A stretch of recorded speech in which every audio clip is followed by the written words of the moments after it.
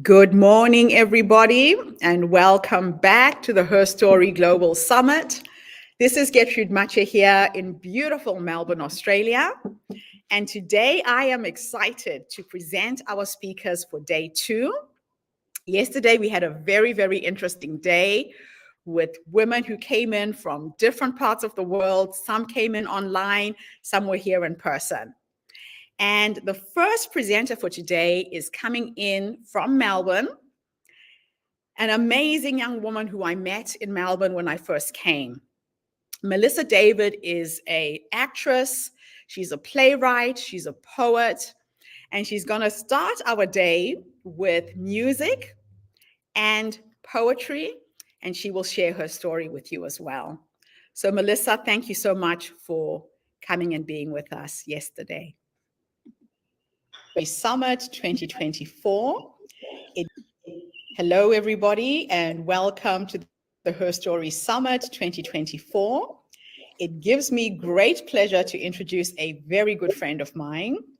Melissa David is here to share with us and serenade us with her music and her poetry. I met Melissa 3 years ago when I first came to Melbourne, and I remember my first encounter with her reminded me of a younger version of me. She is talented, she is bold, she is beautiful.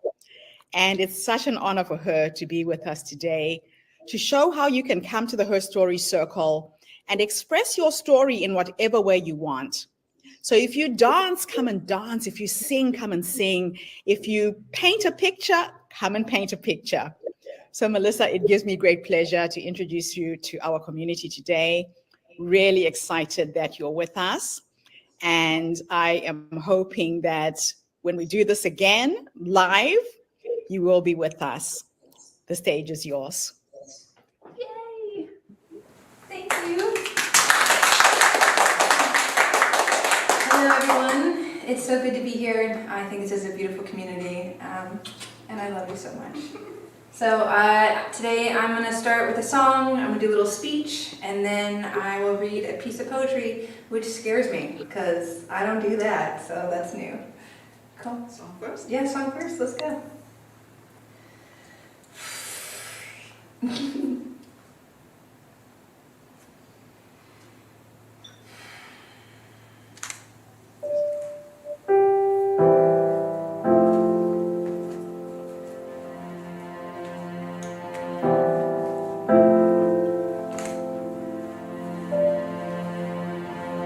Something always brings me back to you. It never takes too long. No matter what I say or do, I still feel your touch from the morning I'm gone. You hold me without touch. Keep me without chains. I never wanted anything so much but to drown in your love and not feel your rain. Set me free, leave me be. I don't wanna find another moment.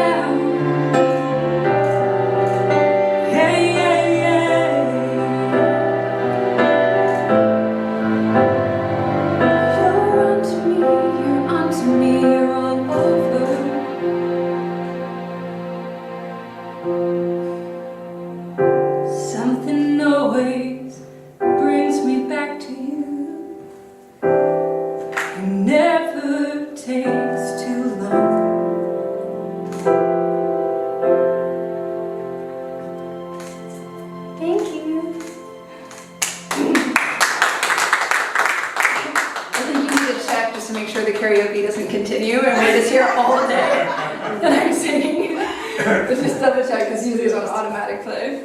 Awesome. Cool, and now I'm gonna do a speech that I wrote about where I am now.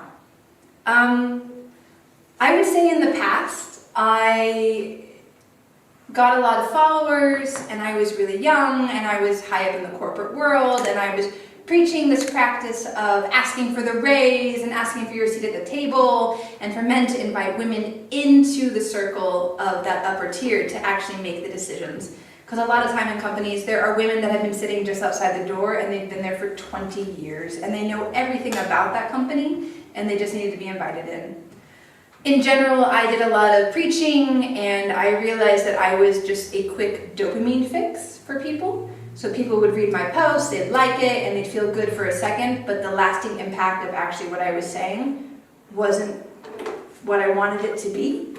So I realized that I needed to start practicing what I was preaching and to stop preaching. So I've just been really mindful in the last 2 years to just actually do the work myself, and by doing that and showing that I am that person, then hopefully that will create a lasting impact. So this is about where I am now. So lately I've come to embrace the idea as I am what you might call a Renaissance woman. Juggling multiple passions and pursuits has become the norm. I recall the conversation during my time as a cater waiter in New York City when an editor of the New York Times advised me to focus on just one thing. I felt a ping of sadness at the time, thinking I needed to simplify my life. However, I soon realized that being a single-focused individual was never me, and it never will be. In the past 9 months, my life has been a whirlwind of travel, shows, singing, acting, writing, and managing an online candle business, Mo Wicks. It's a delightful yet expensive hobby that I hope will soon take off. Working with the Karma Collective in Queensland, I support a business that empowers women, including refugees and survivors of domestic violence. Every product is meticulously hand-poured, and we source materials from companies with strong environmental missions, many of which are women-led. Last year, I contributed to a travel poetry book, The Art and Poetry of Travelers, available at Barnes & Noble's, Walmart, and Amazon. Now I'm courageously working on my own poetry and photography book, set to be published in June. I recently completed an artist residency in France, where I wrote a play called Paris 1863, inspired by the connections between people in the Muséum d'Orsay in that era. Amidst all this creative endeavors, my roots as a singer has taken me to incredible locations around the world. My love for dance, cultivated through years of studying ballet, has led to artistic ballet photo shoots with photographers globally. In addition to these artistic pursuits, I have also maintained a corporate life as an award-winning social media marketing specialist. Although I have taken a break from clients, I manage 5 Instagram accounts for my current projects, including all the other accounts that go with that, including the LinkedIns, the websites, the Facebooks, the TikToks, a lot of social media. I am one of 5 proud founders of Antipodes Theatre Company here in Melbourne, and I am a co-founder of Expat Women at Work, a community for expat women here. Events that I organize provide a space for women to connect and share moments over a drink. While I'll resume my role as vice chair of Democrats Abroad for the upcoming election, my current focus is not empire building, but on exploring the world and writing. My goals for this year include writing my first novel and achieving a self-sufficient company for Mo Wicks. Excitingly, we've entered into designing Stanley Cups this week. I used to advocate on my LinkedIn and my podcast for stepping into one's power, but I shifted my approach. Now I strive to lead by example rather than seeking to create a quick dopamine fix with no long-term impact. I'm still figuring it all out, and I'm eager to embrace this evolving version of myself. And then to close my 15-minute thing, I'm going to read you a piece that I wrote that is now in the Art and Poetry of Travelers, which is the book that was published last year with 10 other incredible women from around the world. Okay, poetry, here we go.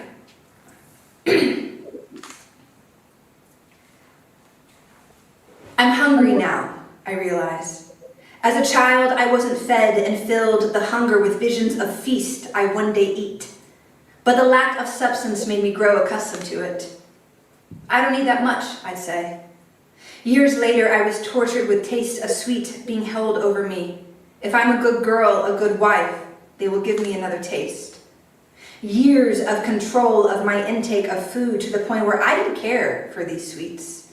I left this restaurant giving it a poor review, as it was not the restaurant advertised online as much as it tried.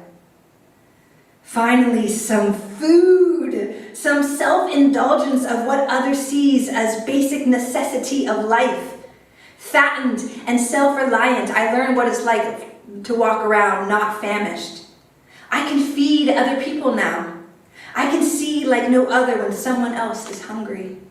I am satisfied with myself, peacefully sitting, drinking a cup of tea. The wind picks up. What is that smell?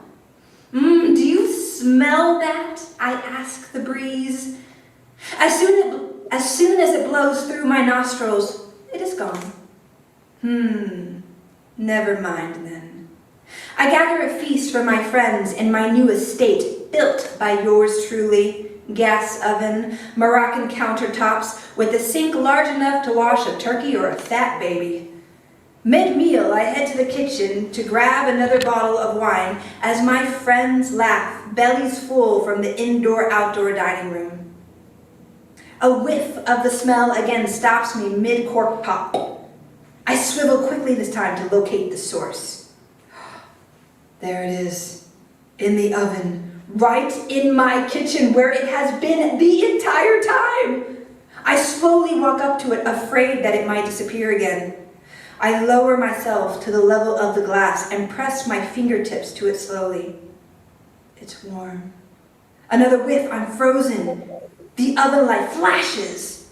Meat, potatoes, vegetables, spices, sauces dripping in a way that looks familiar yet completely new. I excitedly try to open the oven door. It's locked. I try again to no prevail. It's not ready, a voice says. But it looks and smells delicious, I say out loud. It's not ready. Realizing I'm talking to the oven, I shake it off and grab the half-corked wine and shake my head, smiling as I walk back into the long wooden table surrounded by my friends. I tell them about this delicious thing in my oven that only appears randomly, smells like heaven, but that it's not ready. Months go by. Other food starts to lose its taste. The memory of the smell from my kitchen makes me do stupid things like lock my keys inside or miss a turn because I'm daydreaming about this meal. Sometimes I just sit in front of the oven and wait to see if it appears. One night, the smell is so strong, I cannot sleep. I march into the kitchen and demand to know when it will be ready. It says nothing, but the oven light is on and I can smell it, so I settle for a seat in front of it. You can have a taste in 2 weeks, the voice says. I'm not sure I can make it that long without food, I laugh. 2 weeks, it says. I wait, start to lose weight, start to feel the old patterns creep back into my body. I can wait. 2 weeks, not a sound, not a peep. The food looks unchanged. I'm worried it's missing an ingredient. So I place random things outside the oven like a crazy person, just in case. I wait. I am past hungry now, just sitting in the quiet, delirious. I dream of walking into a room and there is a buffet. Someone says, "Oh, thank God you're here. I have so much to share. I've gotten rid of the mold and put fresh food out just this morning. Please help me eat all of this food. I laugh and open the door behind me and say, I also have a buffet. I've been collecting it over the last couple of years. Please join me and my friends and let's eat. They say, can I bring my buffet? Of course, I say, exploding in joy. I come back to on the cold kitchen ground. I must have fallen asleep, I think. It's okay, the voice says. Go have your buffet. You're hungry and you need to eat. But I have been waiting and you smell so good, I say. I'm not ready and I'll never be a buffet. Exhausted, I drag my hand one more time across the oven glass to feel the warmth. I walk away from the kitchen and order my favorite takeout. I need to eat, I think. No more starving myself for anything anymore. Time goes by, fattened and healthy, I eat. Every once in a while when I'm hosting a dinner party, I get a whiff from the kitchen. I smile to myself and think, it's still there, just cooking away. I refocus my attention to the cake in front of me that my friends have made for my birthday. They start to sing in perfect harmony, and together we eat cake. Thank you.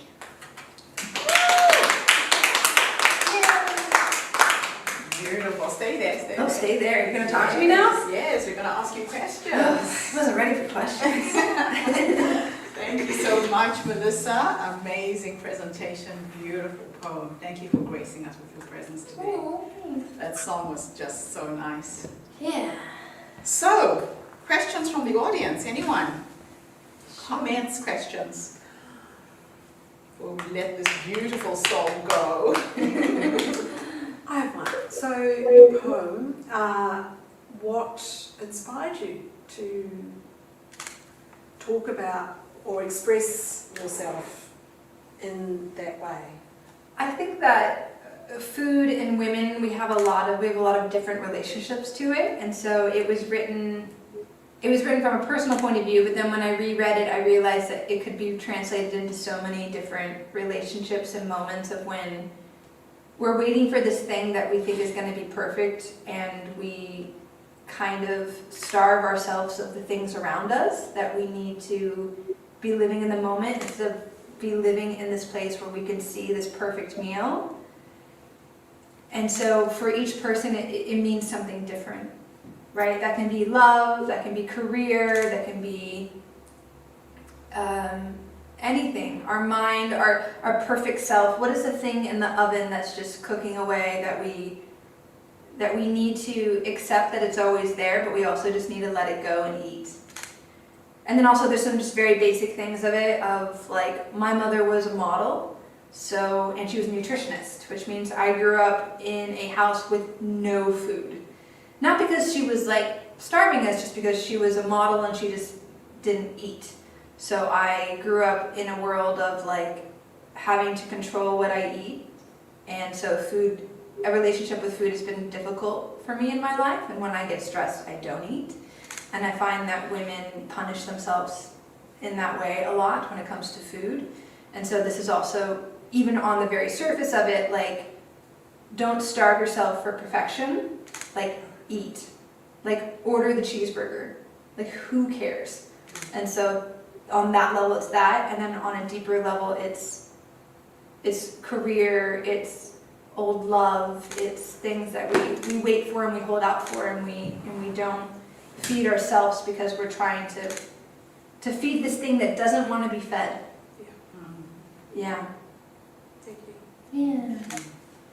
What did it mean to you? This is what I want to know. Like, what did you think it was about? Is really always my question to the people when they hear it. Well, to me, I just felt that I felt this conflict within it, even though it wasn't necessarily portrayed as a conflict, but it was that thing that you're explaining, that sort of like, there it is, I want it, but no, you know, that kind of dance that goes on when there's something that's drawing you one way, but for whatever reason, you're making that decision to not be drawn in, even though you are. Yeah. Something about that. Yeah. Yeah, I'll connect with that too. You opened with, I'm a Renaissance woman, and for me the Renaissance is the smorgasbord of having a piece of everything. Yeah. But then the oven's saying, no, maybe just choose the one path, which was for me a nice circle that you came back to of you wanted your cake and eat it as well as with your friends, and it made a whole spin on that.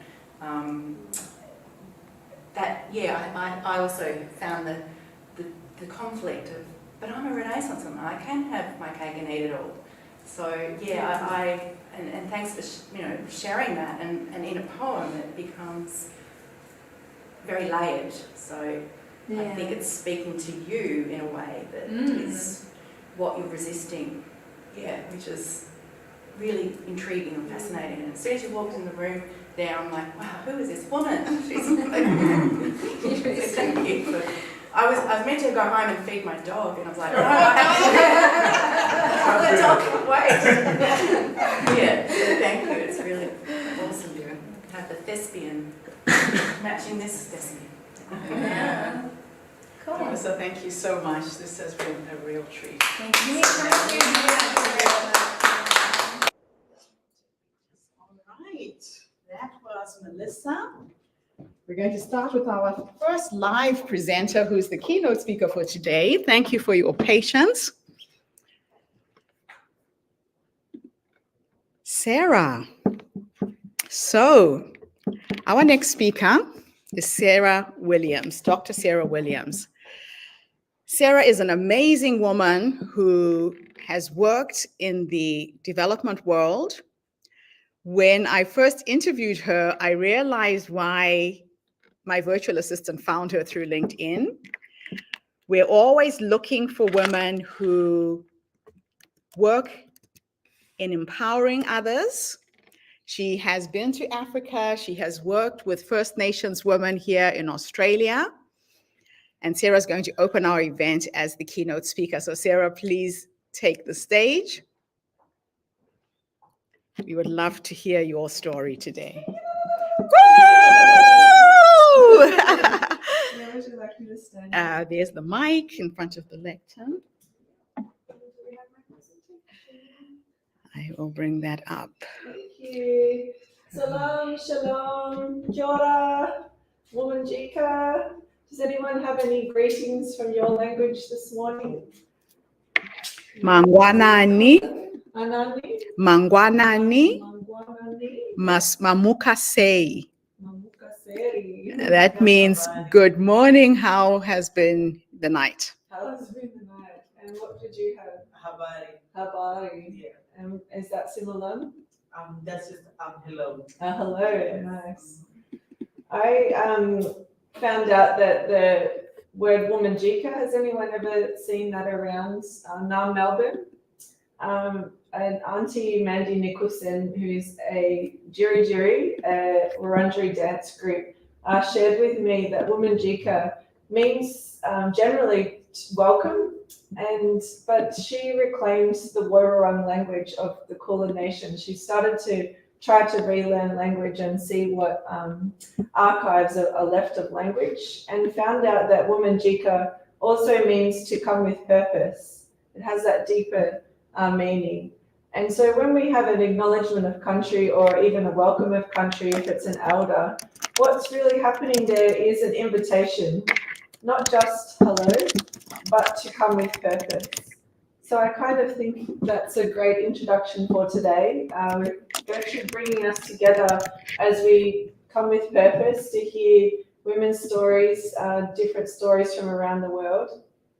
And with a welcome, often, not that I'm doing a formal welcome, I'm not an elder, I'm not a First Nations person, but a welcome is to say the relationship, if I'm going to come with purpose, I can't just walk away. I've been invited into a ceremony, a relationship. So I really love that deeper meaning, and I invite us all today to think about that meaning.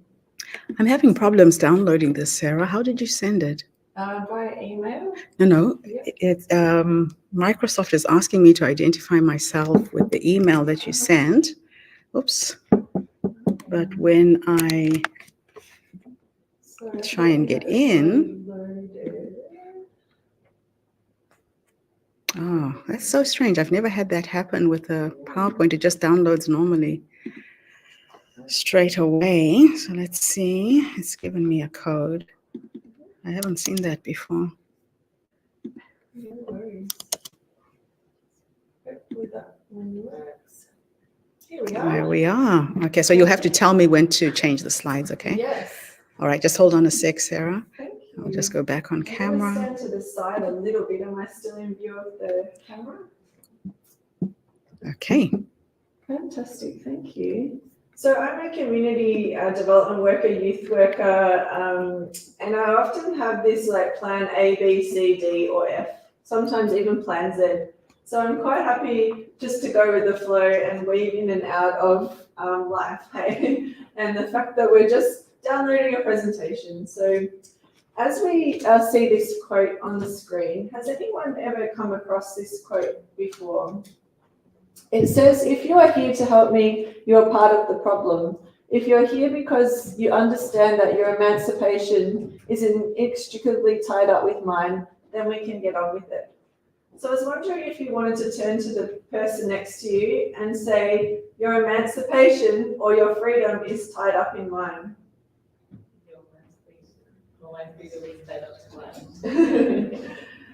So I'm a lecturer and at RMIT I teach youth work, youth studies, community work, and the word emancipation is not always something my students are necessarily aware of, but I just wanted to share the translation is somewhat like your freedom. And I had a chat with Gertrude the other day, and we have this mutual love, I guess, for the concept of Ubuntu from the Xhosa language in South Africa. I can't click, unfortunately. Xhosa language, which has a similar meaning, that I am because you are. And so if I could go to the next slide, Gertrude, potentially, unfortunately, might have to stay there. There's a few slides. But I wanted to share, I live, work and play on Woiwurrung, Bunurong and Boonwurrung lands. And that's near Dandenong. We found out we've come from a similar place this morning. So today I'm going to share a little bit about my cultural tale and do some, I guess, storytelling, but it may feel like a little bit of a knowledge sharing activity. When I lecture in class, often I like to have a circle or a yarning circle. So forgive me if I'm the person presenting from here, but I do appreciate that we're also speaking to other people around the world. So I used to work at a place called Mahana Culture, and Mahana was founded by Samoan elders, and they have a strong relationship with different Indigenous knowledge bearers around the world. And this gentleman is Dr. Martin Brokenleg. He's a Lakota chief from Dakota in Turtle Island, we also know as America. Welcome, our American friends. And he says we all carry a cultural tale 1,000 years long. So if you'd like to go to the next slide, thank you. Need a little clicker. I wanted to share briefly my cultural tale to then share a story of how I've learnt about the concept of racism in Australia and my own identity as a white woman living on the lands of Kulin lands, but my interconnected relationships with other communities through family. And this concept of blood, birth and choice came through Mahana culture as a way for people to dig deep into their cultural tale. Often I come from a Caucasian or white family. Often I hear many students and other people say as white people, we don't have culture, we don't have that rich history. And I would like to suggest through this story, through blood, birth and choice, that if we have an opportunity to explore that history, we all actually have a cultural tale. and that can help us to connect with each other. Next slide. So my cultural tale, when I started digging, I knew that my ancestors were from England and Scotland, but I didn't actually ever necessarily want to connect with that history. I didn't feel like that was relevant to me, even though I knew my family had come from there. But I was encouraged by Blood, Birth and Choice to do some digging, and I found that not only were my family from England and Scotland, but I found the annals of my father's book from his family, his ancestors, and his family actually came from a town called Yeovil in England, I think. And this ship is not the actual ship, but you can imagine it may have looked something like this, that they came on a ship called the Lady Montague. And literally a boat, to be honest. And literally the Lady Montague had brought convicts from England who had stolen a loaf of bread. And that's how my family from my father's side came to Australia. So I began exploring some of their wartime stories and found that they're nurses, middle class or lower class, if you want to put it that way, peoples. And there's doctors and nurses and military history from that family story. But what is unique to my story, if you go to the next slide, is that my auntie married a Wurundjeri man from near Gundagai, so Wurundjeri countries up in New South Wales. And so you'll see little Sarah here on the left with the little blue eyes and mousy hair. My cousins are also Wurundjeri or First Nations people. So you can imagine that not only am I family from that ancestry, but I also have this interesting mix of an intercultural identity somewhat. I'm still, my ancestry is still white, but my worldview is now being opened up by being together with an Indigenous worldview. I didn't put the photos of us having bath together as children, which I found recently at my 40th party. I thought that would embarrass us all. But what I actually found through my exploration of my cultural tale was that my nieces also have a grandparent who is a First Nations person. They actually hadn't explored that side of their cultural history and now are proud Aboriginal women. And so that's a complicated cultural tale from Australia's history when many of you may know, often culture or literally pigment or colour skin was often bred out intentionally in Australia. That's sometimes a history we don't often really like to talk about. So now you can see that not only am I exploring my intercultural identity, but my nieces and my family are going on this journey. And there's my family, my Uncle Vince up the top there. Part of a cultural tale can also be the shadow side of your culture and your experience. So my family also has a history of divorce, and I really appreciate you sharing your story, because that idea of your identity can also be split between different relationships, different people that you're relating to, and that makes your fullness of life beautiful, but it can be rather complex. So I have my dad separate from my mum, and you can imagine Christmas Day and different days is split between different relationships. So next slide. So after blood, the concept of birth is that blood is kind of like your family. You can't choose your family, right? In terms of your interconnectedness with your bloodline. But through birth, I found that my birth was that I was mostly in country towns. So shout out to the Warragul people here. I was actually born in Morwell, which is a tiny country town. And you can probably hear my accent. I'm fairly like ochre in that the country girl will never go away. But what's unique to my story is that my parents were Salvation Army ministers. And so what that means is they were ministers of a church, but they also had a social services. So in Shepparton, another country town, we had people always at the table. There was always people who had experiences with addictions, people who were homeless, were all kind of part of my extended family. And so that idea of social justice, if anyone knows the Salvation Army, was instilled in me. You can see a picture of a chuka, which is kind of where I ended up going to school. And there's little Sarah growing up. Sarah means princess in the Hebrew language. If anyone didn't know, next slide. So from that cultural tale, we talked about blood, we've talked about birth, and finishing up with my birth story, this idea of social justice was instilled in me, that it's not just me in the world, that I have this table full of people from different cultures, different backgrounds. And has anyone ever heard of Cornel West?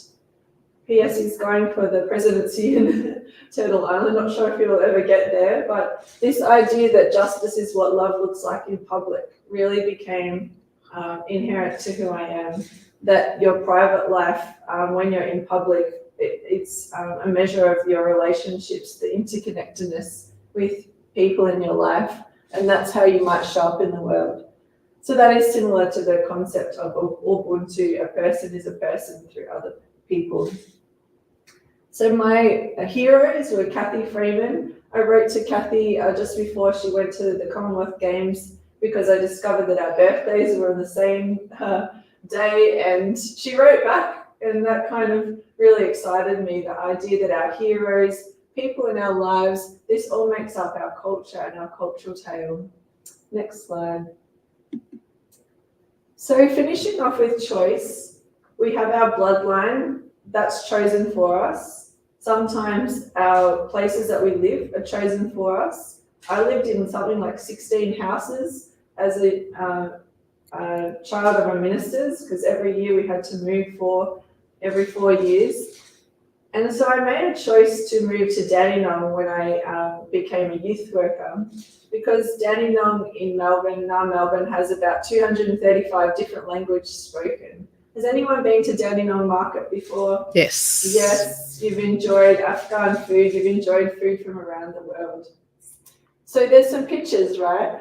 Dandenong is actually portrayed often as a lower socioeconomic suburb.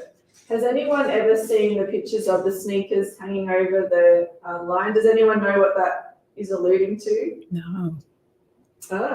It's alluding to someone who's selling drugs here at this house or this location. So in Dandenong or in Doveton, where I was living by choice, there's quite a few of those scattered around. But why I'm sharing that story? Because appearances can make a place look like a certain people live there, certain group, but that's kind of often a stereotype of a group. And so I love Dandenong, I love culture, I love sharing coffee, I love music. And so I have this kind of funny saying, I'm kind of classy, kind of hood.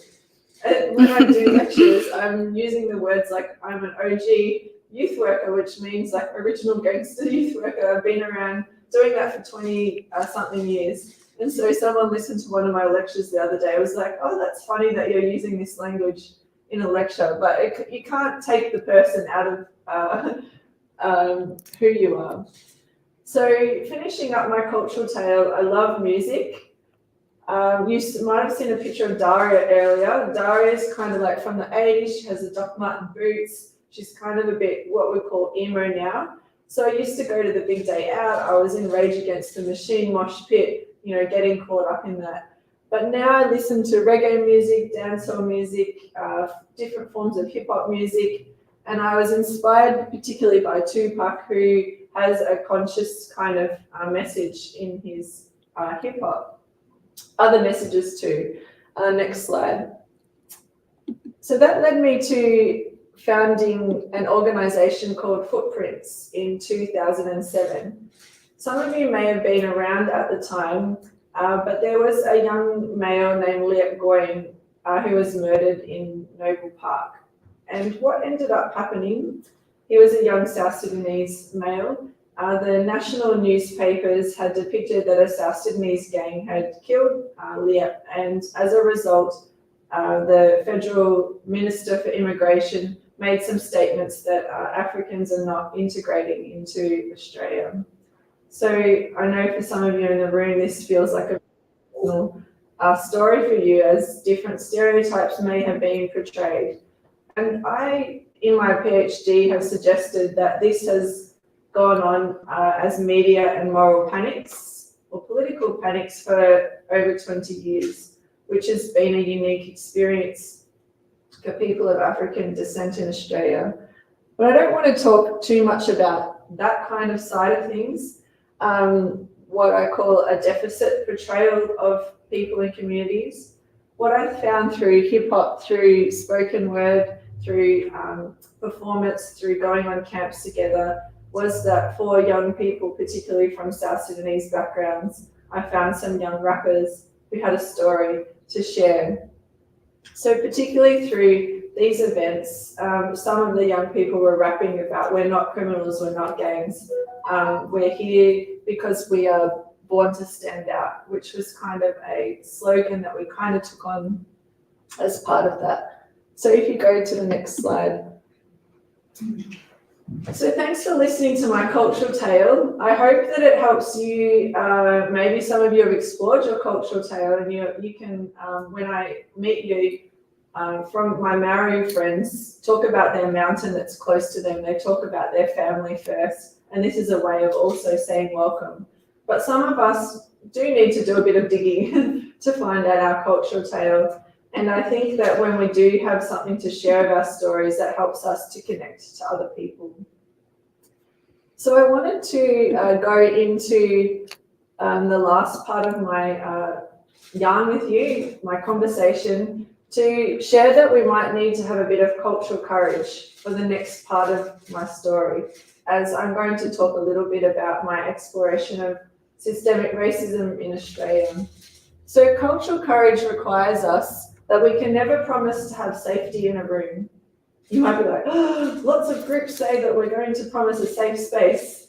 And I just want to say, I don't think that's actually possible, because the opposite of safety, know each other. We're telling stories from our different cultural tales, and we might have different worldviews or perspectives on that cultural tale. So to some extent, we're co-regulating, we've warmed up, maybe we've had a coffee, but we're also self-regulating. We're listening, but we also have a right to share our perspectives.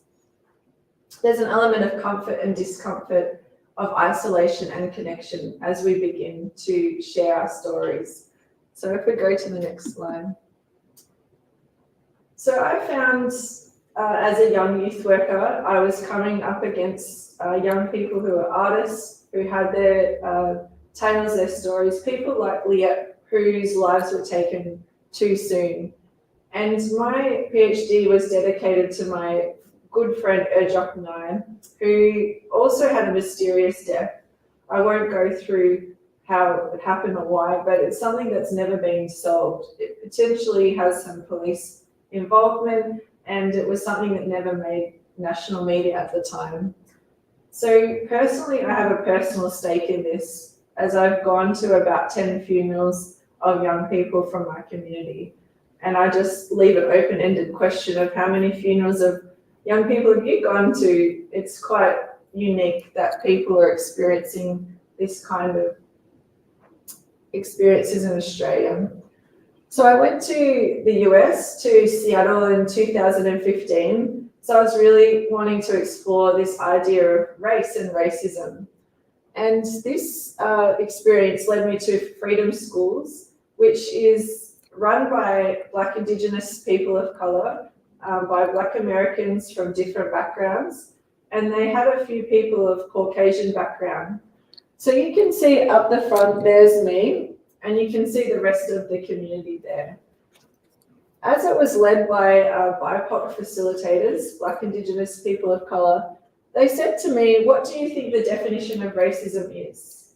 And this is a US example, but often people talk about skin colour, ethnicity, prejudice against people for those reasons, sometimes due to behaviour such as I've spoken about, and they began to cross all of those out.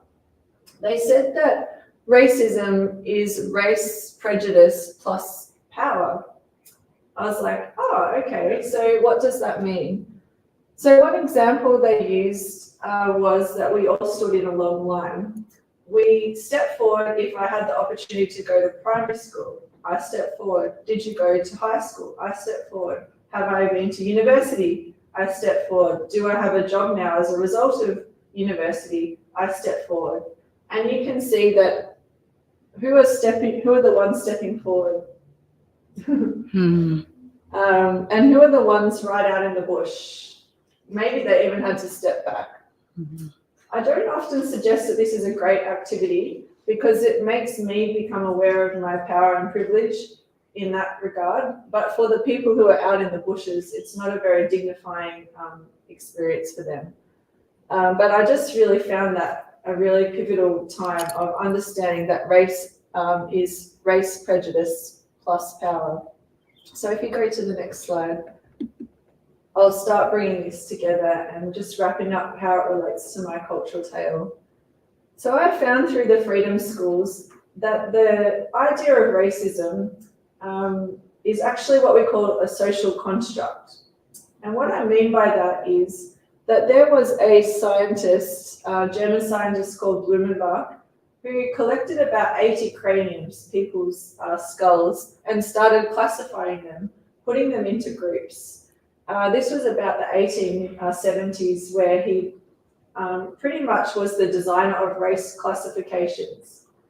So we can see that there's about 5 people groups that he started classifying. We have a Mongoloid, Malay, Caucasoid, Negroid, or American. But what happened through this race classification? It wasn't necessarily a horizontal experience of these are people groups and they seem to have these features. What ended up happening was kind of like a hierarchy of race, where the Caucasoid, such as myself, were seen to have blonde hair, blue eyes, certain features that gave them power through this race classification. If you go to the next slide. That helps me to understand that race and racism is also institutional. It's not just prejudice towards a certain skin color, but it has some certain benefits for people in this kind of power hierarchy. I know for some of you, this is but some of you have been on this journey for a long time and are also nodding, yes, I agree, I've been on this journey of race and racism. Next slide. But it didn't end there. Those thoughts or that ideas of Blumenbach did not just come because he necessarily, through his own fruition, had race prejudice. His cultural tale had influence through all of us to some extent, a time in history in about the 1400s, where if you think about Portugal and Spain at the time, what did they start doing? Does anyone know?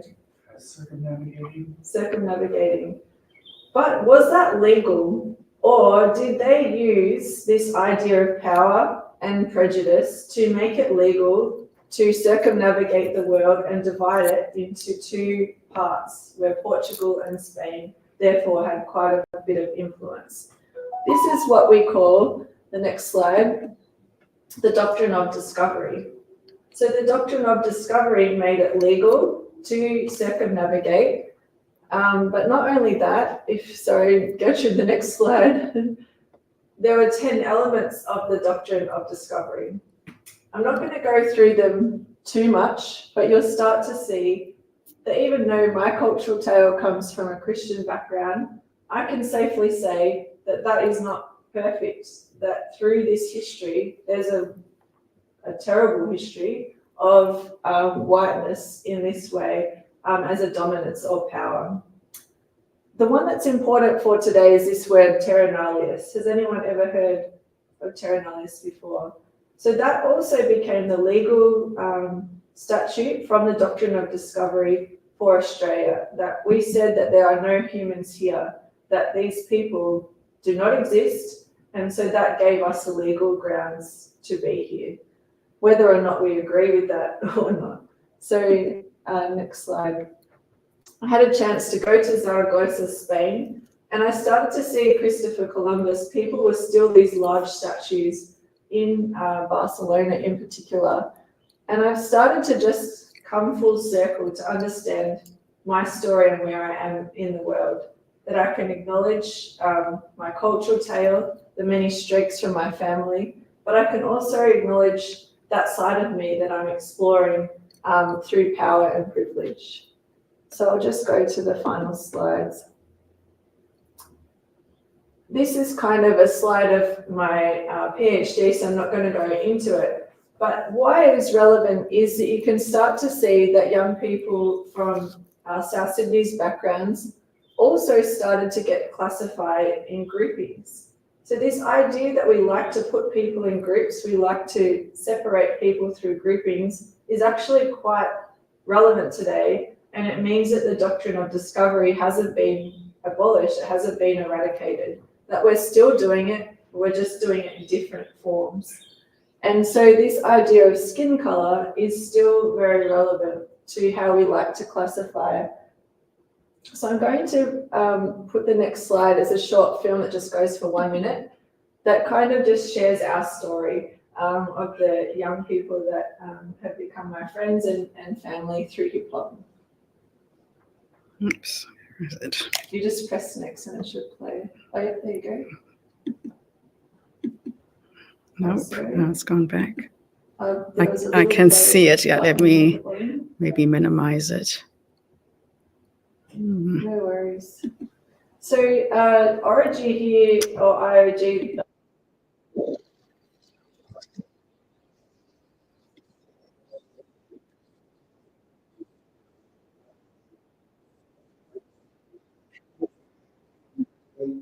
Oh, now I've stopped it. I was wanting to maximize it. Yeah, okay.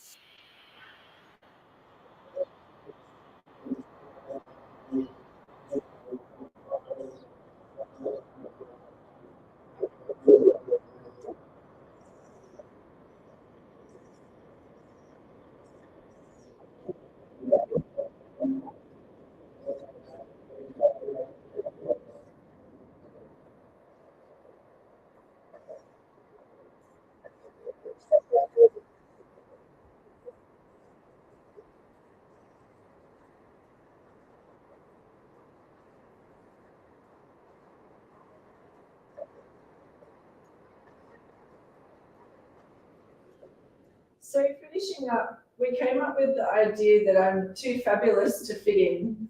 In Australia, the idea of integrating or becoming more white, in this example of the immigration minister at the time, was not the goal. And so the idea that we all have our different stories, our different cultural tales, that we're fabulous, that we have dignity, that we're all human, but we have different experiences, is kind of the tale I want to leave us with.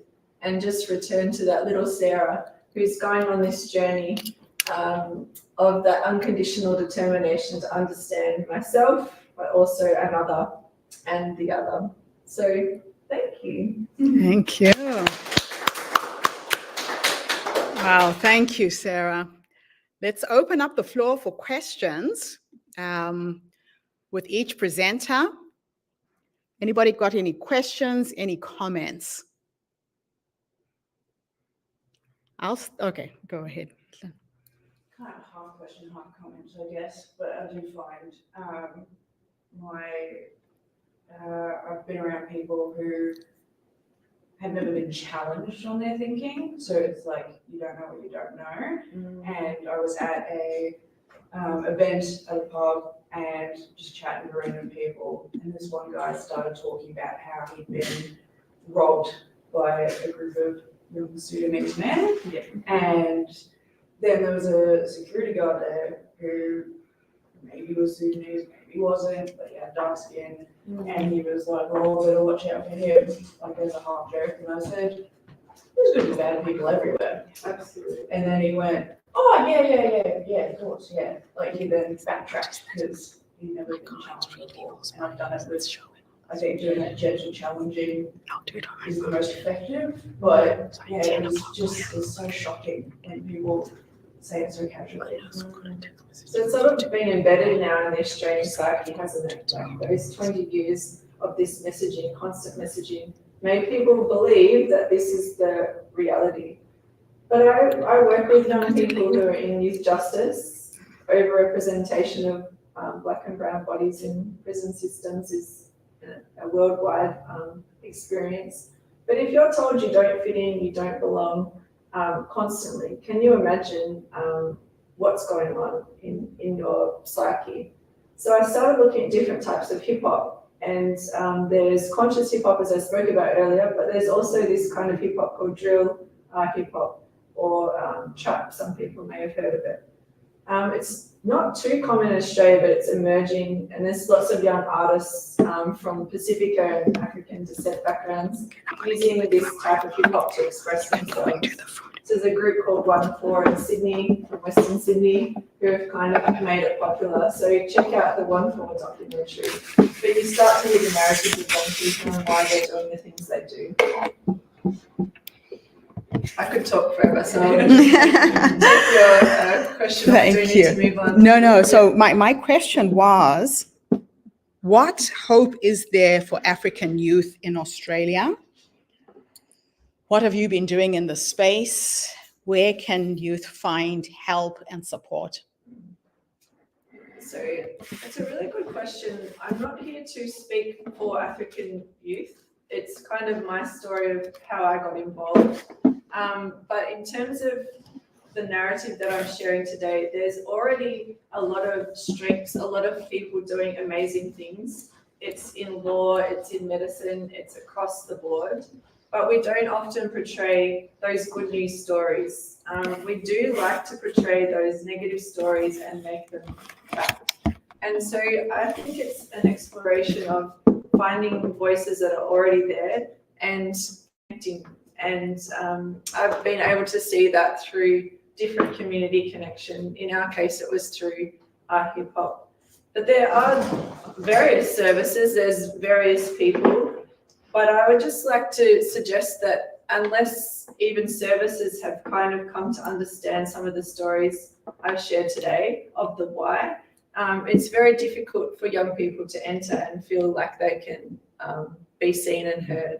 So we're all on this journey, of making the lands we now call Australia a bit better place, but it's a long journey. Thank you, Sarah.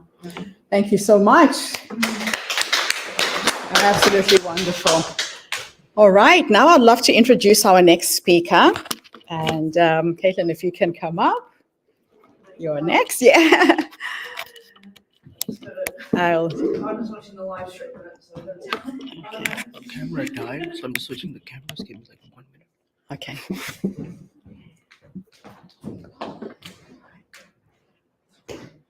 Okay. I will do an introduction, and Hamza, tell me when you're ready with the camera. So I met this amazing young woman through our search for talent on LinkedIn. Caitlin has a Master of Social Work. She's a graduate who recently completed her placement at the Youth Disability Advisory Service. She's contributed to individual advocacy team that supports disabled young people experiencing human rights infringements. She applied her mental health and social work skills to empower them to access education, employment, and health services.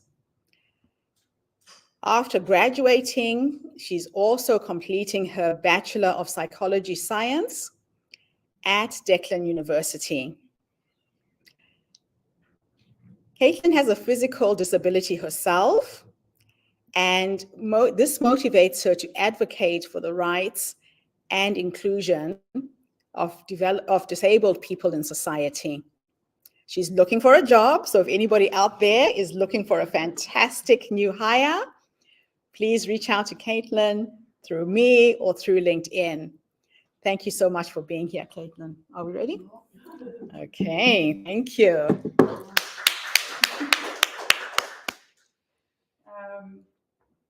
Yeah, so I just finished my Master of Social Work at Deakin. I had 2 placements, one at Enlightening for 500 hours, working with children in out-of-home care.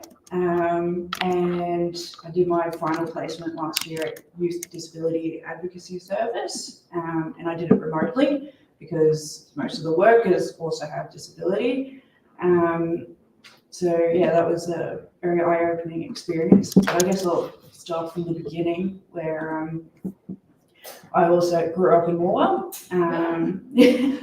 initially, and was surrounded by, my father was very into science and astronomy. He was helping me make astronomy projects for school when I was in 5th grade and such, and my mum was also a psychologist in the education department, so I grew up around that, being really into that. I did, for my own disability, I started getting pain around age late 14, early 15, and because there was family history, it was quickly discovered that I had a slipped vertebrae, and my vertebrae and disc was compressing on nerves. So unfortunately, there was no physio or anything that was going to treat it. It had to be surgery. So I had spinal fusion when I was 17. So they removed the dodgy vertebrae and used titanium rods and screws to fuse it all together. Unfortunately, the nerve damage was permanent at that point, which I've now figured out. So tried medications and all sorts of things. Opioids didn't really agree with me, so I went on to have a nerve stimulator implanted when I was 18, end of year 12. So I did, both half of my year 11, half of my year 12 was a lot from home. I was very fortunate to have supportive teachers, which is a privilege in itself. And the nerve implant has helped, but not fully removed the pain. But you know, it is what it is. I manage. But yeah, so it's really informed a lot of my understanding into my budding social work career. I did my Bachelor of Psychology, started at Monash in 2017. But unfortunately at the time, Monash was not as disability friendly as it claimed to be. I think it has had some changes since then, but at the time I was living on Clayton campus, and all the special consideration people had to go to Caulfield, like 30 minutes away. So for me at the time, that was when I'm going to have to do a 2-3 hour exam sitting. That was very problematic for me, doing even just that 30 minutes of travel. So I tried to fight it and say, look, I don't need extra time. I don't need any of this. All I need is like a soft office chair, like just standard office chair instead of plastic chairs. Can you just chuck that in? I'm like everyone else otherwise. And the disability services spoke to exam services. Exams were like, nah, can't be done. And I know, really strange. And disability services was like, well, that's it. And I was like, Jesus Christ. So again, very fortunate that I have a mother who's familiar with bureaucracy and was able to advocate for me and assist me in pushing against that. And all she did was look up the disability standards and ghostwrote for me and said, look, the standards say that you're required to provide reasonable adjustments. Are you saying these aren't reasonable, lightly implying legal issues? And they very quickly turned around and went, oh no, we can do that. So that happened twice after that again. Each exams I had to fight it, and got to COVID times in 2020 where, so for psychology, you have to do biology, which requires labs. And because it's a lab, you have to have sterile environments, you can't have soft chairs. and you have to stand a lot. So they're like 3-hour labs once every 2 weeks, which was a lot.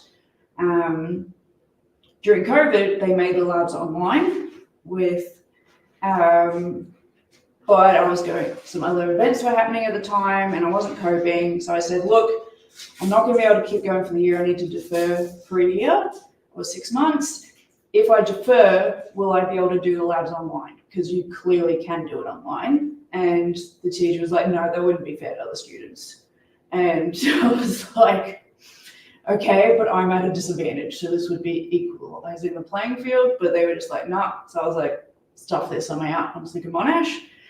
Switched to Deakin 6 months later in the middle of the year and finished my Bachelor of Psychological Science. And they actually did it online at Deakin. And they'd been doing it online for a long time. This wasn't just COVID, so they were definitely more disability friendly and still are. I highly recommend Deakin for people with disability.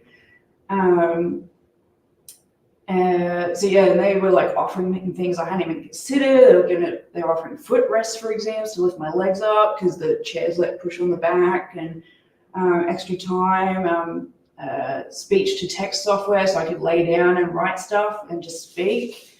So that was shocking, which it shouldn't have been. I finished bachelor's. How am I going for time? Finished bachelor's, moved on to Master of Social Work because research isn't for me. Psychology is very research based. So did the Master of Social Work, which was also mostly online, and still had its own barriers, which the teachers actually were very upfront about. They don't agree with a lot of the way the degree is run. It's controlled by the Australian Social Work Association, so it's out of their control. But the teachers were as like helpful and flexible as they possibly could be, which was wonderful. But they did talk about a lot, and we had intensives where you'd have to go in person, where they felt it was a bit ironic that social work preaches these values but doesn't always uphold them. Even in the working industry, social work's still very behind when it comes to flexible arrangements. So yeah, I did my first placement at Enlightening, and I was able to do it hybrid. So I did Monday, Wednesday in the office, Tuesday from home approximately, and I was able to manage with that. Working with sibling groups who were out of home care. It was a brand new team, not done before, where it's specifically to keep sibling groups together, which was incredible. It's so important.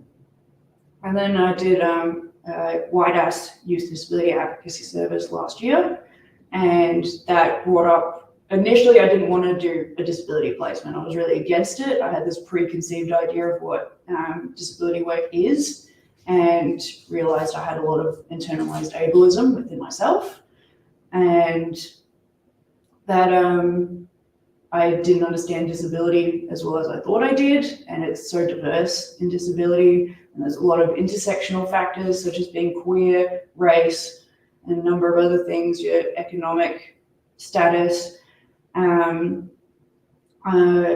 Challenged a lot of stuff within me, but I also acknowledged how, despite my disability and pain, how privileged and lucky I'd been to have parents who were able to financially support me until I finished studying, so I didn't have to work at the same time. Always having a home to go to, just present parents. I've had my manager at WIDAS, who's been in the industry for a long time, said one of the most privileged things you can have is like stable, loving parents. Can make all the difference in the world. And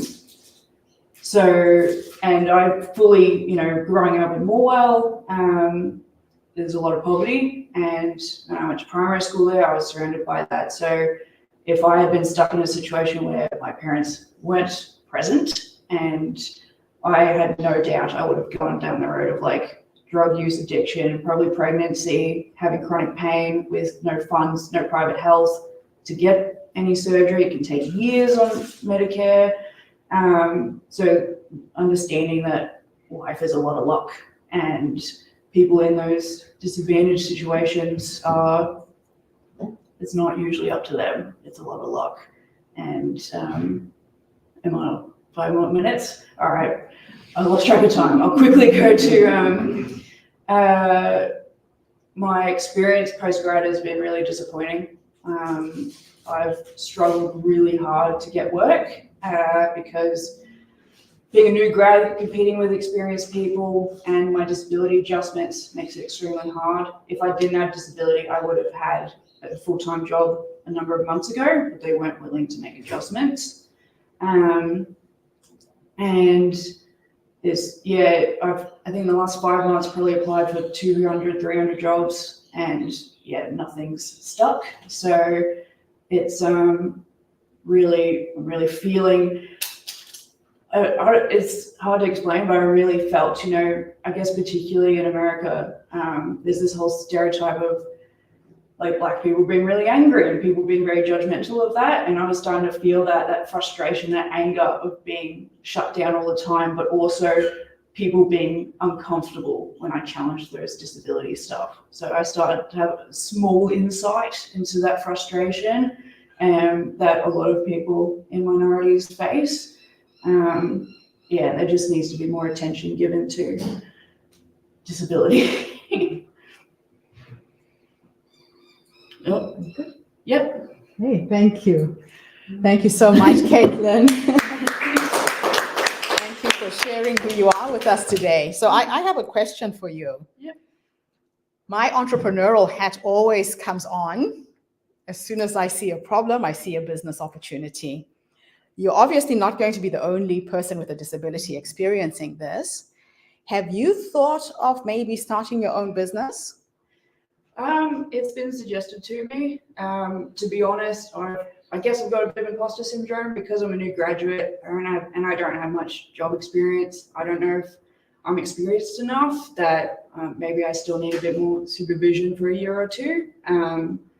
But it's crossed my mind. Well, I'll tell you what I see from what I've known of you after we did the podcast. I've gotten to know you a little bit. I see a young woman who could use what she's going through right now to empower other young people who are going through the same thing. So you're already an expert. You're already an expert in your field because you live this every single day, right? How many other young people are out there going through the same thing? So besides advocating, you could be a coach, you could be a mentor, you could help university students. There's a whole range of possibilities. And when it comes to imposter syndrome, the way that I have dealt with it in the past, I'll give you an example. When I was living in New Zealand, I was in film school, and I found out that Peter Jackson was recruiting actors for the movie King Kong. So after Lord of the Rings, they filmed King Kong. And because I was an actress, I'm living in New Zealand, I'm like, I want to act in a movie by Peter Jackson, right? So I went and told one of my tutors, and I said, they're looking for African extras. So I went for my audition. I got 2 parts in the movie, and I felt really special. I'm like, oh my gosh, I impressed them with my acting. But that wasn't the case. They actually needed 350 Africans, and they didn't have enough African people. So they gave me 2 parts in the movie. And I saw a business opportunity.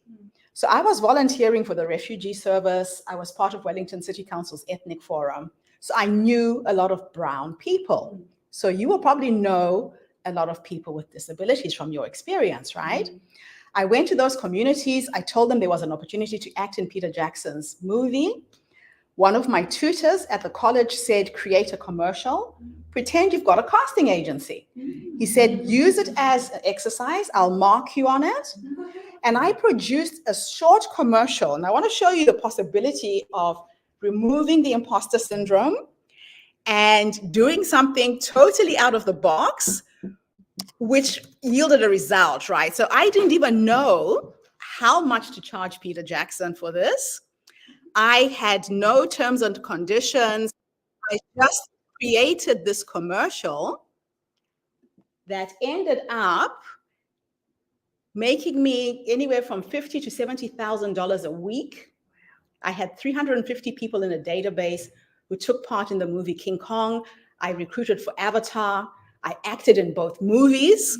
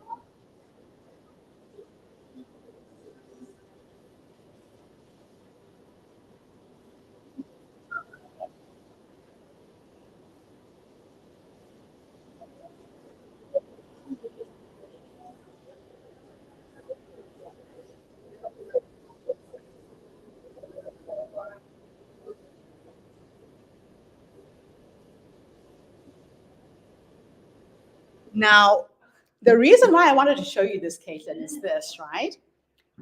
I knew nothing about recruiting actors. If you look carefully, when I filmed this, I had made outfits for 6 dancers, 2 showed up. I'm actually the 3rd dancer at the back. So I just created this thing, got this amazing contract, became a filmmaker. The reason why I'm telling you this is every single company in Australia is looking to diversify their workforce. I haven't seen an agency that caters for people with disabilities that's going in with new graduates. You have a huge opportunity. If you were to put out a post on Facebook, on LinkedIn, I can tell you by the end of next week, you'll have 200 people wanting to work with you. So I'd love to support you with that if you are interested. You are already an expert. You haven't gone through all of this pain for nothing. So use that pain and empower other people. There's hundreds of people with skills like you sitting at home because nobody will employ them. So create the employment yourself. So I'm really glad that I met you. I love what you represent. I love that you came to speak today. Thank you for sharing your story and shining a light on stories that don't get heard. Not many people know this. And when people look at you, you don't look like you have a disability, and that's another disadvantage, right? So harness that, use it. You're articulate, you're smart, you've got family support, your brother's here, your mother's here, you've live streamed this all over the world. We're going to support you to help you make it happen. So thank you for showing up today. So this is what the Her Story Circle is all about. We're not just a speaking platform. We are a platform that looks to inspire, educate, reflect back to people who they are. Because sometimes you can't see your own greatness from where you're standing. All you're seeing are just all of these limitations. But I'll tell you, when you start seeing an opportunity in a problem, in every problem there's a business. Your pain is being experienced by thousands of people in Australia. So let's help you make something really magical. So thank you for coming today. Thank you. So I think we'll take a short break. Anybody needs to go to the bathroom, there's teas and coffees right there. Hamza, if you can just point out to people where the toilets are, we'll come back in 5 minutes with our next speaker. Let's just get up, move a little bit, and we'll get ready for the next speaker.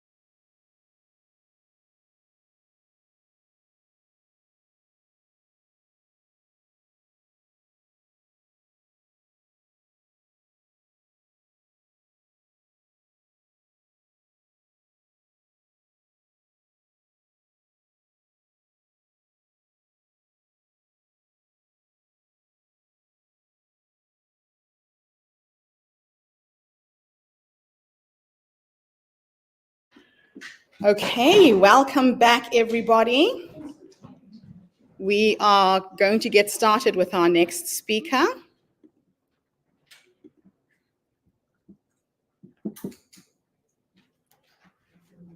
Just look up your bio, Jill.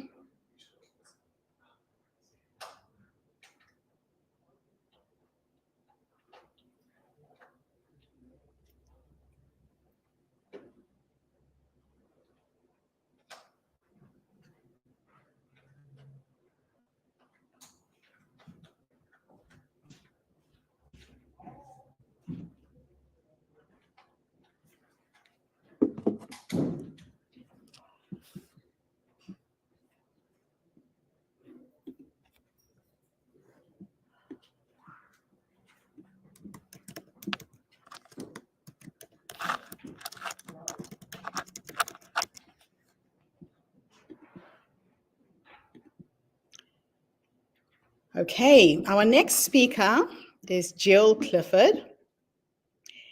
Jill works for Melbourne Hospital as a dietitian and is here to inspire us with her amazing story of how she came to Australia, the various roles she's held, the different jobs she's had. Absolutely fascinating young woman who seems to morph and evolve into different things as she sees the need. So Jill, the stage is yours. Welcome to HerStory. Okay.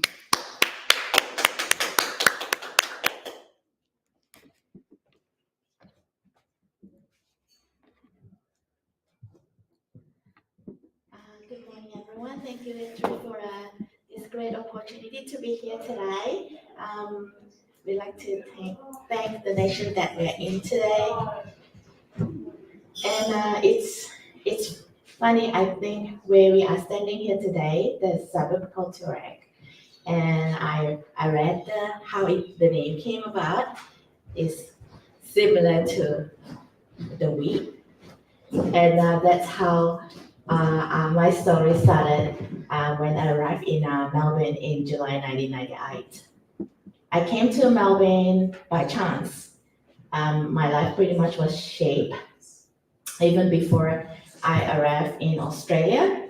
The destination was always England, because even though I was born in Kuching, Malaysia, and we were colonized for 100 years, I am always proud to be born as a Malaysian Chinese. And the idea of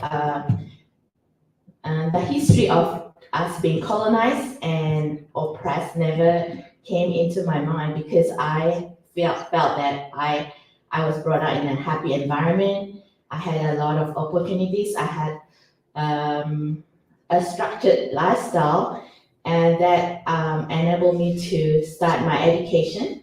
Can I stop you for a second? I like perfect videos. All right, okay. And you're in shadow, so which way should you move? She's just come forward. She's like, this is part of the one. Yeah, the light from the projector is putting you in a shadow. All right. And it. Is that better? Yes. Okay, so you need to tell us, because you're the cameraman. I You just don't want don't bad wanna videos. Interrupt the speaker. It's okay, interrupt her. We want perfection. Sorry, Jill. That's all So right. start all over again, Jill. I'm sorry to do that to you, but I know it's important to get good videos when you're a speaker. And I will stop and we'll start all over again. Moving back into the projector again. So be aware of the light from the projector. Yes. So where do you want it to stop? Just stay towards this side. If she keeps going towards this So, side. so try not to move too much, All right, okay. because you go into shadow, we can't see your face. Is she okay with you now? Yes. Okay, stay right there and go. Very good, Jill. Okay, thank you. So go for it. Um, And start all over again. well, I'm just winging it though, so. It's okay.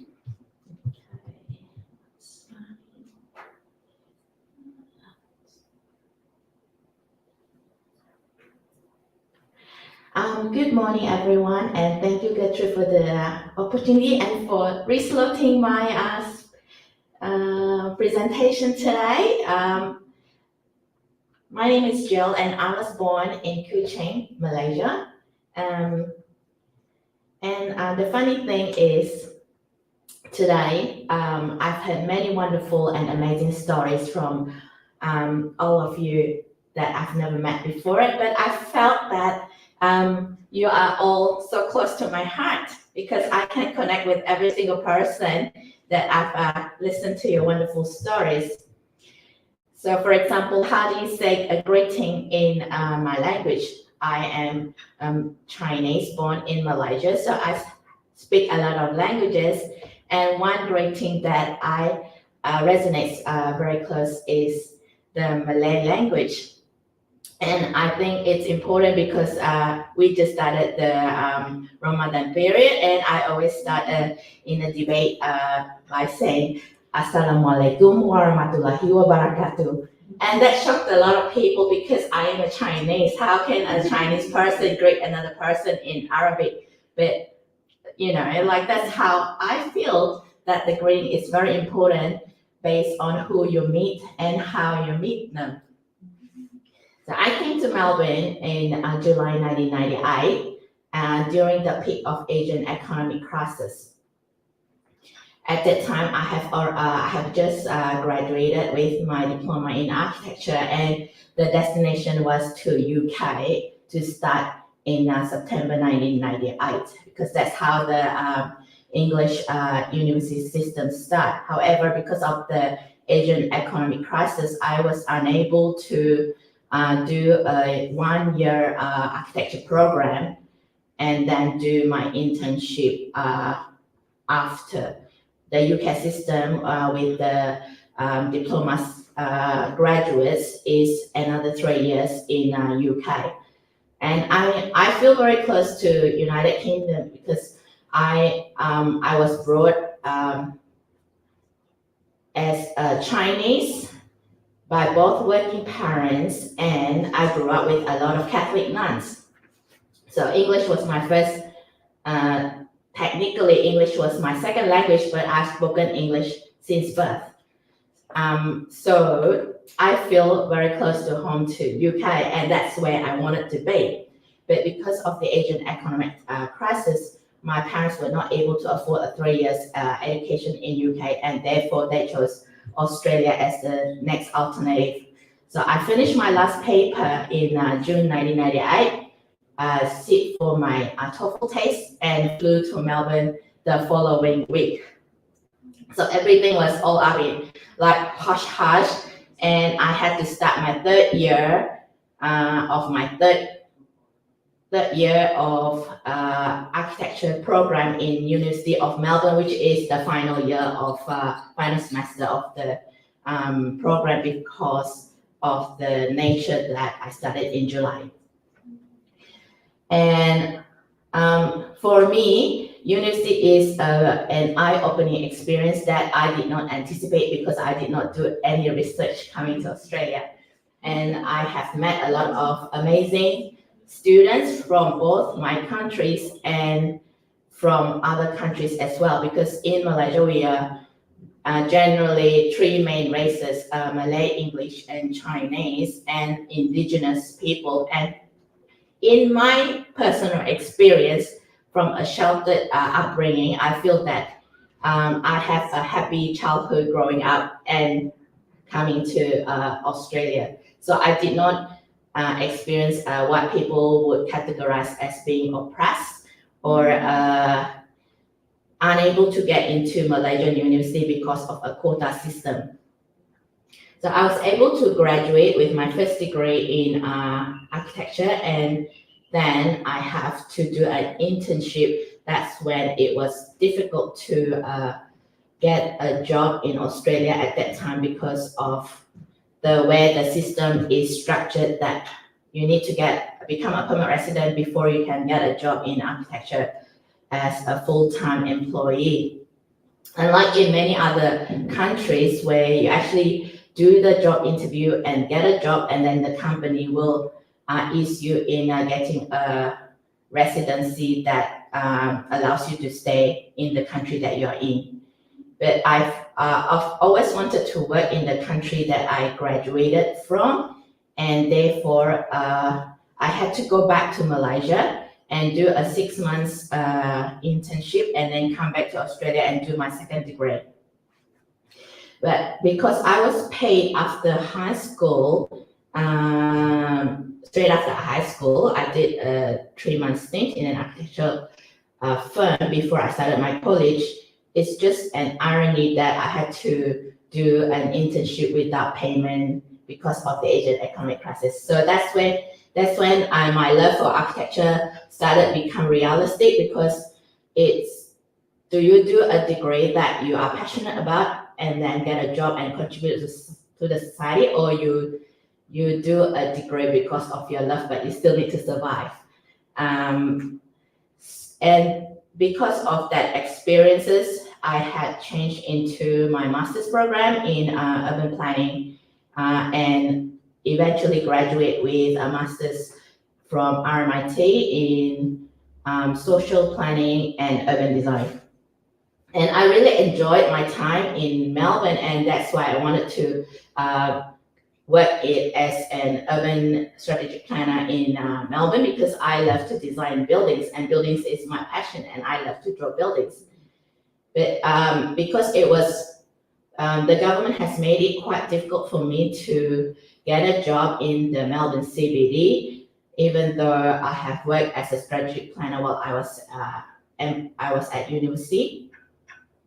I eventually decided in 2 weeks that I should do a course that enabled me to get a residency and then go back to architecture. So this is what I did. In two weeks, I enrolled in a cookery program at William Angus. So I became a qualified chef. And through that, I started working in a lot of hospitality venues. I was very good at my role, and that's how the role led me to a government job in Royal Melbourne Hospital, where I work as a diet monitor. And it uses my knowledge as a chef and planning skills, because I plan buildings and cities. And that's how I was employed and became very good in my role. I speak to a lot of patients, and we were given 3 minutes of patience. So if you can imagine, if you have 3 minutes of patience just to do breakfast, lunch, and dinner, you develop a lot of skills to convince people why is it necessary to complete the role in 3 minutes.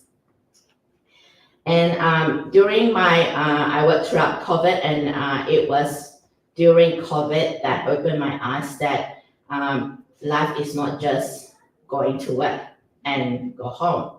Because we do a lot of overtime during COVID when we have a lot more duties, like you have to spend more time with the PPE, personal protection equipment, and it had made the role really, really hard because of the prevention between myself and the patient with like wrapped in plastic. So basically think something like a mummy, and you still need a feedback from the patient. And I worked a lot of hours during COVID, and finally around August 2022, I decided that it's probably not something I want to do long term.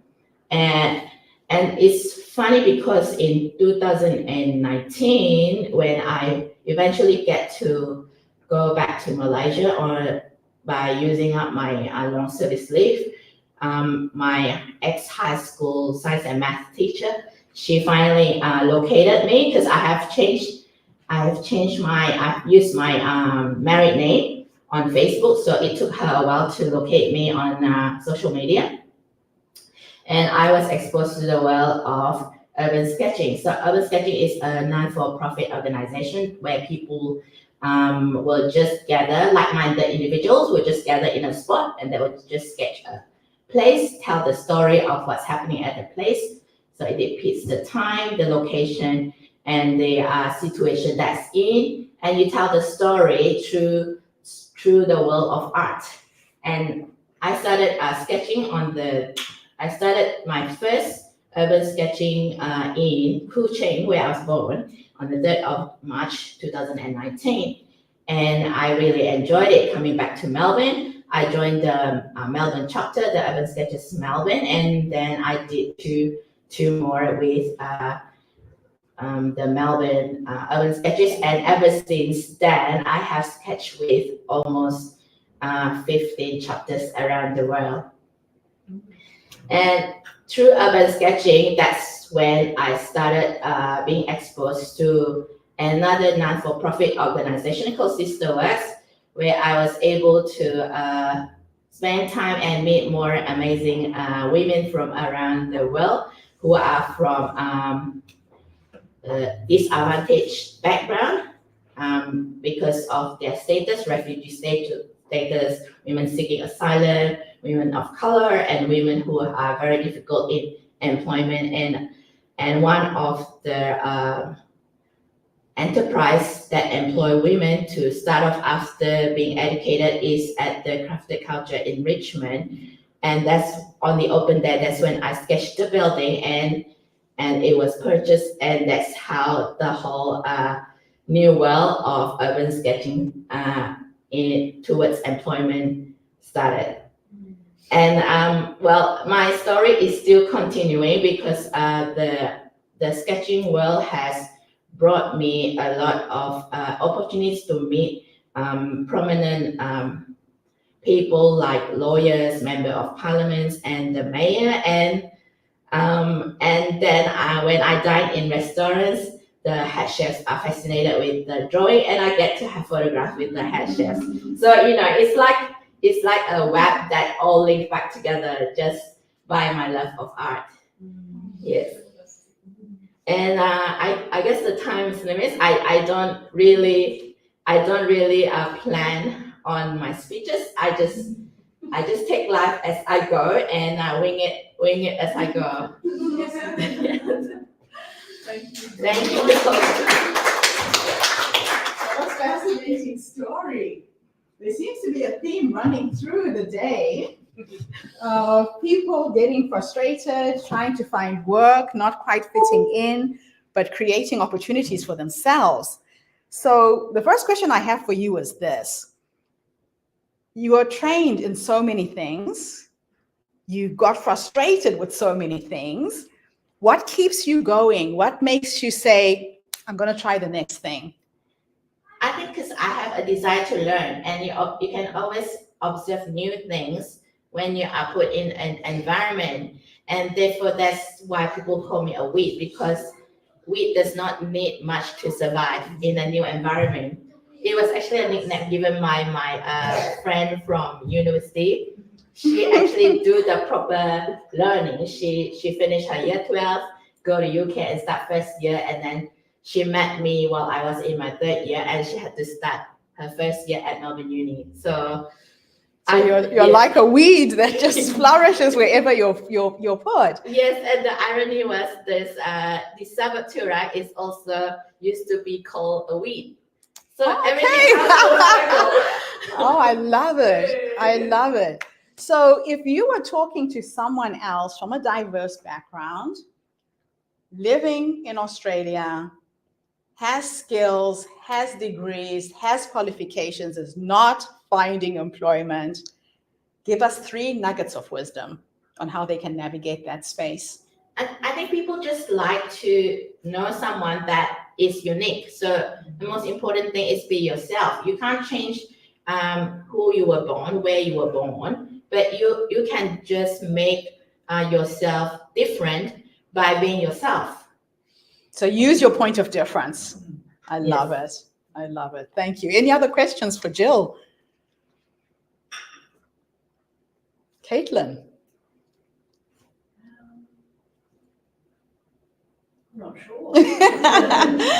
Here's an expert at evolving and changing. And what came up for you when you were hearing her talk?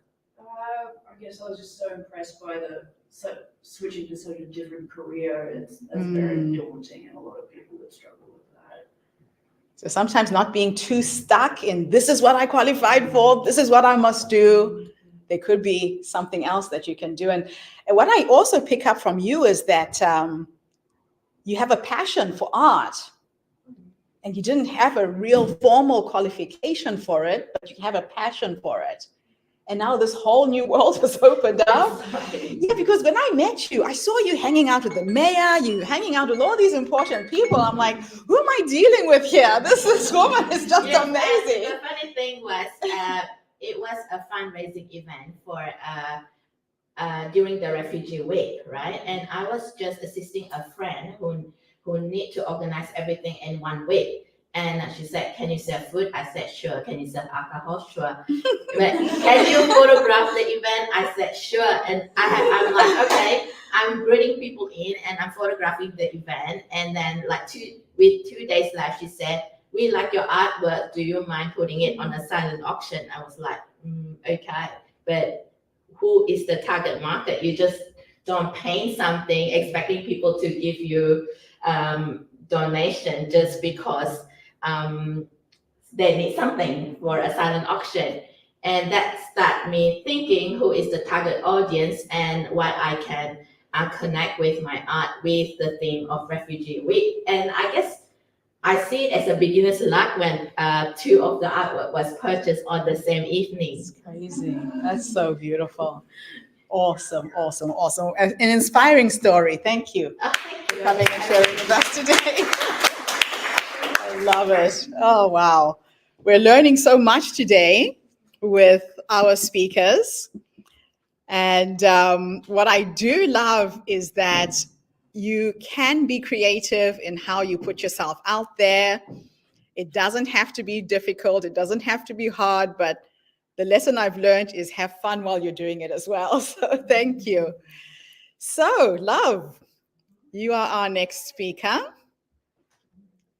Please come to the podium. It always inspires me when I get an opportunity to... Ah, okay. All right, just hold on a minute. By email, just now. It should be there, that one, just a photo. Oopsie, wrong one. There you go. Just this is my eyes, I can't. Yeah. Can't see it. Okay, Yeah. so you want that in the background? Yes, that's Okay. my. Hello, guys. Okay, so let me introduce you first Yes. and go behind the podium because the mic is picking up the sound. So this is a brilliant young woman who I had the pleasure of interviewing for my podcast. And when she started telling me her story, I could see parallels in our lives. She is like a little Energizer bunny who is here in Australia, paving the way for her life to change. During the podcast interview, I also realized that nothing stops her. She turns a 24-hour day into 36.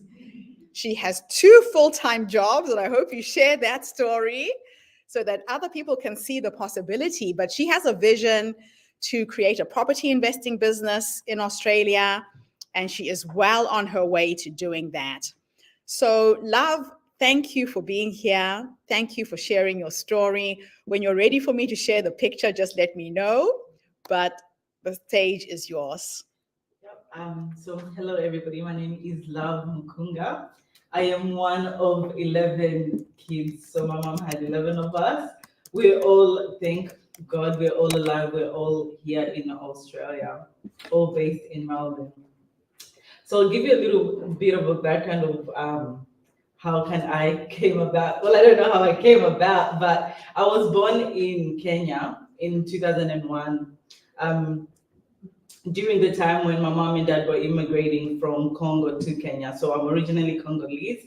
I was born in Kenya with my 2 other siblings. So there's 3 of us born in Kenya. The other 7 are Congolese. We call ourselves Kenyan. And then mom has 2 that mom has 1 that she gave birth to in Australia. We call her the Australian. When we came to Australia, we came in Australia in 2009. We left one of my older brother back home, and we came, all of us, before mom had Joy. Joy is the last born. We moved to Dorigo. We were there for about 2 years, and then we moved to Kopsaba. And Dorigo, Kopsaba, if you know the towns, they're based in New South Wales, very, very small towns. So we were there for a bit, but there was too many of us. There was not enough opportunity. Mom thought, I have so many of them. She wants bigger for us, so she moved us from Dorigo to Kopsaba to Melbourne. And when we came to Melbourne, we lived. The first place where we stayed at in Melbourne, because mom was a single mom. At that time, mom and dad separated whilst we were still in Kopsaba. So she came to Melbourne as a single mom. She had no job, no work experience. Her English was very low. Move a little bit further. That's way. Yeah. Yeah. That good, Hamza? Yeah, that's perfect. Yeah, so her English was very low. No job, no work experience, nothing. So at the time we were living with my older sister, Cecilia. She moved here before all of us. She had one child and another one on the way, and we were all living in a government house. It was a 3-bedroom. There were so many of us. We had 3 specific rooms. The room for the girls, mom's room, my sister's and her husband's room, and the boys would sleep in the living room. And that was our thing for about 3 years.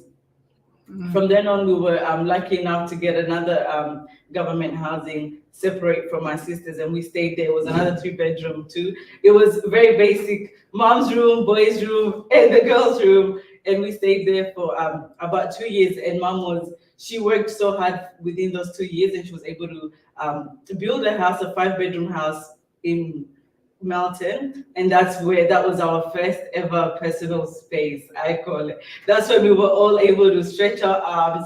Instead of 5 people in a room, we had 2 people in each room. And from then on, that's where my love for real estate kind of started to build. So I've been in the real estate industry for about 4 years. If you can't tell, I love glam. I like the basic real estate stuff. That's me. So I've been in real estate for about 4 years. I started off in sales. I started off as a PA in sales. I loved it, but I also didn't like being pushed around a bit. So I wanted to become my own agent. But during that time, it was COVID. Nobody wanted to sell to a girl, number one, an African girl to be exact. And I was under 20 years old. They're like, what are you doing? You're not going to sell my property. So from then, I was like, okay, this is not working out for me, but I still wanted to stay in real estate. So I moved on to property management, and I did a bit of leasing too whilst I was there.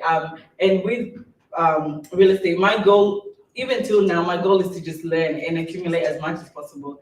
That's where I'm going in the next 6 years. I just want to learn and take in as much as I possibly can. Right now, I'm currently working, like she said, 2 full-time jobs.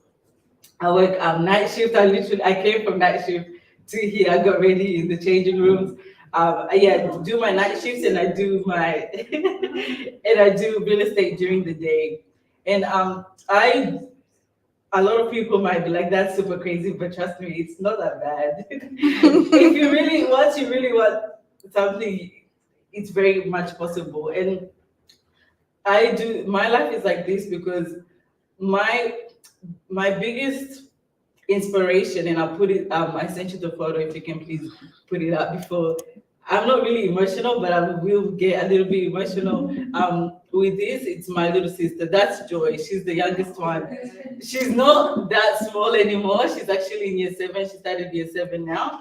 But she is my biggest inspiration in life. I know there's 11 of us, and I love my mom. She's also a big part of why I do what I do. But my little sister, she's never she wasn't able to grow up with my dad, so she doesn't know much about how like the dynamic was when mom and dad were together. My dad is still alive. He's in New South Wales, but we don't really communicate with him much. But as we were growing up, we were very poor. I know my siblings, we don't like to bring it up or speak about it like that, but we grew up really poor. That's my sister, by the way, that's sitting there, Sarah. Yeah, we grew up pretty poor. Mom really tried to kind of make ends meet, but the way we live now through our life is through joy. We try so hard to get her what we didn't get. So we never went to private school, but Joy is currently she's enrolled to a private school. If you see us in the house, we say we co-parent because we have Joy and Judy, who are the two youngest ones, and everybody kind of just juggles and practice being a parent through them. And every single time, this is also my wallpaper on my phone, and I have it printed at work. It's on my dashboard because when I look at her, she resembles all my siblings when we were young. We went through when I first started school, I was around her, just a little bit younger than her. Mom sent us all to school pretty early, just so she's able to go to work.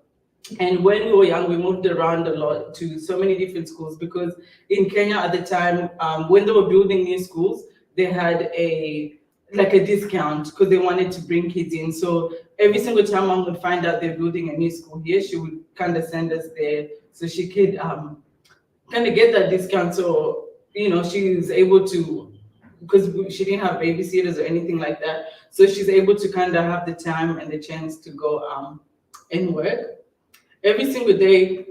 So like I said, I work two jobs, two full-time jobs.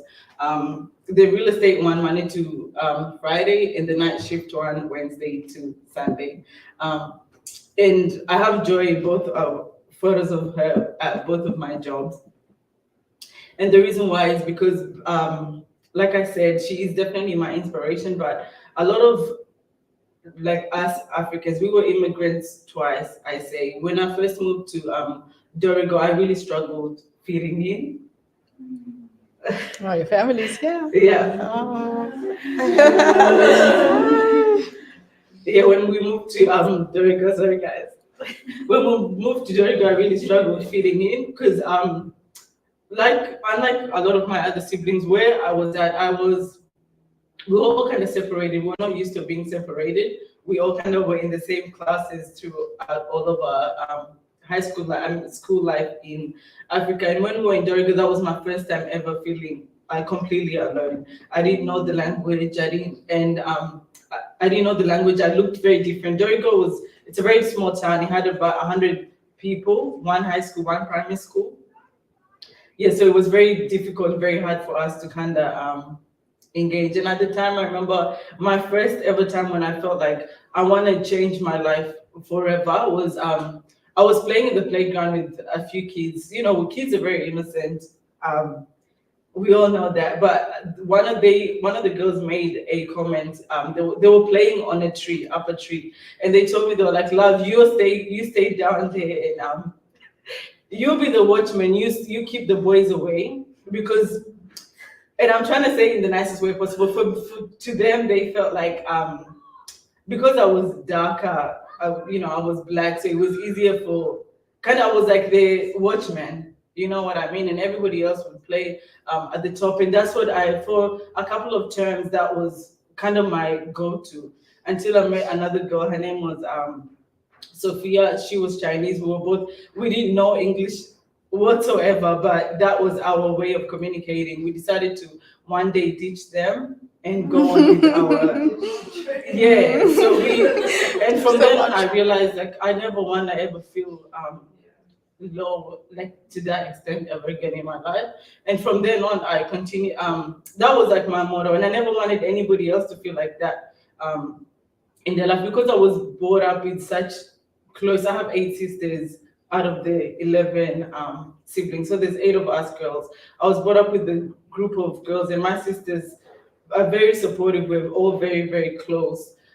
That's always been my thing. I never wanted anybody else to feel kind of that void. And even as of now, I also run a Christian women's group on the side. It's called My Sisters in Christ. Like I was born, like I said before, sorry, I'm trying so hard to hold my emotions. I was born in like a Christian household, so God and Jesus, Christianity was a big part of our life. So at the time, that's what I knew. But within a couple of years, I really separated from my religion for a long time.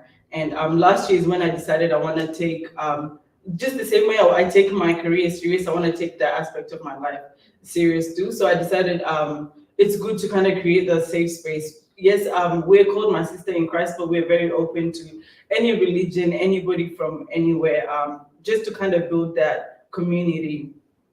Also, but yeah, one of my other reasons of me working my full-time job is I have a goal this year. I want to save up.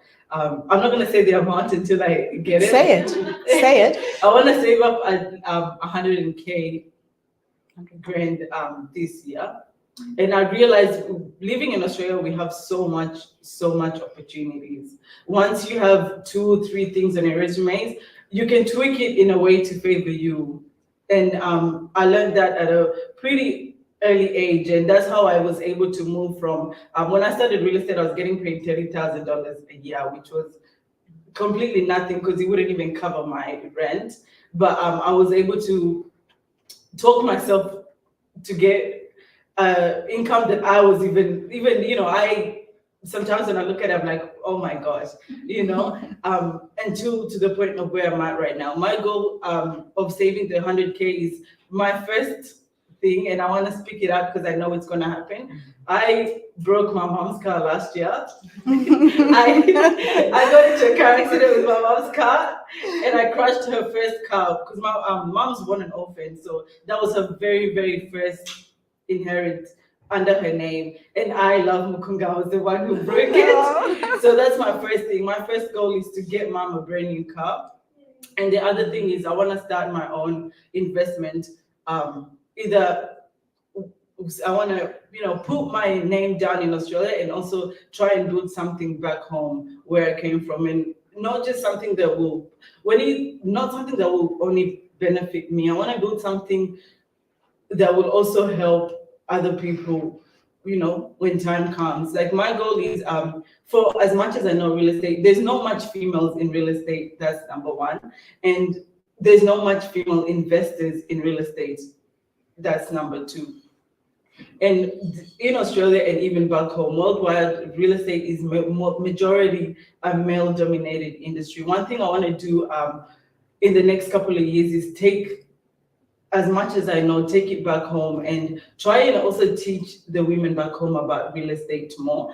As many people might know, back home in Africa, the land is majority a male thing. So when, let's say the dad dies and he's splitting his inheritance, the land usually goes to the women. A lot of the women, they don't have nothing, and that's why they go to a lot of the marriage and the dowries, and kind of they've been passed, around a lot like treasures. So I want to be able to kind of build and teach and educate women about real estate too, back home and even here in Australia, and kind of just encourage more women to get into not just working in real estate investing, because you'll be surprised how much in Australia it doesn't take much to own a property. Land, and that's the thing. A lot of things that a lot of us don't even know. Nearly everybody in the room, if you don't have real estate, you're more than qualified to get something here in Australia. But it's something that's really been it kind of kept sacred, unless you really, it's not as out there as it should be, which is something that I would like for us to kind of shine the light on. But yeah, just to wrap things up a little bit. Yeah, that's my goal. And if you guys have any questions, feel free to ask any questions. Okay.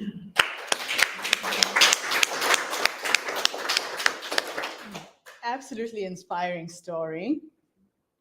First question is self-care. You are juggling 2 full-time jobs. When do you sleep? How many hours? And what do you do to nurture your soul, to nurture yourself? I am really big on self-care, surprisingly. I am the type of person where last year, actually, I took 3 months off because I wanted to. I saved up enough money to kind of keep me going for the 3 months that I wanted to quit. I quit my job because I was like too much stress. I didn't even want to take leave at the time. So I decided to quit my job, and I went to Sydney on a solo trip. And I came back because I also wanted to sit and really evaluate on what I really wanted with when it comes to my income, my career, and everything like that. Right now, like I said, I work Monday to Friday, and Monday to Friday, 9 to 5, and Wednesdays and Sundays from 11 p.m. to 7 a.m. But I have these gaps in between. So from 5 to 11, there's like a good 6-hour gap that I can go home, shower, take a quick nap, and then go to work. And it's only hard on Wednesday, Thursdays, and Fridays, but Saturdays and Sundays I'm able to juggle it a bit more. I am so grateful that I have my sister Sarah in front of us. She's very humble, but she runs a women's fitness team. She's really big on women fitness and all of that stuff. So she does a lot of our like kind of like a family coach, you know. So when it comes to my health, she makes us walk 10,000 steps a day to try and put it in, to watch our diet. She's very good and strict on it. So she's you know, she's a big help when it comes to my self-care, because I am a big believer on health, and that's something I lecture all my siblings and my sisters about all the time, to take care of yourself. Don't let work stress you. And I know they're like, love, shut up. But I always tell them, if it doesn't work for you, leave. There's always something else and something easier. Nice. Any questions from the room? Questions for Love? Comments?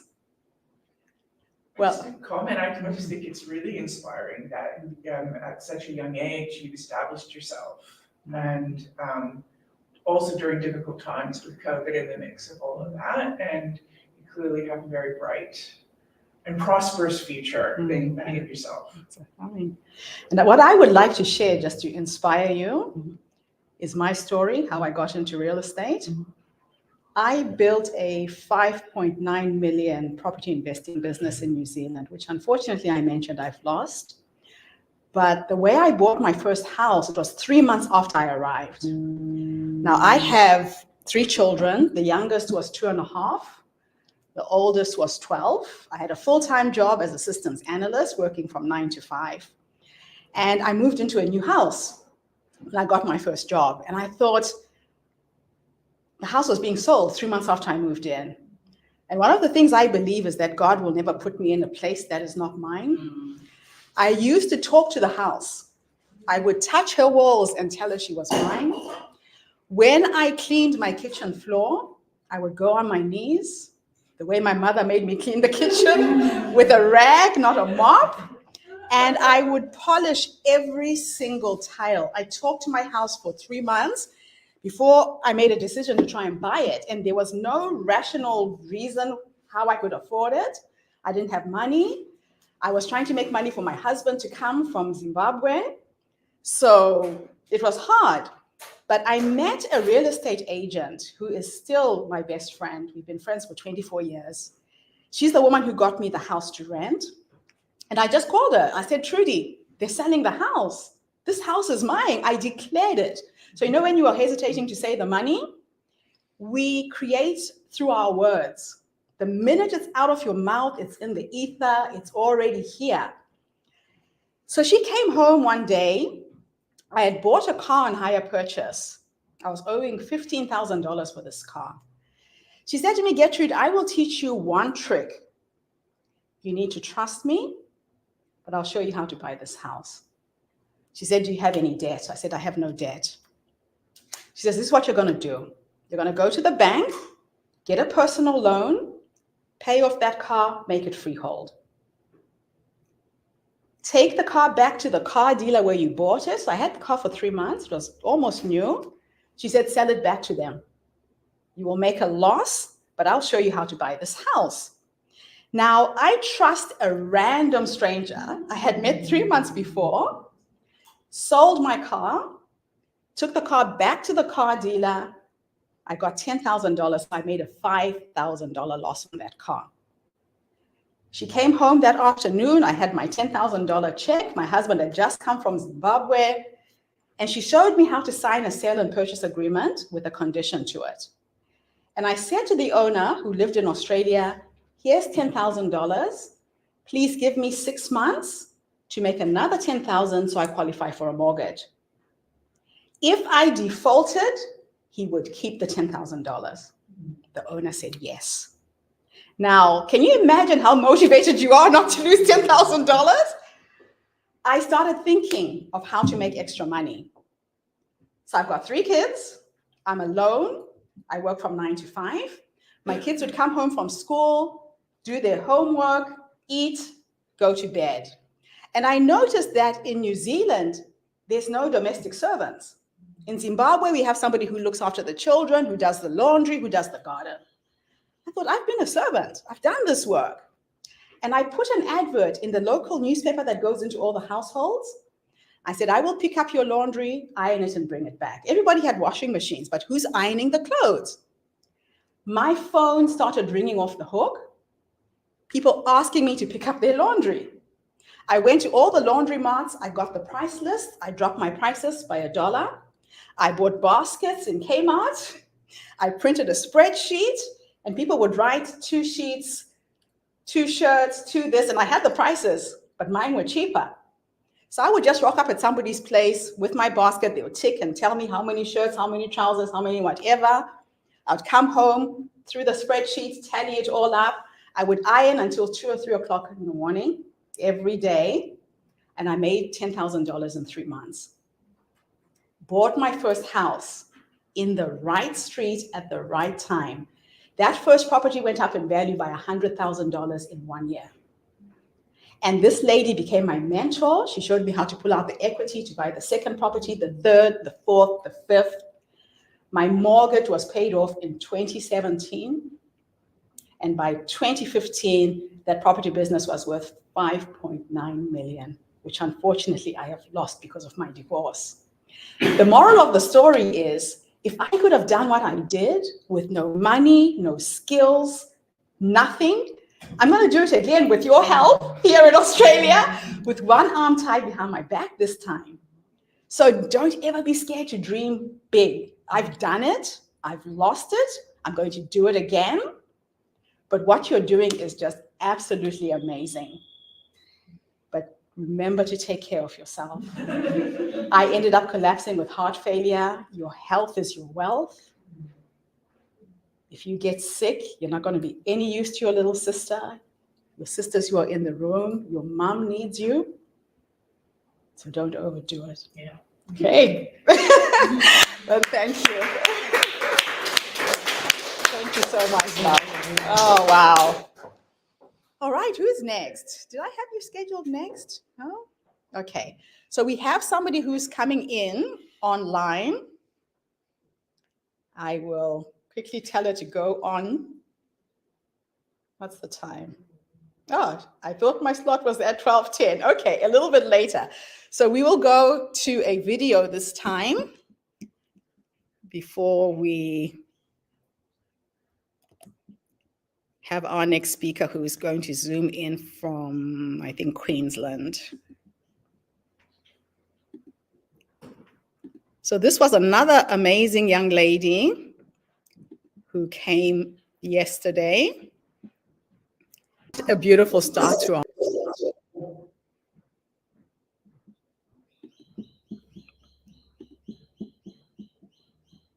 Oops.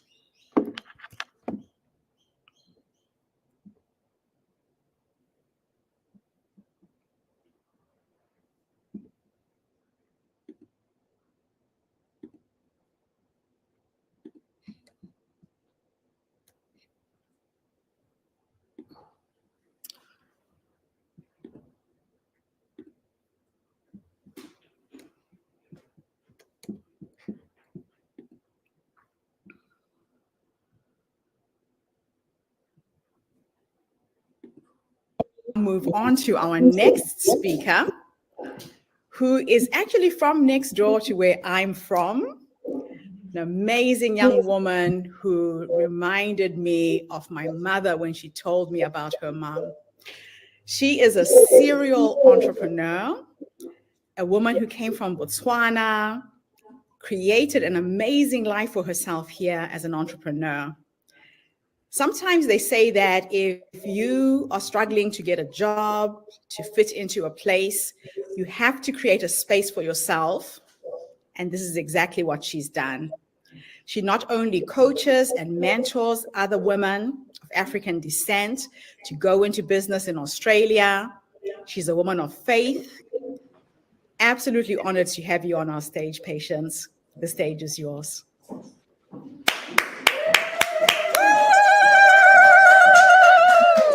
Thank you, everybody. It's quite exciting to be up here, and I hope I won't be boring you with too many things from Africa. No, just kidding. So just what I'd like to talk about today is the mindset hacks for entrepreneurs. My focus mainly is to do with women in business. I love to see women doing exciting things and big things, so we just want to look at the mindset of a woman. Now, if we were to look at a woman and why she gets into business, does anybody have an idea? What pushes us to get into business? Because we are so comfortable out there. The first thing is motherhood. The minute you hit maternity, you're like, oops, what just happened there? Something has to change. And immediately you're thinking, okay, what needs to change? You know, I have this small person next to me that is looking up to me, but then I also have this 9 to 5, I have so many KPIs, deliverables, blah, blahs. Before you know it, what's next? Let's go into business, right? Now, the types of businesses that women get into are not wealth-focused, but they're family-focused. So if you were to look at the men and the women, you'd see that the businesses that we engage with as women are small crafts, you know, something to do with our hands. And then the men, they're actually thinking of, oh, let's go into mining, let's go into, you know, oil, let's go into all these big things that create wealth. Female-owned companies tend to offer family-friendly benefits. And then the male owned companies, it's just to do with you. How many zeros can we add to that check? So you'd see that there's quite a bit of a difference between men and women with regard to how we create an income for ourselves. More women are starting businesses to escape the glass ceiling. So you'd find that for you to be able to have that certain skill set or qualification or title in front of your door, there's always something that hinders us as women to be empowered compared to our male counterparts. So we get into business so we can be able to escape that, so I can be able to call the CEO of my company, so that I can be able to be called the CFO, whatever it is. For me, in order to have that promotion, I want to be able to start it myself. To charge what they are really worth. Now, if we were to put a man and a woman will think, oh my goodness, there's so many things that I don't know. But then when you look at how many ticks they have, it might be 70%. Compared to a man, he'll think, yeah, I can do this, but how many ticks does he have? Maybe 30% of it. So what is stopping us as women? If at all we are so much of risk takers, what is stopping us from getting out there and just bridging that gender gap? Now, I have come up with a word. It's a Setswana word. It says ipeleheng. Can we all try to say ipeleheng? Ipeleheng. So ipeleheng, it's what it actually means. Word to word or direct translation is being able to carry yourself, right? So this is all about empowerment for the women in order to sustain a good future for ourselves. Being able to get, you know, the right type of thinking, collecting the right skill set in order for us to take over, if at all it will ever be possible in the near future. Now, out of Ipeleheng, I've come up with a few things for myself as well, which says individuals for the I, individuals, promoting empowerment, learning, engagement, guidance, empathy, networking, and growth. So Ipeleheng, when you look at it, it is spelled IPELE, GENG. That's how I came with those different acronyms there to say individuals promoting empowerment, learning, engagement, guidance, empathy, networking, and growth. Now, when it comes to African women in specific, you find that, well, yeah, we want to empower each other, but then there's always this little thing called the pull-down syndrome. Because in our African culture, there is no word that explains confidence. There's no direct translation for confidence. For us, confidence is a negative thing. Confidence is being, thinking that you know it all. Confidence is always something negative in the African language. But then confidence in English, it just means, being able to carry yourself, hold your head up high, walk in and command, that respect that you have, that you actually qualify to have. So for me, it's all about trying to say to the women out there, especially the African women, let's be empowered. Let's try to figure out, yes, we don't have the word confidence in our own languages, but let's embrace having that confidence so that we can be able to break through and make it out there in business. Now, there's something about the mind. The mind is your will, thinking, emotions, and your thoughts. So when you look at the mind of a woman, when you put a woman there and say, what do you think of when we say oil? She's already thinking beauty oils, she's already thinking perfume oils, cooking oils. And then you say to a man, what do you think about oil? He's thinking petroleum. He's thinking, all these big things that they can do about oil. What is it that is stopping us as women to think about oil in that way as well? What is it that is hindering us as women to say, we can also see oil as, for me, having a petrol station somewhere in Africa or even here, why not?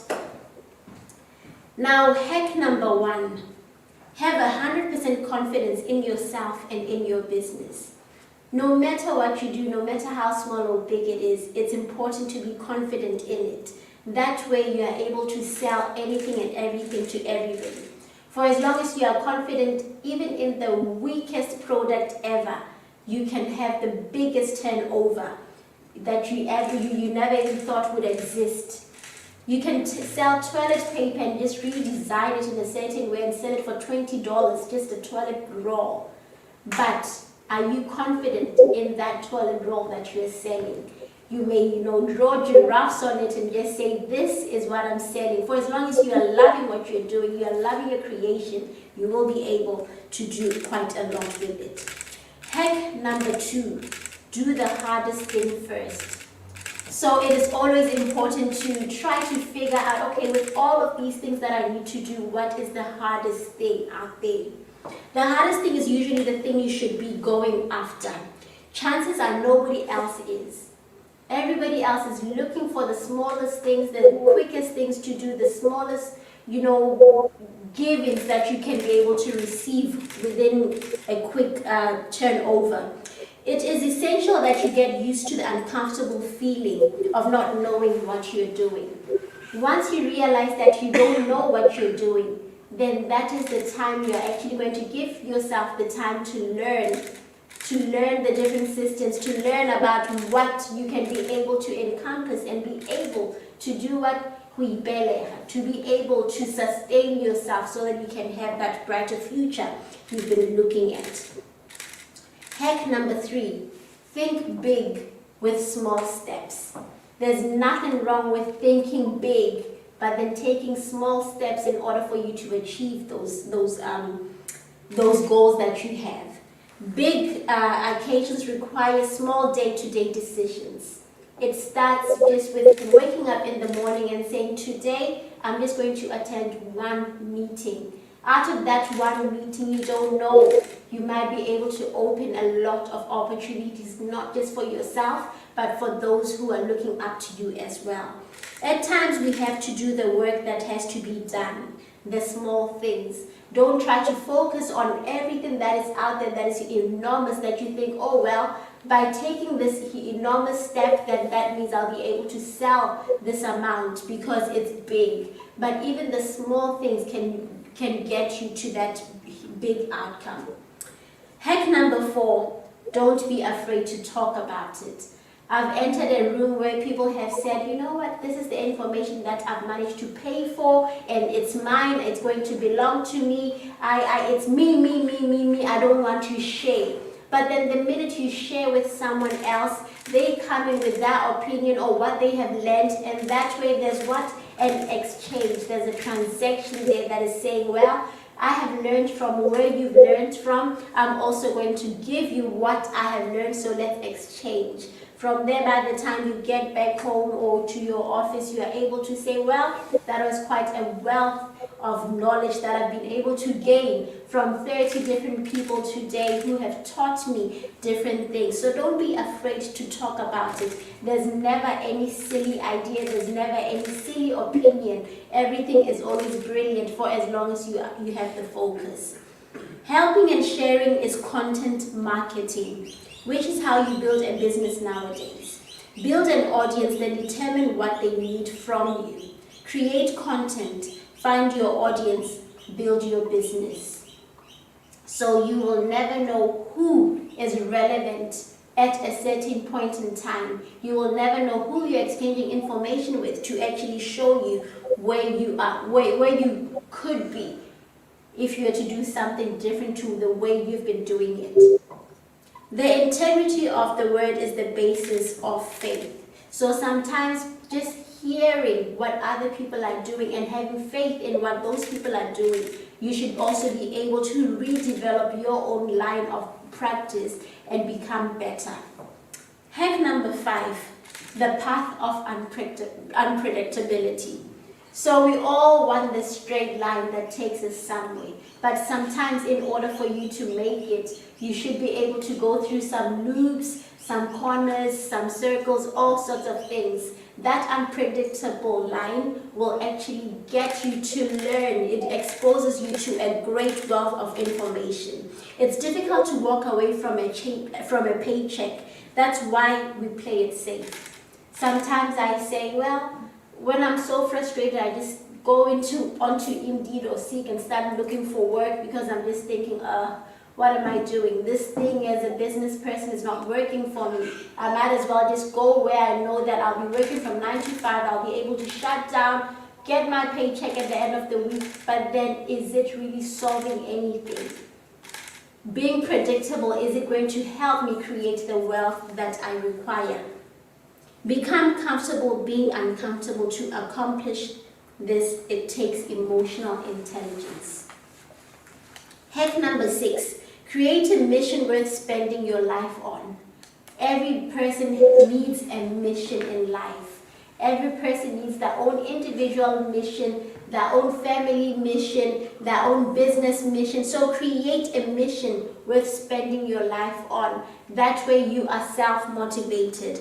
Have confidence about yourself as a child, as a woman, as a parent, whoever you are. Have confidence in everything that you do. I loved what she just said, that sometimes you find yourself not being able to eat because you are thinking, oh, I'm so overwhelmed. I do that a lot as well. The minute I'm stressed, I just think, okay, that's it, I'm not eating. And then before I know it, I'm seeing my clothes a bit loose. I'm thinking, what can I do? Do I try to go and eat again? But then it's too late. I've already lost out. I've lost out the nutrients that I would have benefited from. So it's always important to ensure that you are taking care of you. You have that mission that takes care of you and your business. Just appreciate that wherever you're at, you are a whole and complete human being with everything you possibly need to be successful. So wherever you may be in a room, you may be in a room full of dignitaries, just think, well, I am here, right? I should be able to also offer something in this room. Don't just walk in and undermine yourself and think, oh, well, because there are all these MPs and who's, I'm not worth it. Your business will never be worse than it is today. So your first product is always your worst product. When I started my business, my first website was the worst, but I just started. I remember there was a time I was doing my cleaning business and I just told people that, yeah, I know how to do carpet steaming. Never learned, never did anything. First client comes in and do you know what I did? I flooded the poor customer's house. I did not know what I was doing. But after that, I went to practice. By the time I got home, I thought, you know what? Yeah, my carpet might be clean, but I need to practice. I need to figure out how this is done. By the time I went back to that house, the customer is like, oh, you know, the house was a bit stinky. Do you think you did the right thing there? And, you know, I just thought, ooh, what did I do? What happened? What? You know, I was just spilling water, not sucking it out. I was meant to be sucking the water as well, but I just kept on going and going. By the time I left, the carpet was so damp that you could actually see your shoes, you know, drenching with water. So your first product will always be your worst. The minute you want to launch something, it's okay. Even Nike says, just do it. So just do it. Go launch that product. Eventually you will keep on thinking, I think this needs to be improved today. If I touch this that way, you know, even something as simple as cleaning a house, I got to become a master of cleaning. I'd be like, all right, in order for me to do this, I need to start with the bathrooms first and the kitchens. After that, I know that it's just the floors. So now I was able to develop a system. By the time I got back into more houses, I was able to develop a system. That way I was more efficient and I was more effective as well. So from the moment we launch something, whether it's a product, an entrepreneur podcast, a blog, or a new service, we want it to be perfect. But then we get stuck planning for perfection. We get stuck, you know, just going around and around, going back to that paper and saying, okay, if I'm to put a T here instead of an I, even just the logo, some people will literally stop launching just because the logo is not perfect. But all I'm just trying to say to someone is just get onto it, start. Number 8, don't struggle with failure. Not all failure is caused by, you know, something bad. Some people will say, oh, there's a demon there, or the devil was around your area there, that's why you failed. Nah. Sometimes it's just an opportunity for you to learn. So even when a child is walking, they are not afraid to, you know, fall a bit. Eventually they do walk, don't they? So with us as well, the minute you start something, learn the way that a baby learned how to walk. We all were there someday. We didn't just go out of our mom's bellies and started walking. We learned some way. There were things that would be told, don't touch that, but then you would want to go and touch. You'd want to go and figure out, okay, if I touch electricity with red hands, what will happen? For other people who are too nosy, they did try and well, they got electrocuted and got some nice, interesting hair. So all I just want to say is, for though the righteous fall 7 times, they rise again. But the wicked stumble when calamity strikes. All I can say to you all this morning is it's important to just ensure that you know how you want things to be done. You know how things should actually go according to the way in which you have set it for yourself. You have your own mission. If you come to me, I am going to advise you based on my story, based on what I have gone through. But then if you're going to try to follow exactly what I am giving you, you might not do it the way I did because there's something different in me. So because we are all different and you are confident in what you are selling or what you want to provide, just do it. Learn from those mistakes. Make those mistakes. You know, continue to fall and then you rise up again. Continue to fall and then you rise up again. Pick yourself up. Remember, it's all about, you know, self-sustenance. It's all about carrying yourself to that finish line. It's all about empowering yourself to say, I can do it too. No matter the room that I'm in at that certain time, no matter the people, whether they don't understand my accent or not, but I will have given my opinion. And after that, people will be able to say, well, I think at the end of the day, 5% of it, she was actually right. And that 5% will benefit someone at the end of the day. So never keep anything to yourself. Be a painkiller, not a vitamin. Thank you.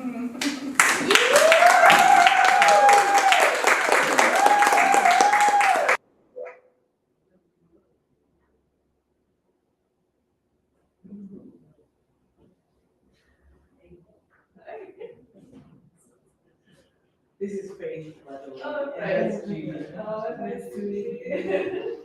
And that's Sarah. Yeah, hello. Yes, so you should get that. I just checked the program online, it's like 220 something. Oh, yeah, no, it's too far. That's too far. You did great. Oh, thanks. I had like a whole speech, and then I got to the front, and I'm like, oh, I scrubbed everything off. Oh, but it was lovely. Okay. So we'll have another little break. Our next speaker is coming in from Brisbane online. I'll just queue her up. If anybody needs to go to the loo, this is the time. So we'll have a commercial break.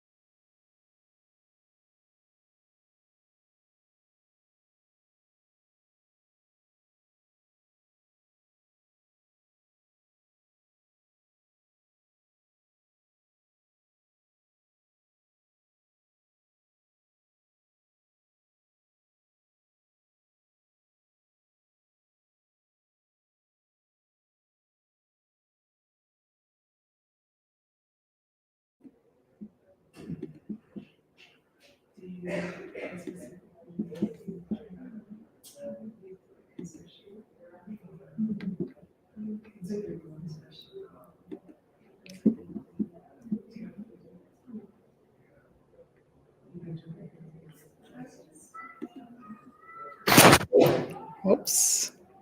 Okay. We are about to start with our next speaker. Can you hear me, Real? Yes, I can hear you just fine. Okay, excellent.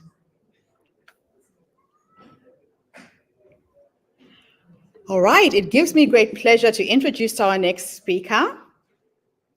Real Manucci is coming in from Brisbane, Australia.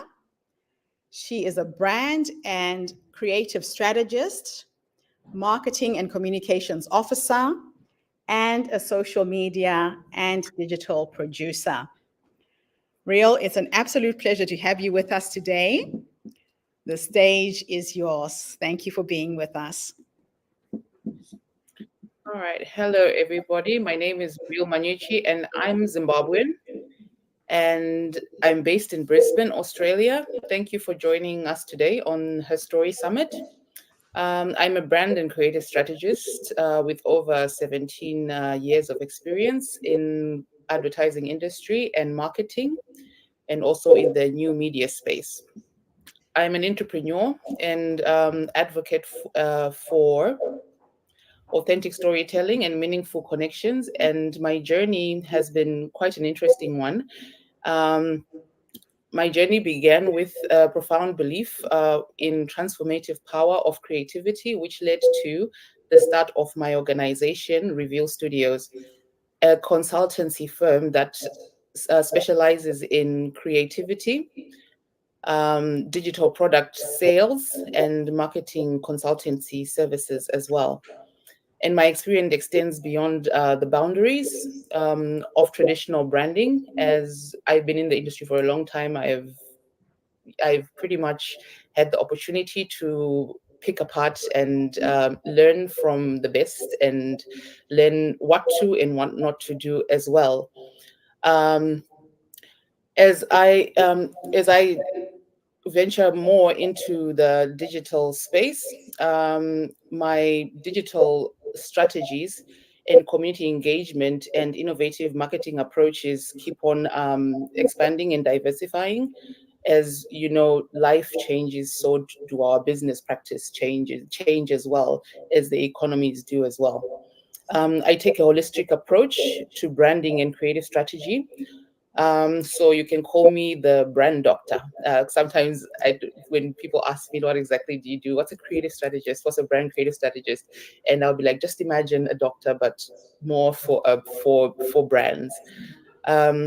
My journey mirrors a life driven by creativity, inspiration, and an unwavering passion for all facets and of existence. So, in as much as I am into the digital space, I believe there is the human approach to marketing. There is the human approach to advertising, because after all, in advertising agencies, we do use psychologists, specialists to sell products and stuff like that.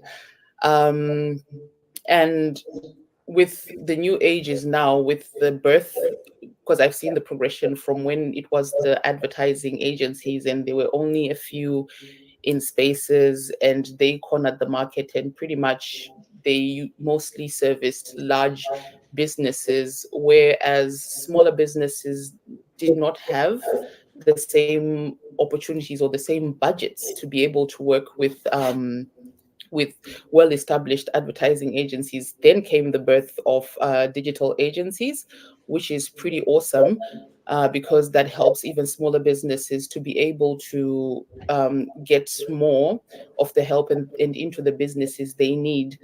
But with that said, working with clients throughout the years I have been with small businesses through my freelance journey, in between while I was working for agencies until I established Reveal Studios, I noticed certain aspects were missing from smaller businesses.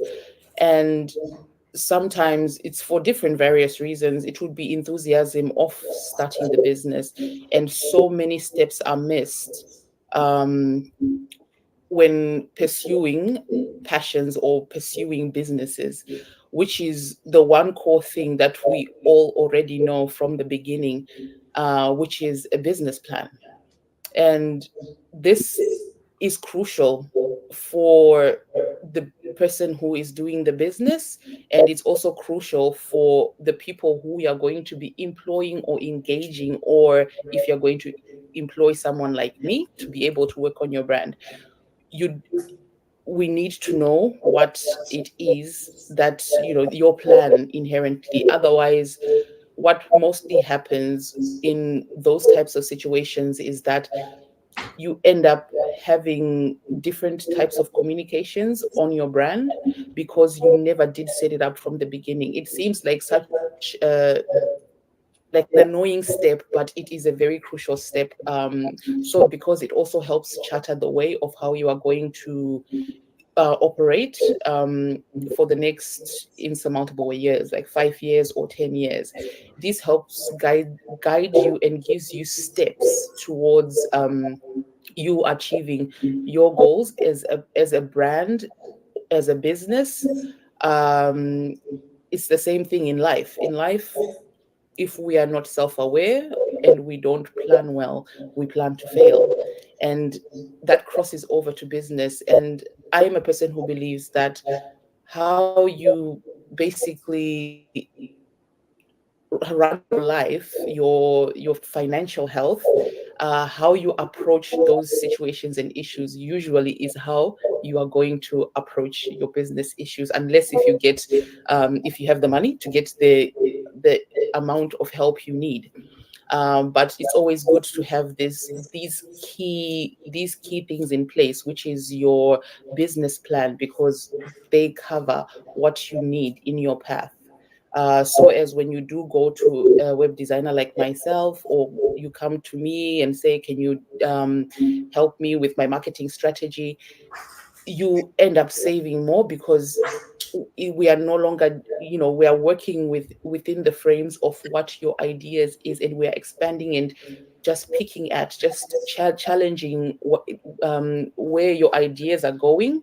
But at least you have a core of what you're trying to achieve with your business. You have your why, which gives you a higher level for success.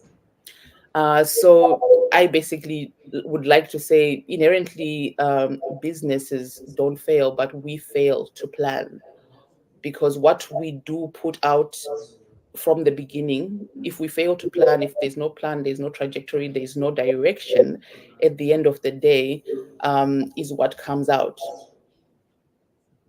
Basically, that's what I think about that. And with that as well, um, in my line of business, the term evolve or die is such a true statement as a business, small or large.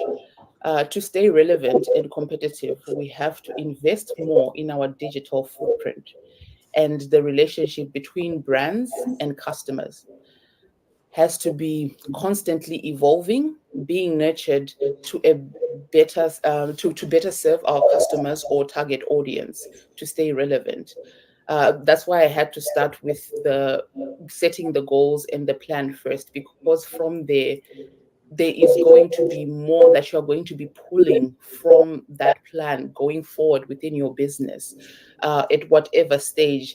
And your business plan will evolve, but at least you have your core, because as you go, markets shifts, things change. And as long as you have your blueprint, you know the direction, the core of why you started the business will not be lost. Things change all the time, markets shifts, and as you know, as there's a lot of stuff that's happening currently with AI and the deliverance of business. And if you hadn't thought out, like I always ask my clients, like when they come, it's always, okay, I want a website. And I'm like, great, you want a website. My question usually is, I want to know, what do you want your website to do? Do you have branding? What's the feel of what you are trying to achieve? Those are the core things I am kind of chasing after, so that we are not too far off from you have a great looking website, or you have some website that looks nothing like your business, or that looks like nothing that you're delivering at your business premise. So this is a very important. And many people usually put forward the budget of, oh, I just want anything that's cheap. I feel that's a trap for most people, because you can get anything that's cheap, that's fine, but that's not the trajectory. We want to see what your business basically, what's its core, what are you trying to solve, what situation are you in? Are you employing 10 people? If you can't employ 10 people, what automation systems can we put in for you to be able to run your business better or spend less? Things like that. All those things start from the first step when you start creating these your websites or your applications, the support system, so that you are not reacting as the business is going. At least at that time, you have put in the core of what you expect. If it's invoicing that goes out straight from the website, if it's a CRM that's linked to your website, that's a customer relationship manager platform, businesses now can pretty much be automated, and to a point where even if you have an idea of what you're trying to do, if it doesn't exist, it can be built. And that's important to know, even though you can say, okay, this is what I am trying to do with my business, but right now, this is the budget I have. So now the conversation you'll be having with your developer or the people you are working with is now, okay, I understand where you are growing to. So this type of hosting would work for further growth. And for now, what you can have is this. That is why those questions are important, because it's always about the forward planning. Unlike when you reach a certain point and you now want to say, oh, okay, I'm facing these and these and such and such a problem, and then you find out that the platform that you built on is not scalable, which will be a serious problem, because whatever you invested, whether it's $300 or it's $200 initially, and everyone that you've been using that on, you have to put it in the bin and start again. So it is very crucial that from the beginning we know and set the intent, as in life, as in our business, of what we are trying to do, because that will save us a lot of money as we go forward. For any of the people who are running businesses in here, that will be a crucial one for everybody. And then we did cover if we fail to plan. If we fail to plan, so the business fails. We need to set the intention, is also what we covered as well. It also depends on how badly you want it, because sometimes I find we are in such a rush, which takes me back to being self-aware, and self-awareness also applies in business as well. If you are setting up your business inherently to solve a problem, which is you need quick cash now, and you are setting up a business for something that is long-term, to solve a long-term problem. And as I said last time when I did speak with Gertrude, it's also different when you are creating businesses that are even shorter term, like drop shipping businesses. So at the end of the day, there is a high turnover of small businesses not making it through, but it's because the first steps are lacking. It's not because just the business has just failed. The business just delivered on what you inputted. If it was reactive, that you wanted money for that time, it gave you what you needed and it dissolved. It's a very contradictory statement, but it is actually quite true, because what you put out there is what you get back at the end of the day. And sometimes we have personal burdens as well. Imposter syndrome, when we get into business, we don't believe in ourselves as much as we should. I've also been through there, and I'm sure like many of you out there, where sometimes you need to invest a lot more in yourself. It feels like delay, but that is also very important. Working on yourself, and working on yourself comes in many shapes and forms as well. That could be working on previous trauma that is yours, and you might need to see a therapist or a psychologist for that. That is part of a business investment. Many people don't see it like that, but it is, because if you as yourself, you are selling something, it's better when you yourself do not have drawbacks, where you are self-doubting, where you are self-sabotaging. It affects your delivery, especially for smaller businesses where you are the day-to-day. You get more burnt out because you run out of the passion, and sometimes you even you forget the drivers, why you went in there and stuff like that. Well, Real, thank you so much for coming and sharing all of this knowledge with us today. So I have a few. I got carried away. No, you were dead on time. You did your 15 minutes. So the question I have with you is, we have a lot of speakers within the HerStory network. Why is personal branding important? And what are the 3 things you need to think about in terms of building your personal brand as a speaker? So personal brand is actually very important, because at the end of the day, we would like to think the world is all hunky-dory, but you need to package yourself in a way that you want the world to see you, and not have someone else give you a narrative of who you are. You can sculpt yourself, you can sculpt your brand, so that you can be able to tell your narrative, to be able to take your power, so that other people don't either take it away or give it to you. It's all within your hands. That's why branding is very critical, because it's pretty much who you are. So how can you stand out as a speaker? What should you focus on so that you're not just lost in a crowd of speakers? The first thing I believe is you need to be genuine.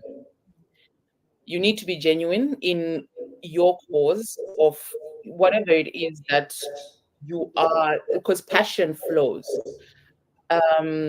Passion shows within, like when you talk, it shows when you present. It's even for yourself, it's less of a burden to do the task. If you are passionate about it, you can invest in it more, you can risk more, you become this how do I put it? Like sometimes, like how they say that if you're doing what you love, it doesn't feel like work. Yeah. That's important. So if you're a speaker, you need to find your genuine voice, find your genuine place, so that whatever you're doing doesn't become too much of an effort. Okay, thank you. I'll just ask people in the room if there's any questions around branding. Anybody have any comments, questions? Okay. So, Real, thank you so much for coming and being with us today. Absolute honor to have had you sharing your knowledge and your wisdom with us. And hopefully, thank you so much. We appreciate the brand, Dr. Lord. Did you hear that? Thank you very much. Okay, thank you. Next time we want you to come in person, okay? We'll definitely do. All right. Thank you. So thank you, Bye. everybody who's tuned in so far. We are going to take a lunch break, and we will be back with our second session in an hour's time. So lunchtime for us. Thanks, Real. Take care. Bye.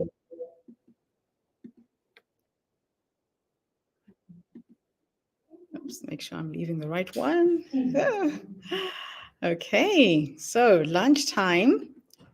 Lunch is served. Let's eat while it's warm.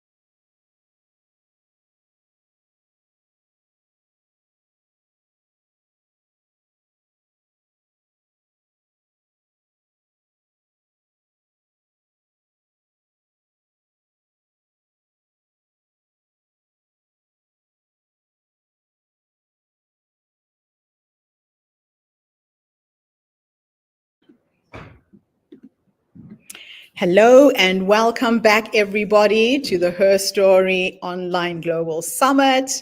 We have some speakers here in person presenting today, and it gives me great pleasure to introduce our next speaker. Alpana Modi Tyson is a diversity, equity, and inclusion and belonging specialist and an executive committee member. She is lead inclusion and diversity at Australian Red Cross. She has experience presenting inclusion and diversity inductions and facilitating inclusion and diversity forums. As a woman of color working in inclusion and diversity, she is passionate about increasing diversity, equity, and inclusion across workplaces and communities. She's also the diversity lead for the inaugural Red Cross Cultural and Linguistically Diverse Employee Resource Group and the 2022 and 2023 Women of Color Mentor. Alpana has professional experience in government with qualifications in law and economics from the University of New South Wales. So thank you so much for coming and sharing with us today. The stage is yours. Thanks, Gertrude. Hi to everyone. I am feeling nervous, and so I'm feeling a sense of connection with you all, and really have been enjoying people's stories today. And thank you, Gertrude, for creating this summit and platform where we can connect in person and online. So I'd like to start by acknowledging that I'm on Wurundjeri land and pay my respect to elders past, present, and future. As I said, I am nervous, and it is nice to be able to have this connection and time to actually share one another's stories. So my story is that I am from Sydney, Marrickville. That's home for me right now, and I do like to call myself a change maker. And what that looks like in terms of progressing diversity, inclusion, and equity to actually get to a point of belonging is what drives me to do what I do in terms of work and my passion. So as Gertrude mentioned, I am an inclusion and diversity specialist at Australian Red Cross. My journey has been from moving from London to Sydney with my family, and my roots track back to the cultures of Gujarat, which is in northwest India. And that's really shaped me as a passionate change maker for equity, diversity, and belonging. I'd like to also say that my story is not just about professional achievements. It's about my personal growth, and part of that's being here today. My cultural pride in terms of my Indian heritage, and also the pursuit that I think a lot of us have in terms of pursuing inclusivity in a world that's not always inclusive, and in different ways and interactions that we may have actually felt a sense of exclusion. As I said, my story begins from London, moved here to Sydney with my family in 2000, and did bring my heritage of being an Indian person where my roots are from Gujarat. And I'd like to say that my story is a power of embracing my own identity and navigating the Australian landscape through experiences of exclusion that I have had in high school, of mispronouncements of my name, mocking of my English accent, and invasively always being asked, where am I from? Which created a sense of exclusion and othering, as opposed to tell me a bit more about yourself. Please share who you are, in a form that we're able to do now in terms of owning our own stories and sharing that. Through university, I did actually proudly embrace my vibrant Indian culture, which looked like me celebrating Diwali with my family, led into the learnings of yoga. Yet it's my professional journey as an inclusion diversity practitioner that's truly highlighted my commitment to fostering where diversity is not just recognised but celebrated. So one of my motivations in championing DEIB stems from my own experiences of marginalisation. I have had challenges being a woman of colour, from over curiosities about my origins and subtleties of othering based on my appearance and name, which has really fueled my passion for creating spaces where cultural diversity, inclusion and belonging, in terms of the words here, aren't just buzzwords, but they're lived realities for myself and for all of us in the community. So my work's driven by the belief that diversity should not be deviating from the norm, but really should just be an integral part of everyday collective humanity. So my approach has been meeting people where they are and understanding diversity, inclusion, equity, belonging, advocating for a growth mindset and views of cultural competencies. So if I can jump to the next slide in terms of growth mindset and cultural responsiveness. When I talk about a growth mindset, that's the opposite to a fixed mindset. So a fixed mindset might be, I wasn't born with knowing great IT skills. That's it, full stop. A growth mindset has the perspective of, oh, I didn't know this skill, but I'm going to learn, talk to others, look online, actually grow beyond the skills that I have. So in terms of how it's defined, it's a belief that talents can be developed through process, work rate, input from others, which creates a love of learning and resilience, which is essential for accomplishment.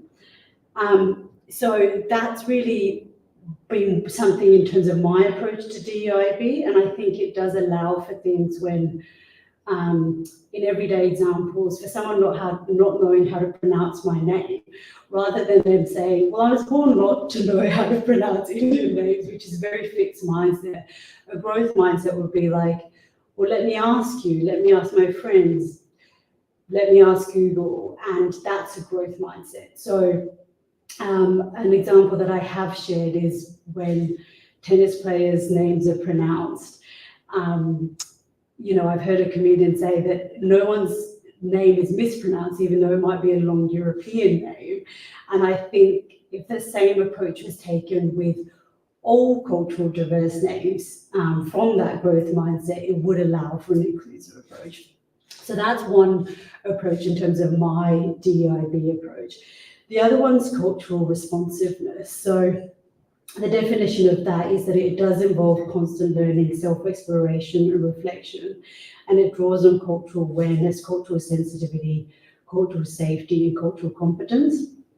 So an example might be for people who are currently celebrating Ramadan in terms of fasting during that time, having a cultural responsive approach to that in terms of being culturally inclusive, not having meetings when you just surrounded by say food, is just being culturally aware. Another cultural responsiveness approach in terms of my work, in terms of DEIB, is actually looking at system structures that aren't working and actually looking at data in terms of promotion levels. When we just had celebrated International Women's Day last week in terms of what we have in terms of gender pay gaps, being culturally responsive as a DEI practitioner for me looks at, well, how can we actually reduce gender pay gaps?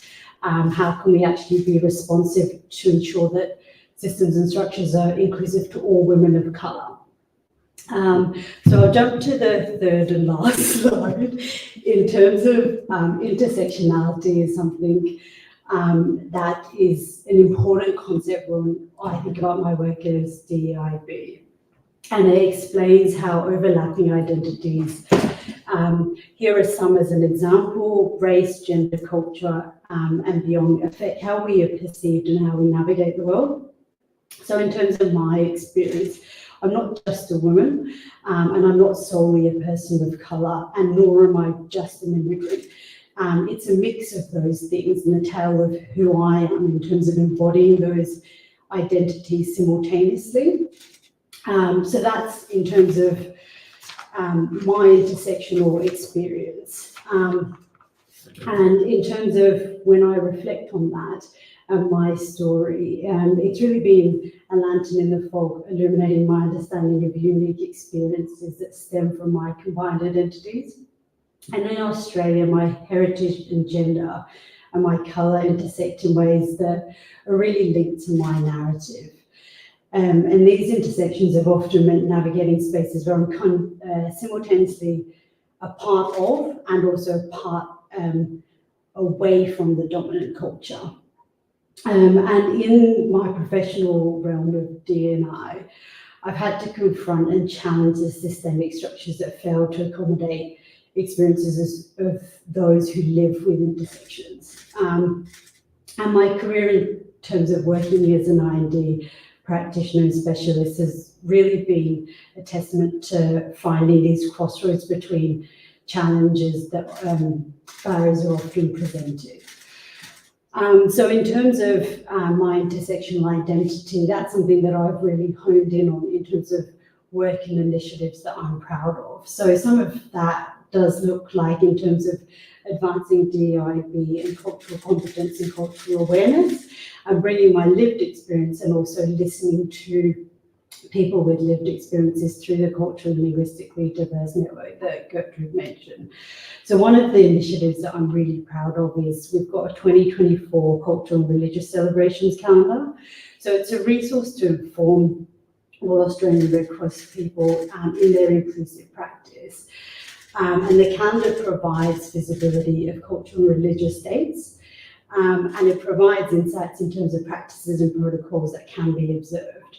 So Australian Red Cross has fundamental principles where we're impartial, so there's no intentional obligation to have to celebrate those events. However, it's about actually providing education in terms of them existing for colleagues.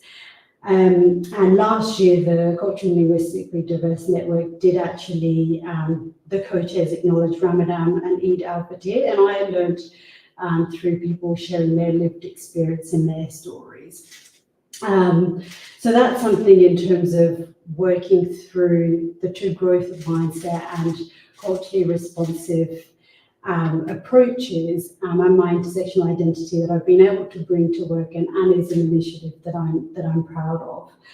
Another one is we acknowledged the UN Day for Elimination of Racial Discrimination last year, and it provided an opportunity for the network to talk about cultural inclusion, cultural competency, and cultural awareness. And the other is through mentoring programs that Gertrude mentioned that I've done through Women of Colour and my involvement with organisations such as Women of Australia. I've been able to elevate voices and experiences of marginalisation and marginalised communities, providing tools and confidence to navigate professional spaces. And I've really found in terms of the connections we've just had in our break, to be able to do that as a community is really valuable and really strong, and something that we can continue doing to ensure that we advance inclusion for everyone, which is beneficial for everyone. Which leads me to my next point in terms of my leadership style. So in terms of allowing my authentic self, I think we heard that in terms of someone talking about genuineness earlier today, and that being a theme in terms of how we present ourselves. So genuinely, I'm nervous. The second part of being genuine is something in terms of my leadership style is characterizing through empathy and inclusivity, and it's a leadership style that I've had to really lean into, that it's not something that I've always seen in my whole career, especially starting my career in law. Empathy wasn't something that was linked to billable hours or the bottom line dollar. So it's something that, as idols that I shared actually in the podcast, the former New Zealand Prime Minister Jacinda Ardern, her empathetic style was really shown on a world stage, and something for me as seeing that on a world stage was actually giving validation to an empathetic leadership style is something that can actually get buy-in and community, and also really actually allow for that leadership style to flourish. As part of that approach, I also, something that I am a strong advocate for is meaning allyship. So allyship to me hasn't been a passive label. So, you know, the tokenistic, I'm an ally for an initiative, as opposed to it being an active thing that we do to ensuring change. And as I said at the beginning of sharing my story, in terms of being a change maker. So it's something in terms of I see as being a student, in terms of empathy being in action, in terms of meaning allyship. So my call to action after sharing my story is that we're all really reminders of the power of our personal narratives in driving systemic change. And part of us having a summit and connecting here together in person is allowing that platform. So thank you so much, Gertrude, for providing that. And I do want to continue challenging systemic barriers that still exist for women of colour in the workplace, and advocating and prioritising empathy, a growth mindset, and a constructive culture. Sharing my story today open my experiences and extend an invitation to others to join me in my ongoing journey to be in a more inclusive and diverse world. And a reminder that we're all of our individuality is unique, and actually being able to share that with one another is a real privilege. So thank you to everyone, and back to you, Gertrude. Thank you so much for your presentation. I will open up the floor for some questions, and I think I will jump right in here and ask you my first question. Now, I personally identify as being a Black Kiwi. So a lot of times people look at me, first assumption is, yes, I've got chocolate brown skin, I am from Africa, but the longest country I've lived in is New Zealand, and that's my country of citizenship. You have a similar story. Yeah. How do you face being asked, one, where are you from, every single day of your life while you are in this part of the world? Because I find that very confronting and very, very challenging. I am polite when I answer back, but I sometimes think, will it ever stop? Yeah. Can you imagine every single day? I've been here 24 years. And there isn't a day when I don't meet somebody who says, where are you from? Yeah. So when you talk about intersectionality, we are made up of the countries we've lived in, the experiences we've had, the families we've married into. We're a cocktail of all of that. How can organizations harness the power of intersectionality within the people who work for them? Definitely, and that's a great question. So thanks for kicking off with that. And it just alludes to the fact of being asked where you're from, that feeling of exclusion, which is very against DEI work. So from the first slide that I was showing, in terms of the whole core of DEIB, diversity, inclusion, and equity, getting that overlap is to create belonging, which does feel as a sense of inclusion. And anytime a question of where are you from, where's your name from, where are you from? Oh, you're born in England. Where are you really from? And what that's insinuating is, well, I'm a woman of colour, tell me more. So the way that I think a couple of strategies to respond to that is through that growth mindset. So in terms of, it allows for an opportunity for me to share in terms of an educational perspective. I tried to take an empathetic approach that the person's asking because of curiosity. And so actually it allows me to share a bit more about my heritage. I do think, so that's one from a DEIB perspective. I do think there is a part, and I have heard previously from a coach, that our stories are our own. So as a community, I don't think we should ever be put onto a spot in terms of being asked where you're from, in terms of having to share your story when you're not ready to. So I think that's that part of empowerment of our own stories and our own origins.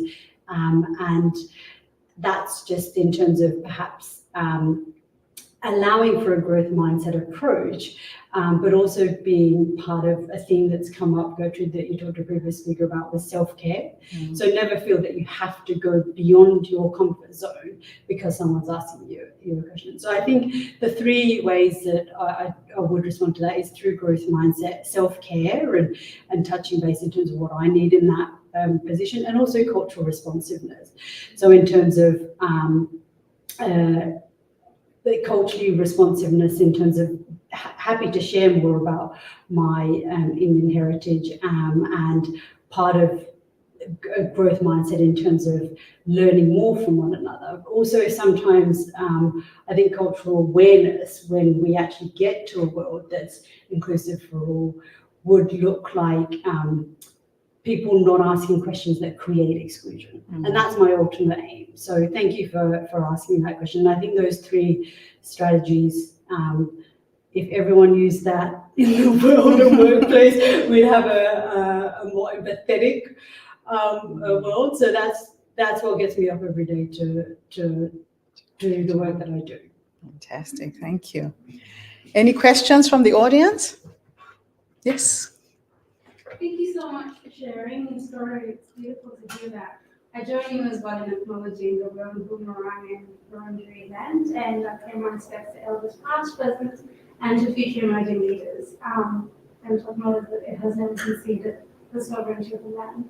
I just wanted to ask a question in regards to the mentoring. The mentoring of women, is it? Yeah, So in what capacity? Is it for careers, or is it on a general? Yeah, thanks for asking that question. So I participated through Women of Australia, and they run a mentorship program for women of colour, and it's both professional and personal. So the mentee that I have had was in terms of reflecting that she was unhappy in her current role and her workplace, and then also the part of personal growth in terms of what's okay from a self-care perspective. What is the leadership style that you want to develop? So doing that and through conversations with the mentee was something that I think as a community, and I would want to continue doing that as a woman of colour for other women of colour mentees. So it's both professional and personal.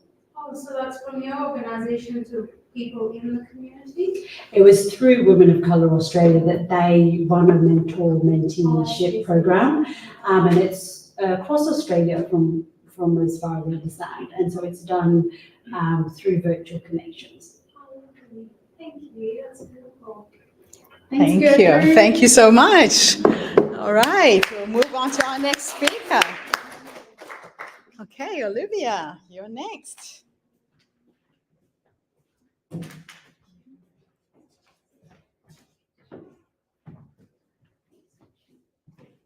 Okay, our next speaker is Olivia A. Johnson.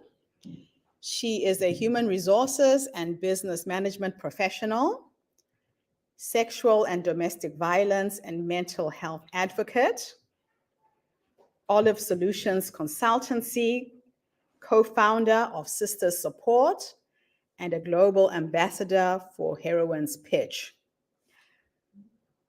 Olivia has come in all the way from Brisbane to share her story with us today.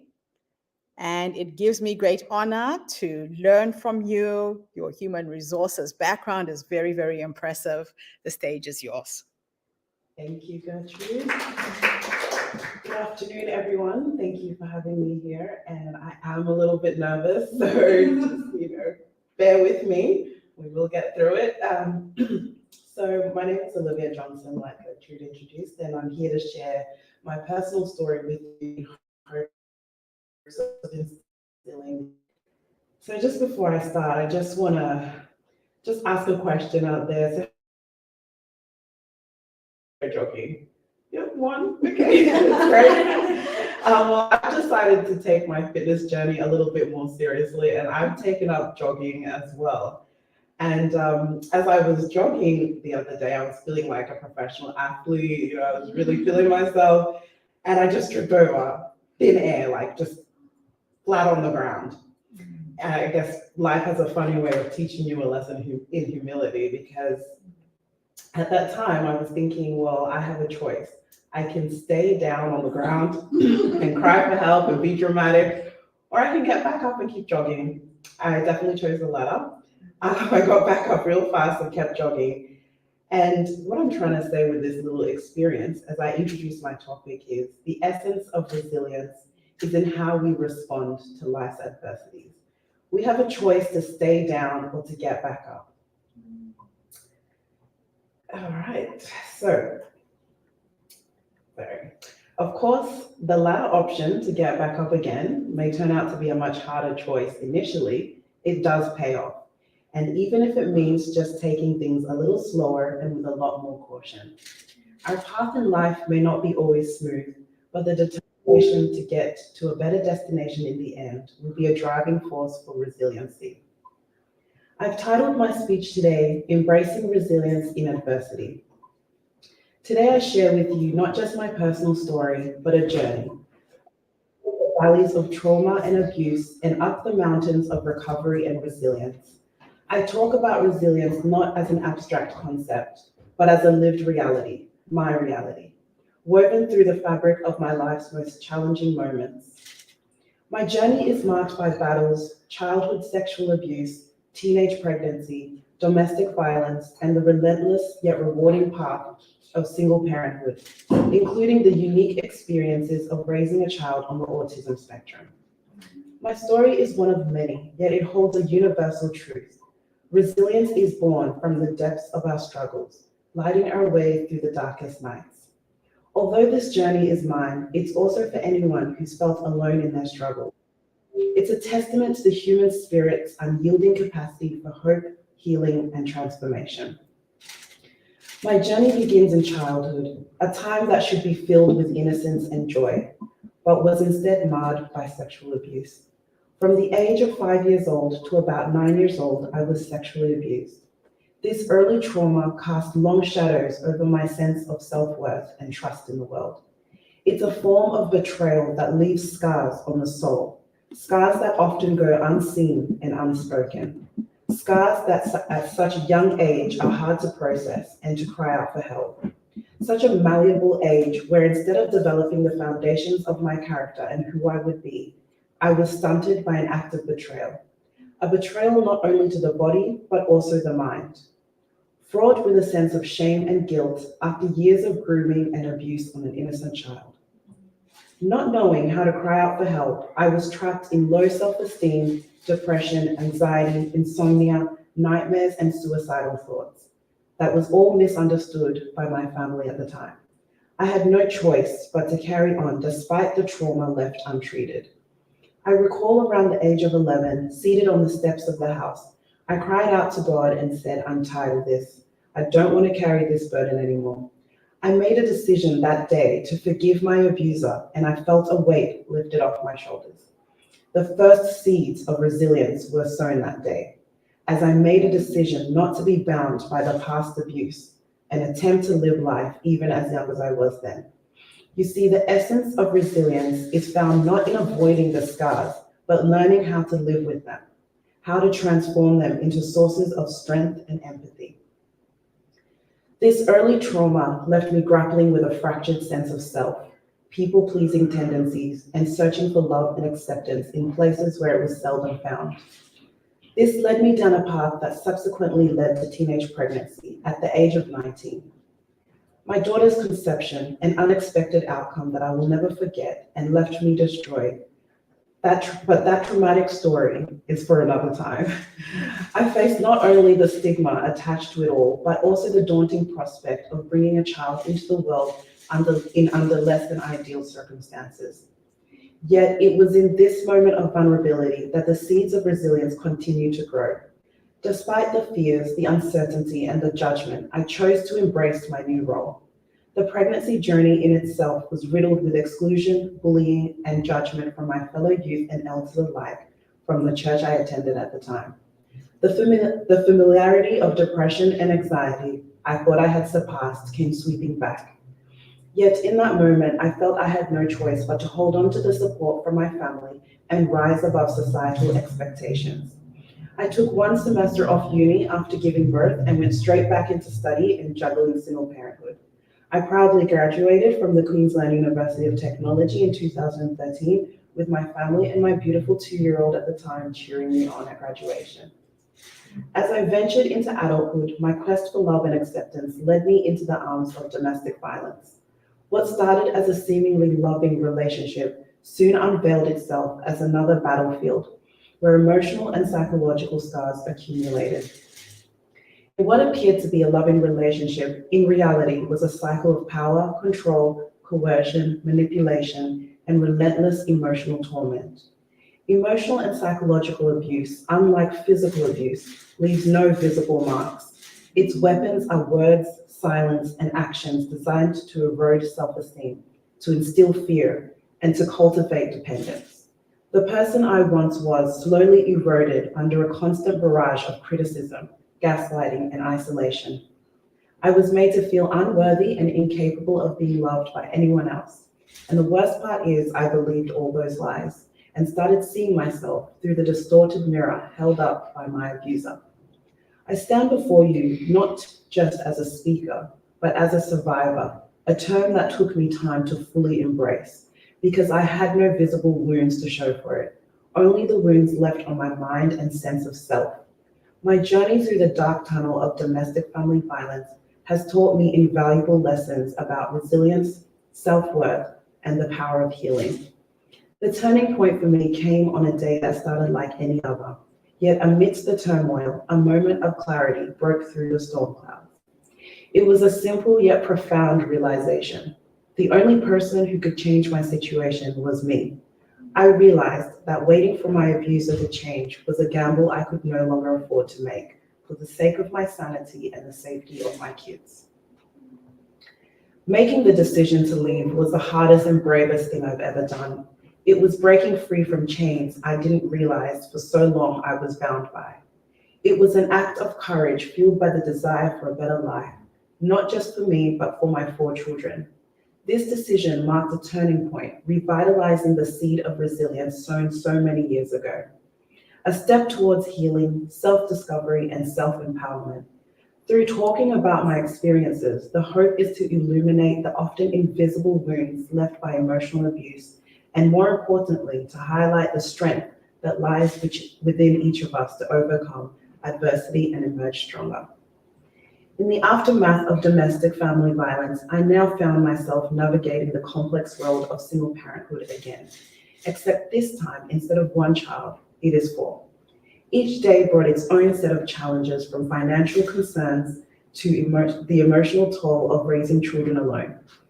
In addition to dealing with my trauma and mental health and navigating the children's safety and well-being from their own experiences under the roof of family violence, it was a journey filled with challenges, sacrifices, and moments of doubt. And sometimes it still is. It's a path that tests your limits, as children tend to do, and forces you to find strength you never knew you had. In addition to all this, my youngest daughter, who is 4 years old now, was officially diagnosed on the autism spectrum, which in itself presents unique challenges and learning opportunities. This revelation opened a new chapter of my journey, one filled with learning, adaptation, and advocacy. It taught me about unconditional love and the importance of seeing the world through my child's eyes. Raising a child on the autism spectrum has been both a challenge and a profound gift, offering unique insights into the meaning of resilience and the beauty of diversity. It taught me about patience, understanding, and the beauty of seeing the world through a different lens. It emphasized the importance of advocacy, both for my child and for myself, in a world that often struggles to accommodate difference. My past trauma and breaking free from the chains of domestic family violence seemed like it was just the beginning of a long and arduous journey towards healing and reclaiming my life. The road was fraught with challenges, self-doubt, and setbacks. However, it was also lined with moments of triumph, rediscovery, and most importantly, resilience. Resilience, I learned, isn't about never feeling pain or fear. It's about facing them head on and choosing to keep moving forward, even when every step feels like a battle. It's about rebuilding your self-esteem piece by piece until you can look in the mirror and recognize the person staring back at you. Through each of these trials, childhood abuse, domestic violence, single parenthood, and the joys and challenges of raising a child on the autism spectrum, I've learned invaluable lessons about resilience. Resilience is not about never breaking. It's about learning how to put the pieces back together, even when you fear they may not fit the same way. It's about finding hope in the darkest of places and strength in the face of adversity. Most importantly, it's about discovering the power of your voice, your story, and your ability to help others feel less alone in their struggles. What is resilience? There are so many ways one could describe it, but what resilience means to me can be related to the human body. Resilience is like exercising your muscles. If they haven't been worked out in a while, the muscles get weak. The moment you start working out those muscle groups the first few times, your body is so sore. But weirdly enough, the only way to ease the pain is to keep moving, keep exercising, and over time, those muscles get stronger and the pain felt initially fades away, increasing your pain threshold. However, as a result, you are now stronger and fitter. That is how I envision resiliency. Through each chapter of my life, from the depths of abuse to the peaks of parenthood, resilience has been my compass. It has taught me that while we cannot choose the trials we face, we can choose how we respond to them. Resilience is not about never falling, it's about the courage to rise time and time again, fortified by our experiences and empowered by our scars. Resilience is not a loner's venture. Humans are meant to connect and fellowship with one another. And as such, resiliency relies on someone being in your corner, like a personal trainer encouraging you to keep training those muscles harder. Resilience is also about connection, finding strength in shared stories and solace in collective healing. It's about transforming our most painful chapters into our most powerful narratives, offering hope to those who walk a similar path. Through therapy, support groups, and the unwavering love of family and friends, I began to heal. With each day, the weight of my past grew lighter, not because I forgot my experiences, but because I refused to let them define me. As I share my story with you today, I do so with the hope that it serves as a beacon for anyone navigating their own storms. Know that you are not alone in your struggles and that within you lies an incredible capacity for resilience. Let us embrace our trials not as insurmountable obstacles, but as opportunities to grow stronger, to deepen our understanding of ourselves and the indomitable spirit of human resilience. Together, let's foster a world where resilience is celebrated, where our stories of survival inspire a collective journey towards a brighter, more compassionate future. The small acts of courage that go unseen, the quiet moments of struggle that go unheard, the personal victories that, though they may not make headlines, profoundly change the course of our lives. So as I conclude, let us look ahead with our hearts full of optimism, ready to embrace the challenges and opportunities that lie before us. With resilience as our compass and hope as our guide, there is no limit to what we can achieve. Here's to the journey ahead, to the strength we've found, the battles we fought, and the brighter future we'll build, one step at a time.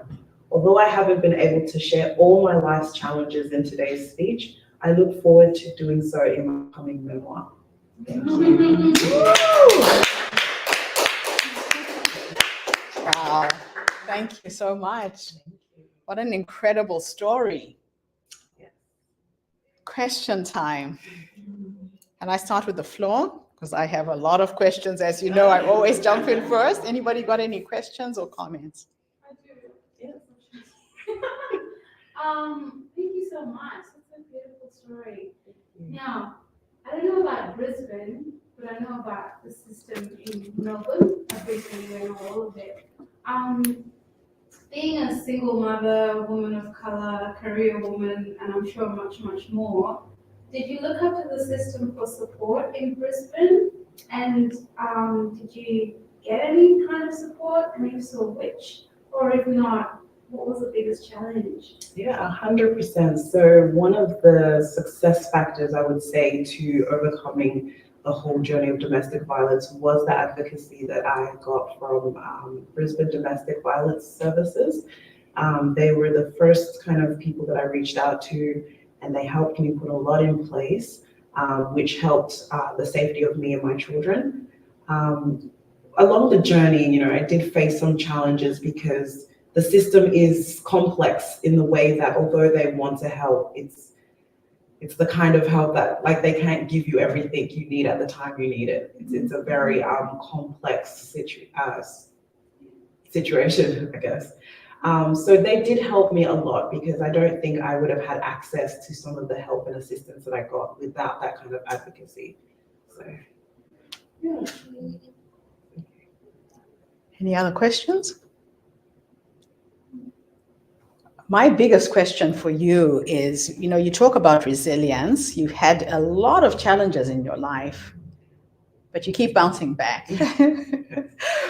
What is that? How do you do that? If there is a woman who is listening to this video, who's in the audience thinking, I just don't know how to get out of the situation I'm in. Will I ever get out of the situation I'm in? What gives you strength and what keeps you going?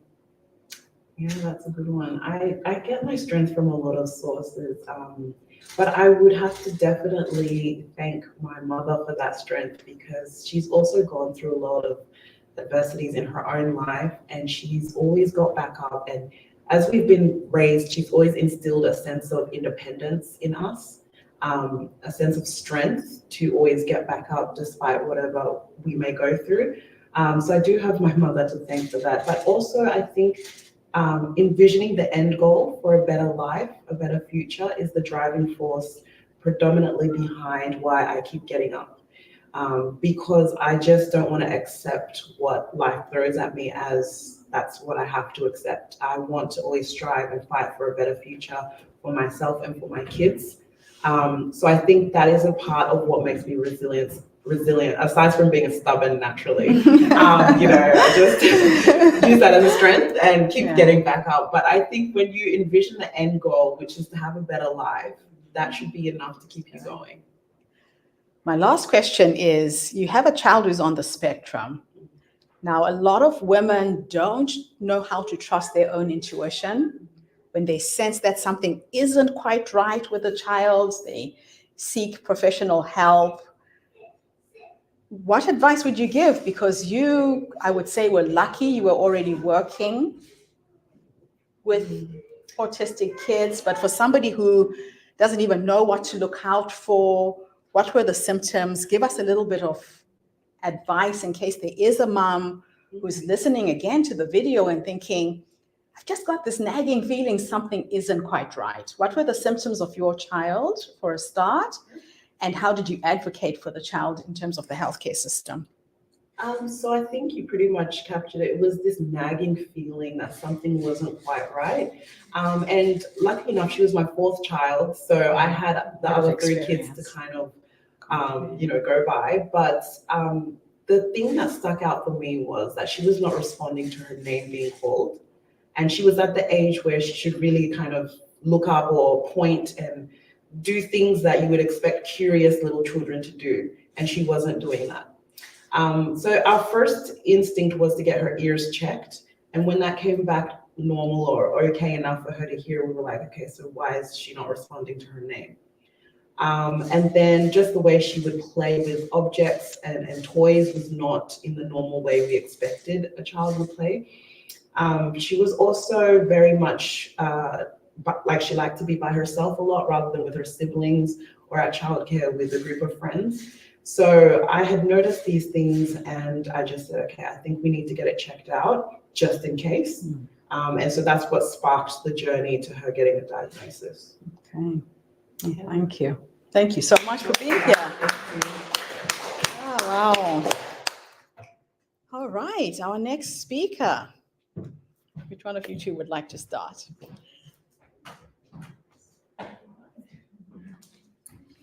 You're going to come up, Nicola? Okay, so I'll go.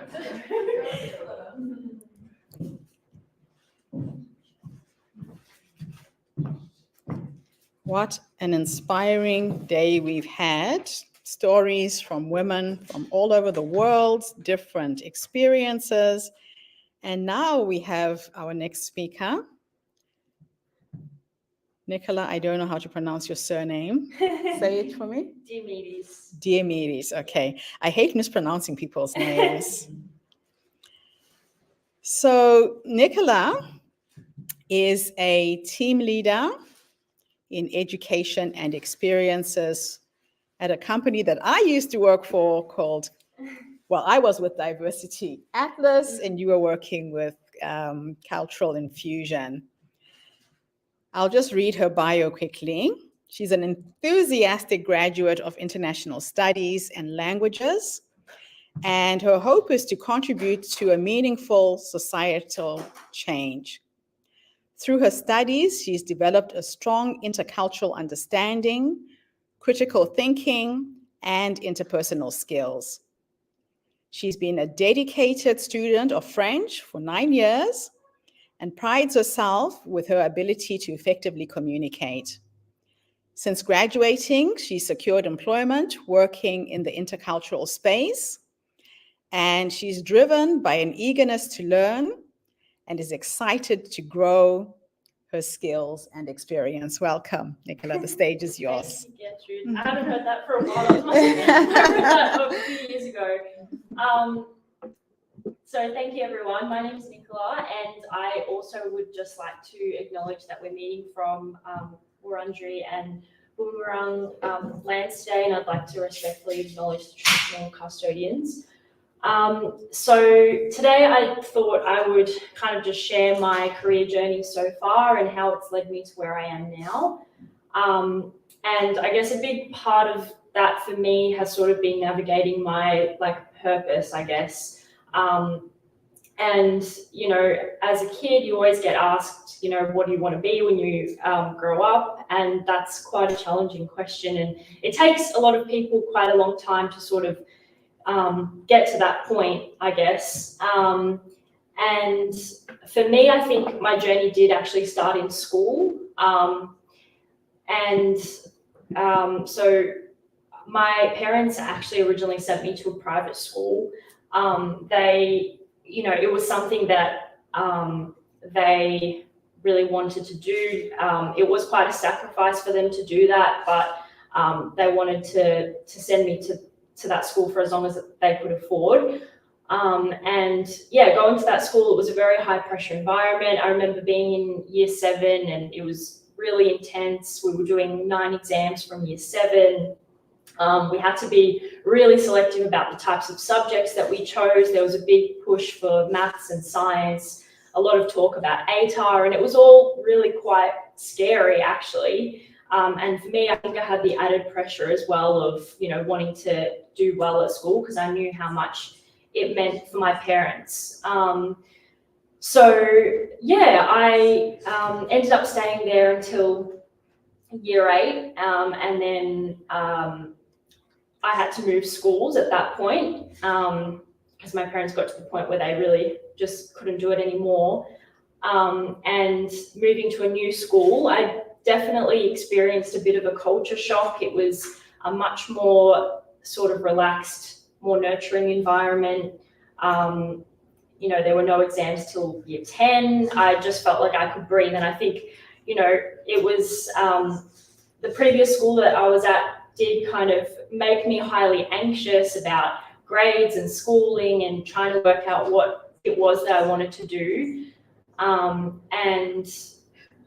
It was all at the new school, it was all about just kind of playing to your strengths and choosing subjects that you were interested in. So it was a real sort of shift.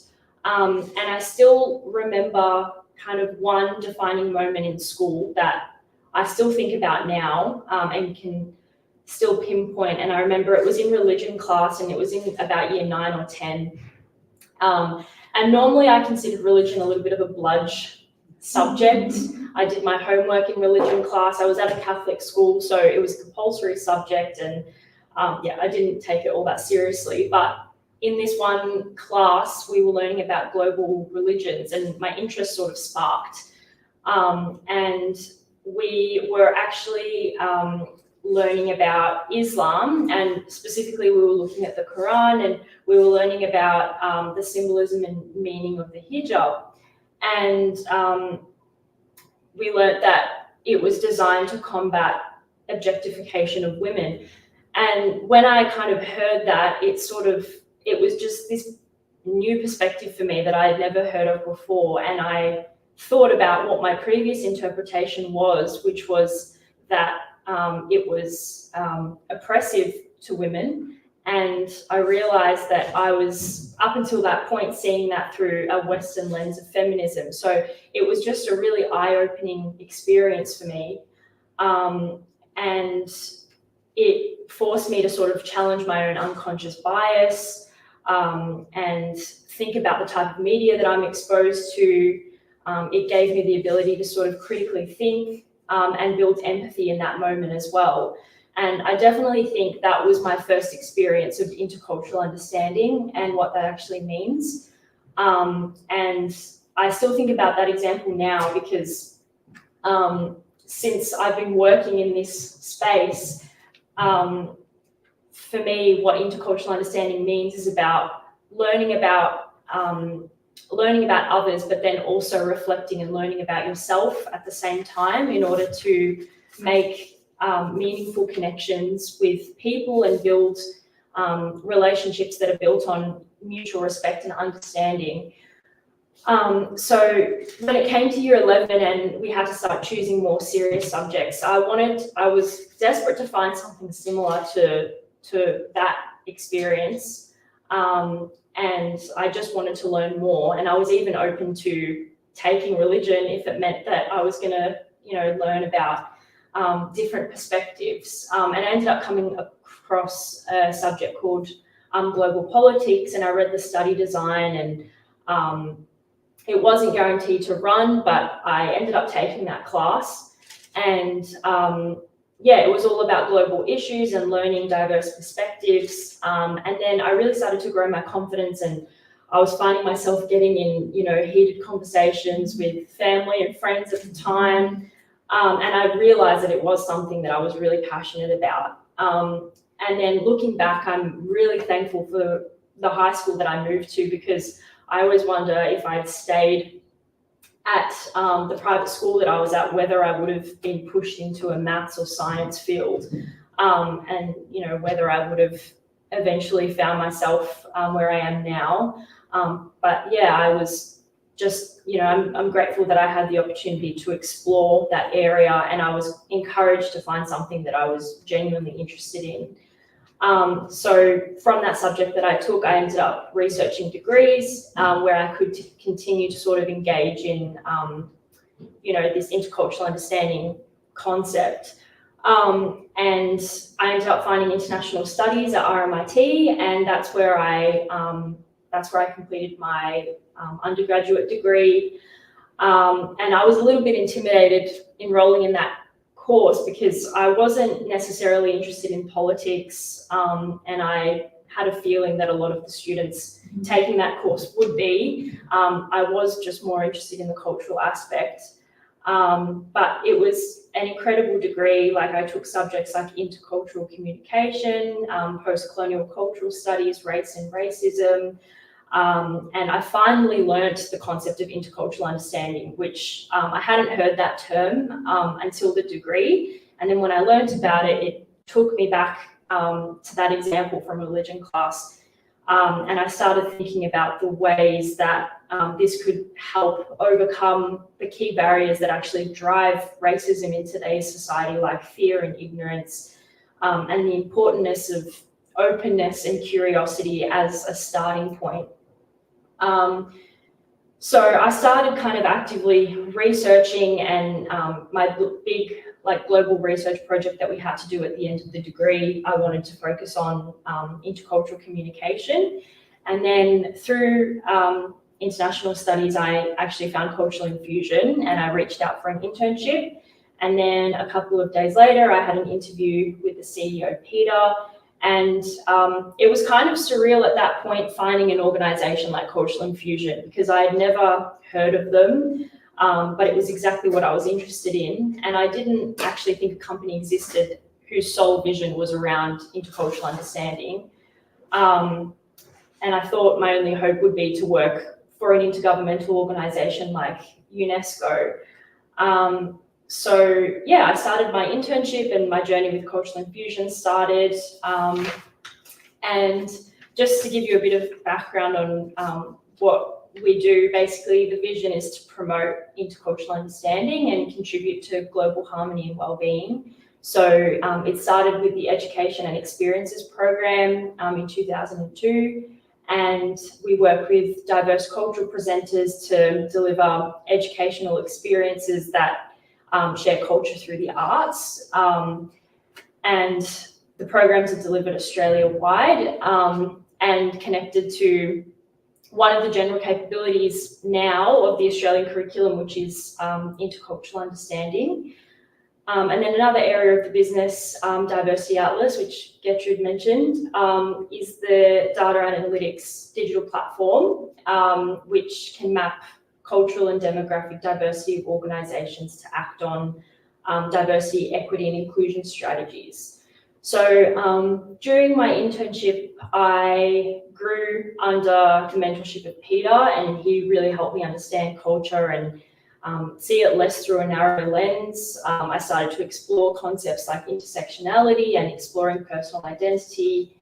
And I think what was really highlighted to me was the importance of mentorship and learning from people in the industry. And I got the opportunity to work on really incredible projects. One of the things in my internship was conducting a research project for a UNESCO forum on transformative education. And yeah, after that, I was offered a job working closely with Peter as his EA, and I was assisting in other areas. And then I was trained in the education area, which was really eye-opening because I started to learn intercultural communication in a really practical setting. You know, every day we're communicating with our cultural presenters that we work with. And so everything that I was sort of learning was kind of coming to life, you know, building relationships and learning in a more sort of, you know, intimate setting. And then I was later promoted to team leader, and my aim has just been building engagement with the content to help school students be inspired by diverse cultural perspectives in a similar way that I was. And it is really amazing when you get to see the impact on students, because even though culture is intangible, you can see how experience builds such a sense of connection and belonging to, I guess, our shared humanity. And sometimes we're even lucky enough to receive handwritten letters from students sharing their experience when they're engaging with a new culture and finding their own personal connections. So it's very heartwarming and rewarding. And yeah, I'm just grateful to be learning every day and working with like-minded people towards a vision that I'm really proud of. So yeah, thank you so much for listening, and I hope you found something to connect with.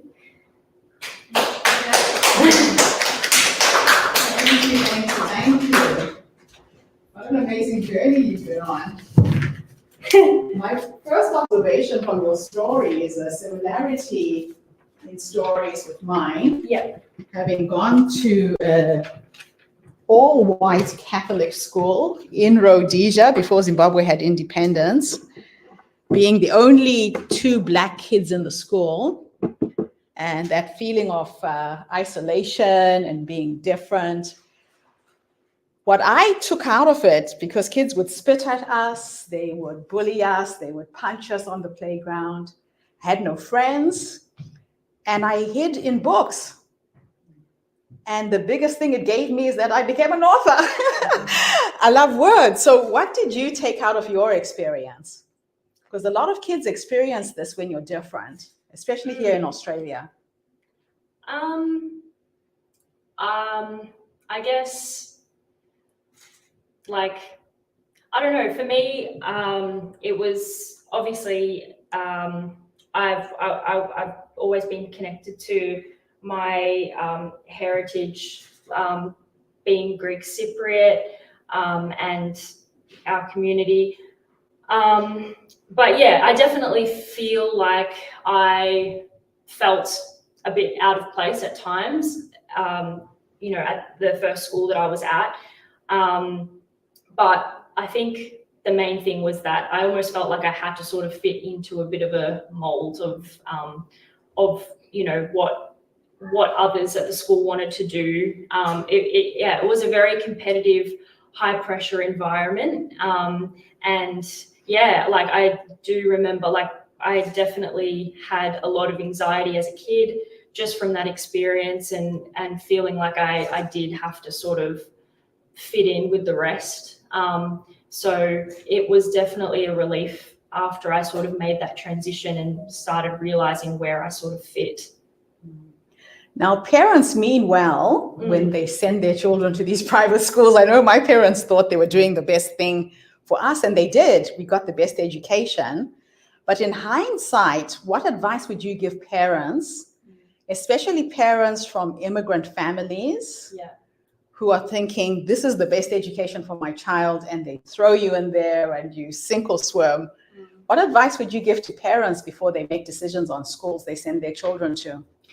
I think it really depends on the student. Like I am, even though it was quite an experience, I am still grateful to my parents for like the sacrifice that they made and for sending me to that school, because you know, even though it was difficult, it did sort of make me, it kick-started me, I guess. But I think it really does depend on the student, because if, you know, there are students that really thrive in that type of environment, and if what they're wanting to get into is, you know, a related field, then I guess it makes sense. But it is really hard to know as a kid, because you don't really know what it is that you want to do. It's a tricky one. It's a difficult one. Yeah. Any questions from the audience? Yes. What are you the most proud of in either your, like, in terms of personal growth or your professional achievements? What are you the most proud of? I think I'm mostly just proud of, you know, being able to find something that I'm genuinely interested in, and I feel like I'm learning every day. Like that's all I really wanted. Just to be doing something that I'm genuinely passionate about, and I want to sort of make a difference. I feel like I'm contributing, which is all I really wanted. Yeah. Fantastic. Thank you so much, Nicola. Thank you for being here with us today. Okay, we're going to be joined by another fascinating young woman, ex-colleague of mine as well, who comes with a very interesting story. I will just read her bio.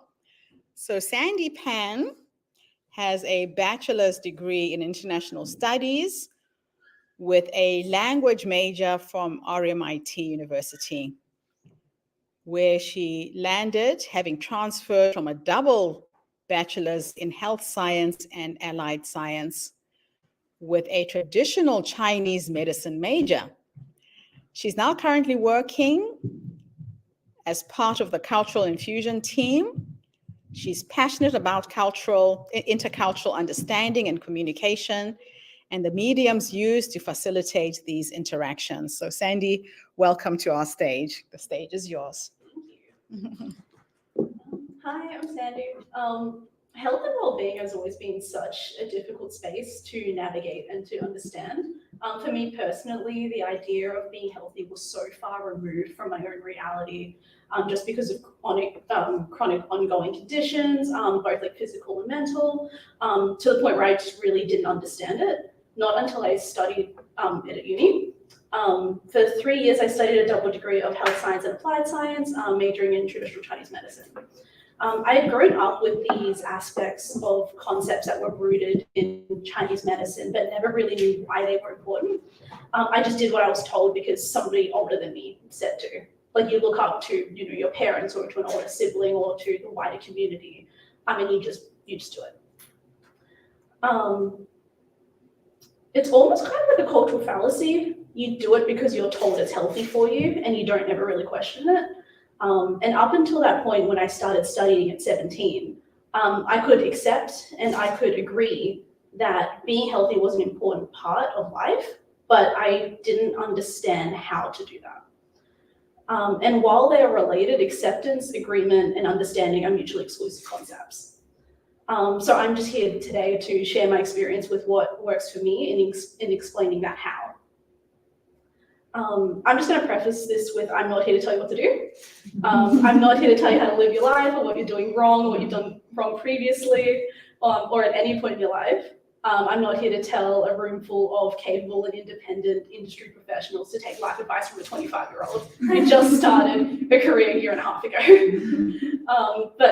And I know it's important to recognize that age and experience doesn't always correlate with wisdom or valuable insights, but it's just not the point that I'm trying to make here. I'm just here to validate you and the fact that you work hard and you deserve a break. I know it's a hard-earned skill to learn to not seek validation and approval from external sources. It's to not place a value on your own self-worth according to those that are around you. But sometimes it's still nice to hear because humans, above all else, are social creatures. You deserve a break because you need one, and therefore you should have one. I'm just here to recontextualize health and well-being from my own perspective, and that may or may not facilitate and deepen your own understanding, but I hope you get at least something out of this. As a child, I had a pretty severe medical condition, which came about when I was 9 weeks old. I originally was treated with allopathic biomedicine, which is what we would call Western medicine, or modern Western medicine, and that was from the ages of 0 to 5 years old. But they had absolutely no idea what to do with me. No one had seen a case as bad as mine. I had seen specialists all across Geelong, all across Melbourne.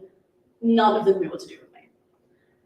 They repeatedly just kept prescribing ongoing year-long treatments that should have only been used short-term for 3 to 6 months in the hopes that I would either just grow out of it or it would fix itself or it would just go away. And they did this despite knowing that it was actively causing me harm. And my mother continued to listen to them because as a low-income refugee single mother who did not have native English fluency, she didn't know any better. She just did what she was told to. But at some point after seeing what it did to me and how unhappy I was, she took me off everything, all of the treatments, all of the diets, all of the little rules that I have to follow just because somebody told me to. And she just reverted back to what she knew and was taught by her mother, which was food. Food is a huge part of Chinese culture, as it is with most cultures. Everyone loves food. But food in Chinese culture is so important, it permeates how we speak. We have a greeting, "Sik Jiao Fan Mei," which is a colloquial term used between friends and family that essentially just means, "How are you?" But it directly translates to, "Have you eaten yet?" Because that is obviously the highest priority. And where I'm going with this is food is Chinese medicine. Food is Chinese medicine and Chinese medicine is food. They are one of the same. So you are what you eat, and we take that very literally. Everything you have ever eaten in your life contains properties. It could be cool or cold, neutral, warm or hot. Each type of food has its own unique characteristics, and they all play a part in maintaining a balance in your body. And this awareness of these food properties is so deeply ingrained into Chinese culture that we don't even notice it's there. Children in Chinese culture don't get told not to eat something because it's considered junk food. We get told not to eat it because it's yitei, so full of hot air, or hou yi, which is too hot. The concept of yitei refers to the buildup of heat internally. The symptoms of this can vary in severity. If you only have slightly too much heat, you might get symptoms like a sore throat or some mild acne. But if you have way too much of it, things like ulcers and nosebleeds are really common.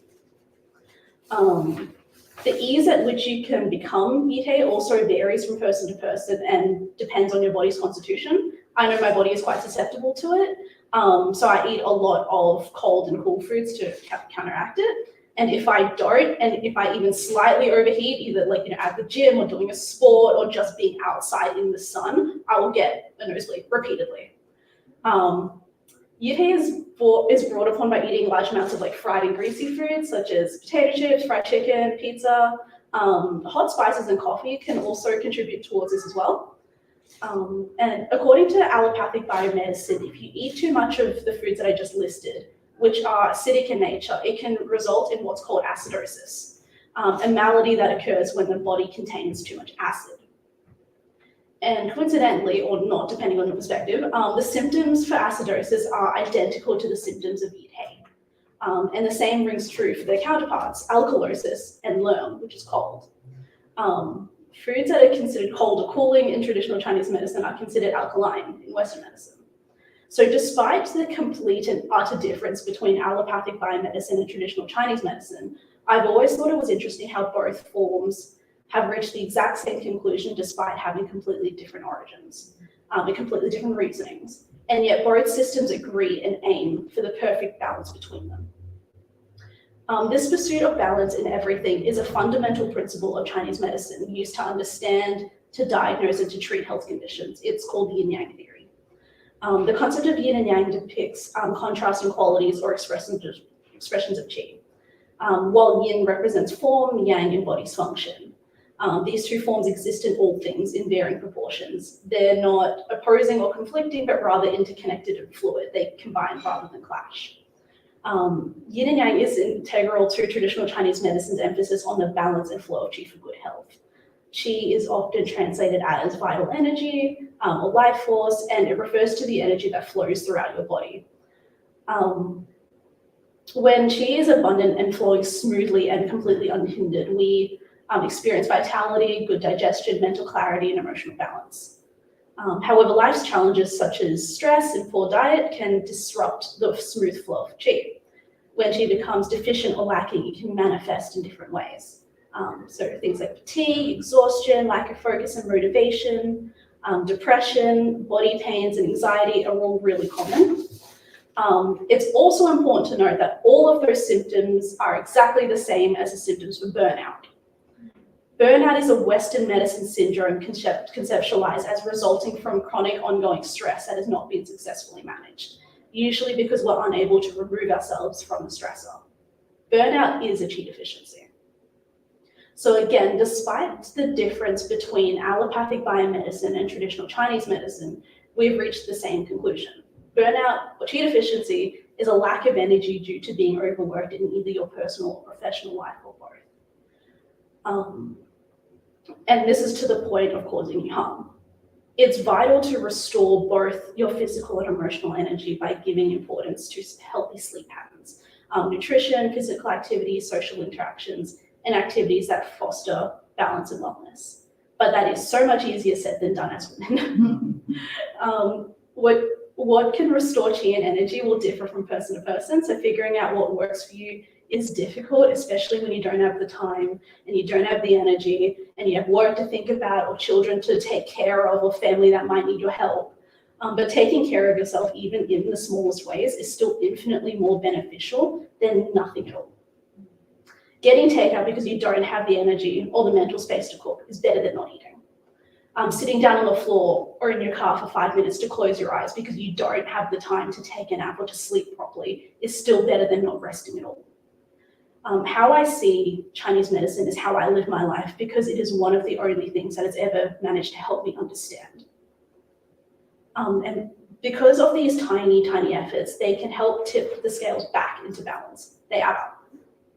So again, I will reiterate, I'm not here to tell you how to live your life, but both allopathic biomedicine and traditional Chinese medicine, despite the differences between the two, support the notion that a balanced lifestyle is ideal. You have the validation and the encouragement to rest from two completely different medical systems. One ancient Chinese medicine text emphasized the importance of balance by saying, if you can understand yin and yang, you can hold the universe in your hands. So for the sake of your mental health, your physical health, and the people around you that you care about, and because you deserve it, take a break. Thank you. Oh, thank you so much, Sandy. I love listening to you speak. When I first joined Diversity Atlas, she was responsible for restoring part of my health. When I joined this company, I had high blood pressure. I'll go into the office with swollen legs, and you've done some incredible things to help me. Now, do you think that your health challenges came for a reason for you to heal others? Because it sounds to me like it's just a very natural thing that you do. I definitely think so to a degree. Like, I to this day, I still don't actually really know why my health conditions have kind of come up as they have. Like, it started when I was 9 weeks old. Like, I was barely a functional human at that point. I just kind of screamed a lot. That was about it. But even though I switched what I studied and like the industry that I'm working in now is mostly unrelated to my studies in Chinese medicine, they kind of had this overlapping space of me just wanting to help. And I went into this with Nicola when she first interviewed me. She asked me where I wanted to be in 5 years. And I said I didn't care as long as I could still help people. Okay. So if that's through Chinese medicine or through intercultural understanding and spreading that knowledge and helping people become more introspective. The job's done. Yeah. Okay, I love it. Questions from the audience? Anything come up? Take that advice. I don't mind. Okay, my job is done. Nice. Work less. Okay, cool. Yeah. Thank you so much, Sandy. Thank you for being here. Okay, we're going to end this session with a video presentation while we wait for our other speakers to arrive. So I will queue up the next video. If anybody wants to have a little break, stretch your legs, please feel free to do so. And we'll have a video before we have a tea break.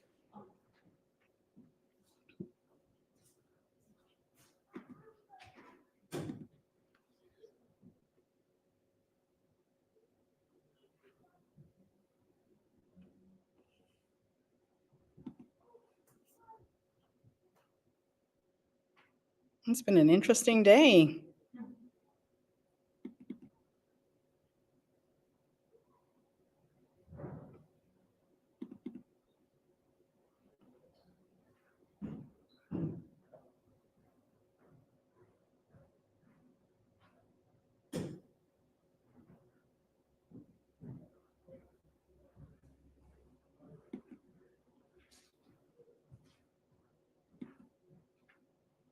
Welcome to the HerStory Circle podcast.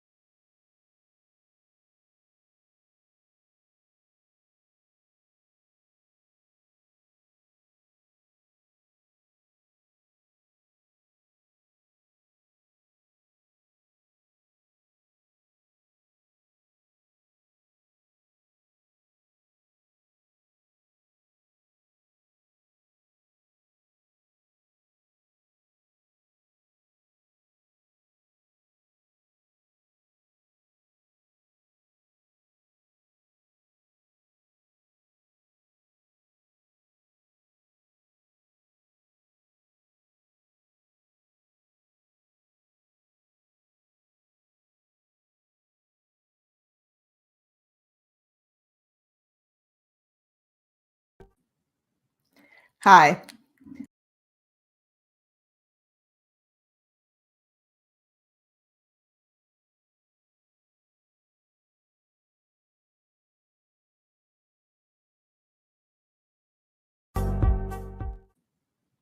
Hi, I'm Dr. Mo Anderson.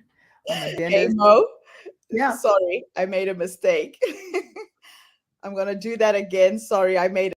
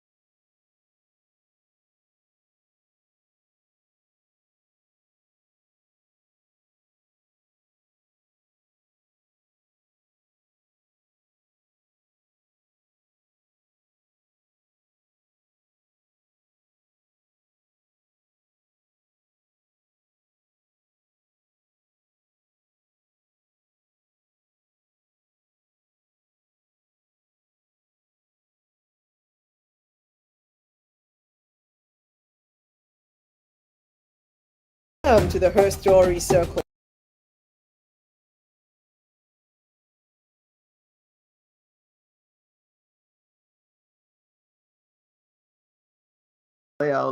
And that's been a great highlight for me.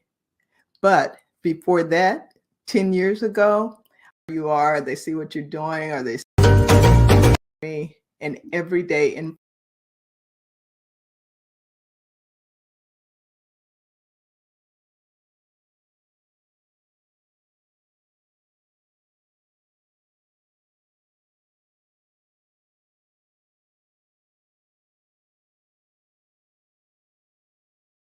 I'm Monica Mo Anderson.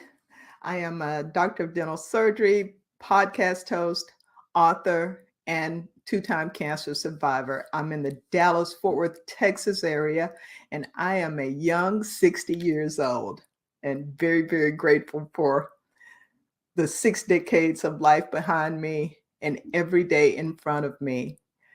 I want to share a little bit of my story because so often people just look at you, they see where you are, they see what you're doing, or they see some titles, material things, and they think, in the words of Beyonce, I woke up like that. But that's not the way it goes. There have been challenges, there have been trials, and there have been great, great moments of triumph. Just recently, my first TED Talk was posted. It's what dentistry teaches us about how to curb racism. And I talk about the intersectionality of my race and my chosen profession and the parallels. And that's been a great highlight for me. But before that, 10 years ago, I was diagnosed with a rare, very rare form of cancer. There are only 1,000 to 3,000 cases a year diagnosed. It's called gastrointestinal stromal tumor. And it was at a point in my life when I was ready to launch out. I was an empty nester. I was 49 years old. I was the picture of health as far as everyone knew. I was writing books, speaking, practicing dentistry, just Renaissance woman, and serving the community with my sorority, with a nonprofit initiative I started. It's always like that when you think you're doing great things, when you think you paid your dues, and then something comes from nowhere. And this diagnosis, I was diagnosed at 3 a.m. Thought I had food poisoning. I felt sick, I felt weak, but I just started a new position as director at a national company, and I was not going to let them see me sweat, cry, or break down. So I would do what I had to every day. And finally, by Friday of that week, I ended up in the hospital. And I'll never forget when the emergency room physician came in the room to give me the results of the scan they'd done that I didn't even want. And I just remembered the expression on his face when he said, "We found a mass." Your life can change in one word, in one sentence, in one period. My life changed from before my cancer diagnosis to afterwards, because after that, there was just a whirlwind of tests and procedures, and nobody had ever even heard of this type of cancer before. And the worst part of it all is there is no cure for the type that I have. I take daily medication. There are lots of side effects, and I went into a depression because I was on top and the mountain was pulled out from under me. I went into a deep, dark depression. All I talked about was what was happening to me. And people do that with divorce. They do that with loss. This was a form of loss. And it took me a while. It took some mental health care. It took some really great friends and support for me to realize I had been given a new life, a new opportunity. My priorities changed. My goals changed. Even my view of my family and spending time with them changed. I was working to do things for them, but ultimately they really want us with them. And that's more valuable. So now the things that I do, the talks that I give, the books that I write are about giving back. They are about giving back, pouring into other people. And I want to use each day to do something good, to do something positive, to learn something.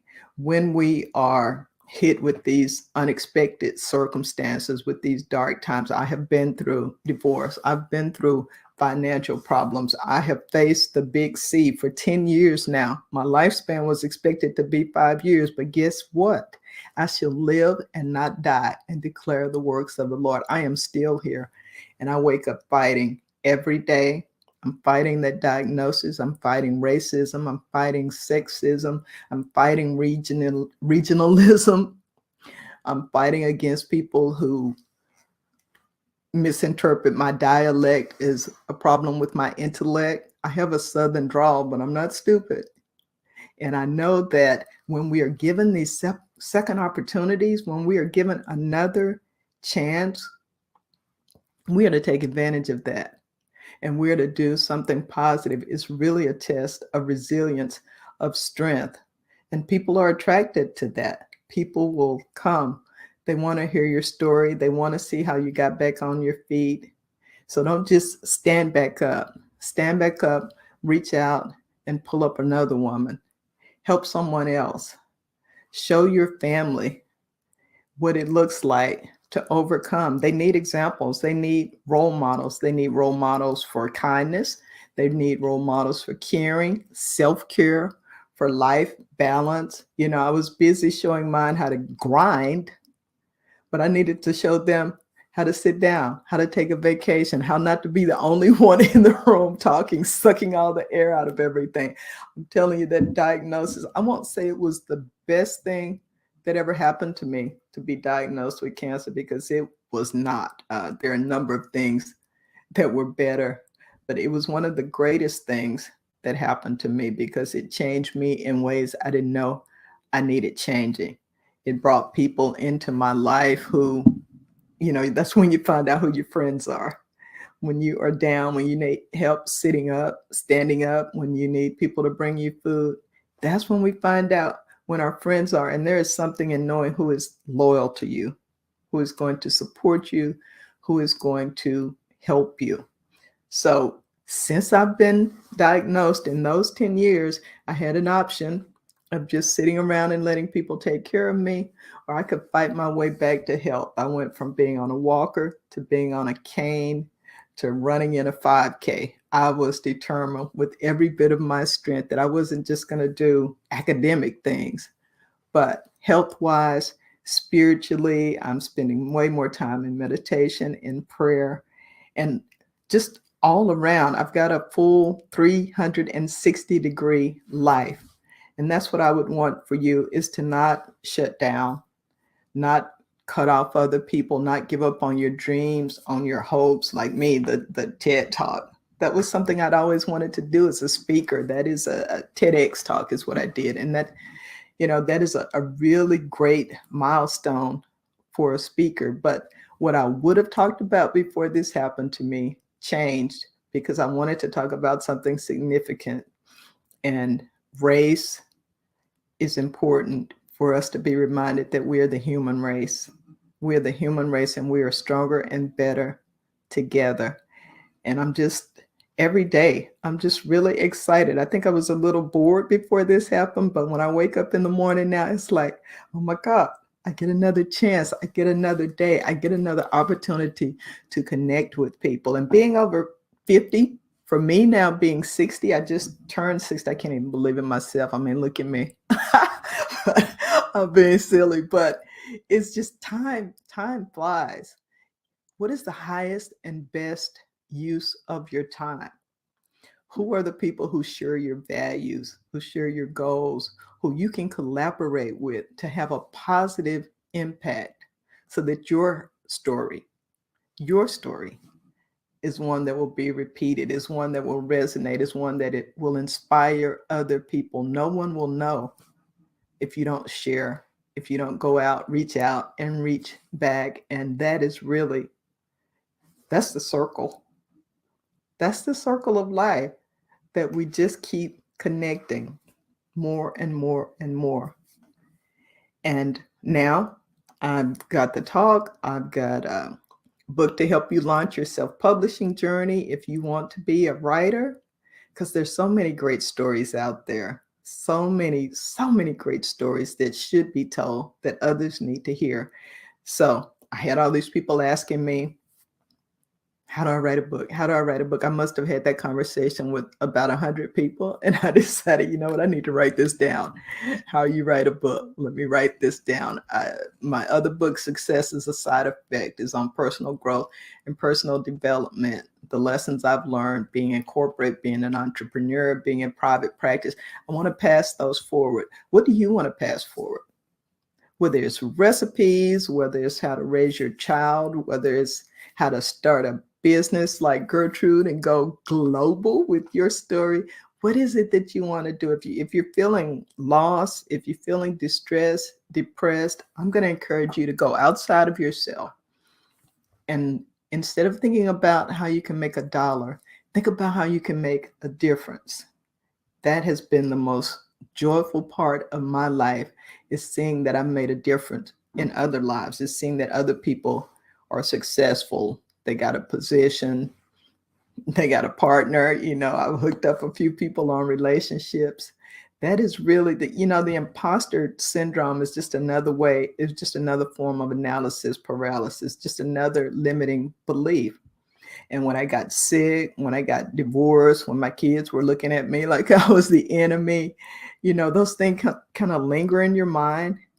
But I've learned to affirm myself and to be kind to myself. And that's what we have to do at any age, is to be kind to ourselves. We can be our worst critic, can't we? We can be our own worst enemy sometimes.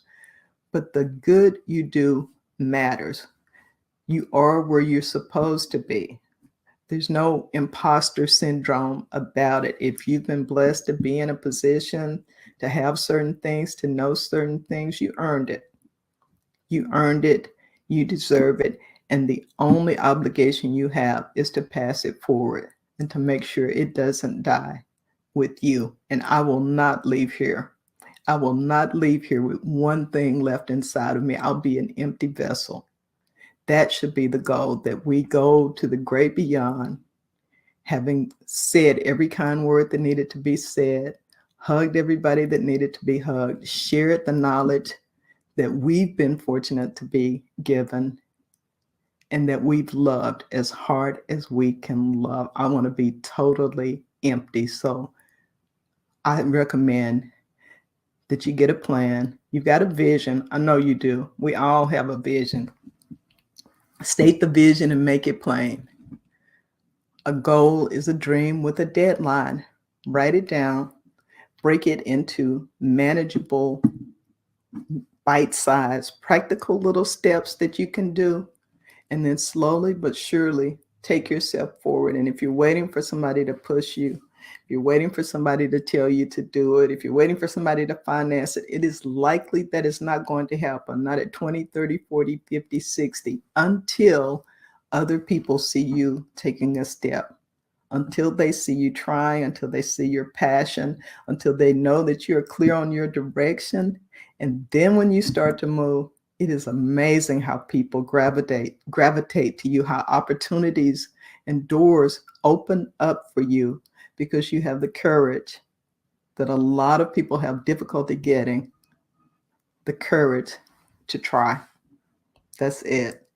And if you fail, Thomas Edison said, I have not failed. I have simply found 10,000 ways that will not work. No is inevitable. It is part of life. You're just getting those out of the way. You're getting haters out of the way. You're getting no's out of the way. You're getting obstacles out of the way. And when we realize that those are just part of life and that it's not anything personal coming at us to hinder solely us, then we act accordingly and we move forward. We learn those lessons from the no's. There's lessons to be learned there.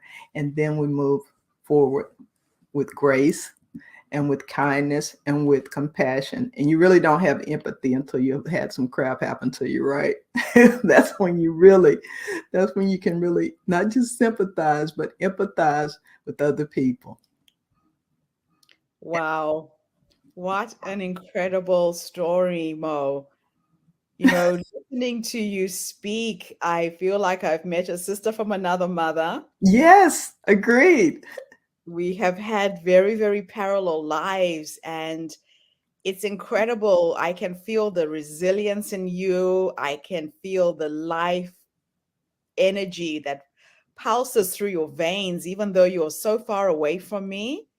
And Thank just you. the joy of being alive, right? Right. Now, you've had several life-changing events.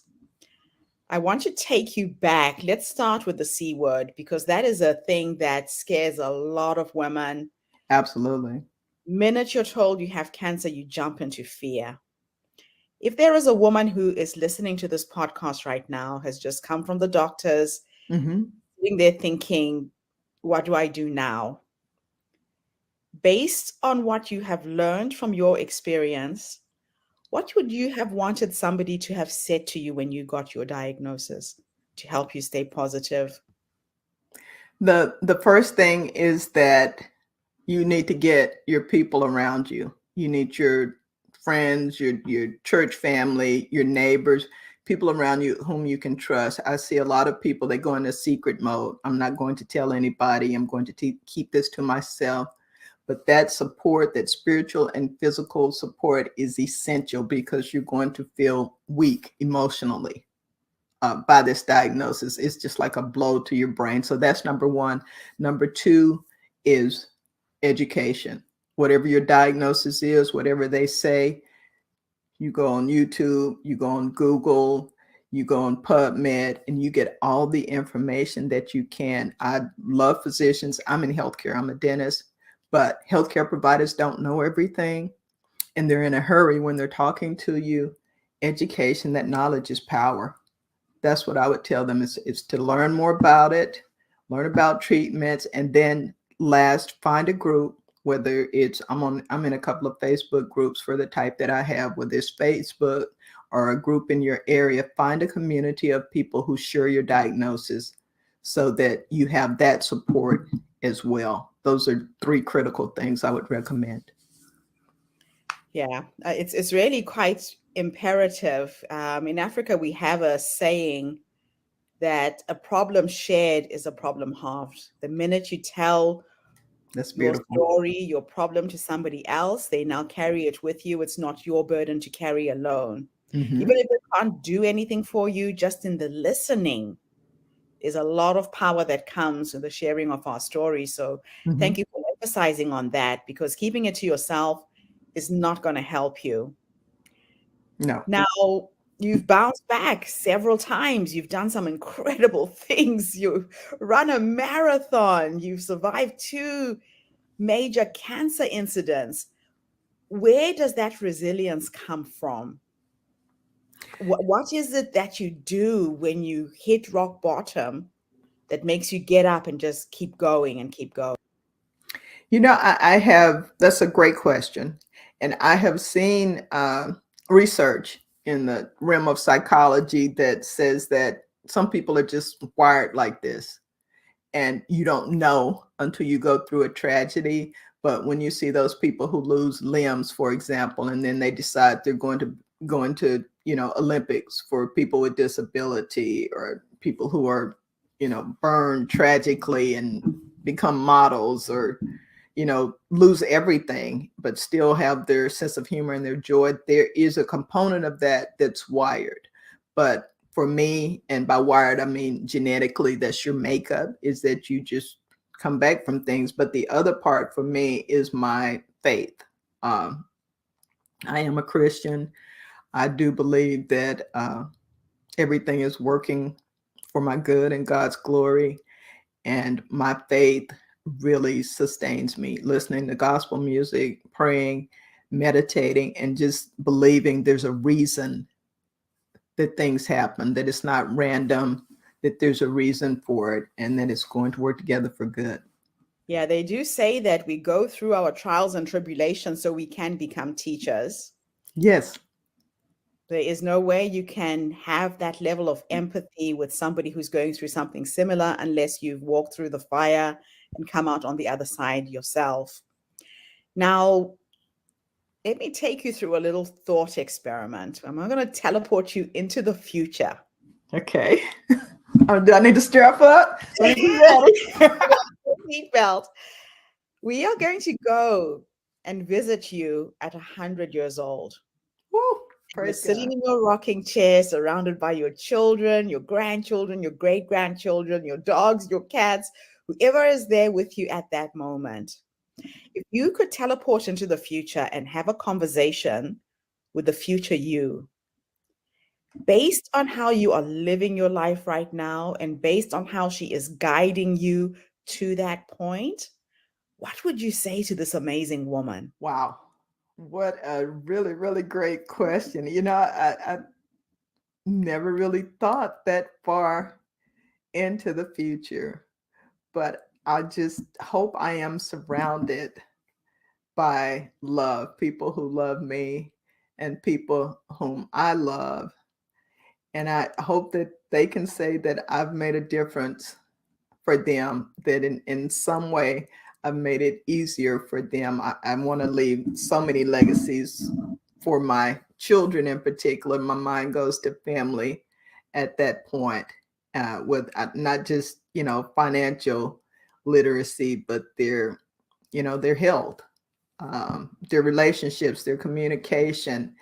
And I hope that in seeing that the way that I've changed, because I've changed a lot because of this diagnosis, I hope in seeing that the way I've changed and that I've adapted to our changing society, that they'll, say I've had a good impact on them, that I've had a positive impact. That's really all I can think of at this time. And if I was the 100-year-old me talking to the younger me, I would definitely say, "Shut up, you talk too much.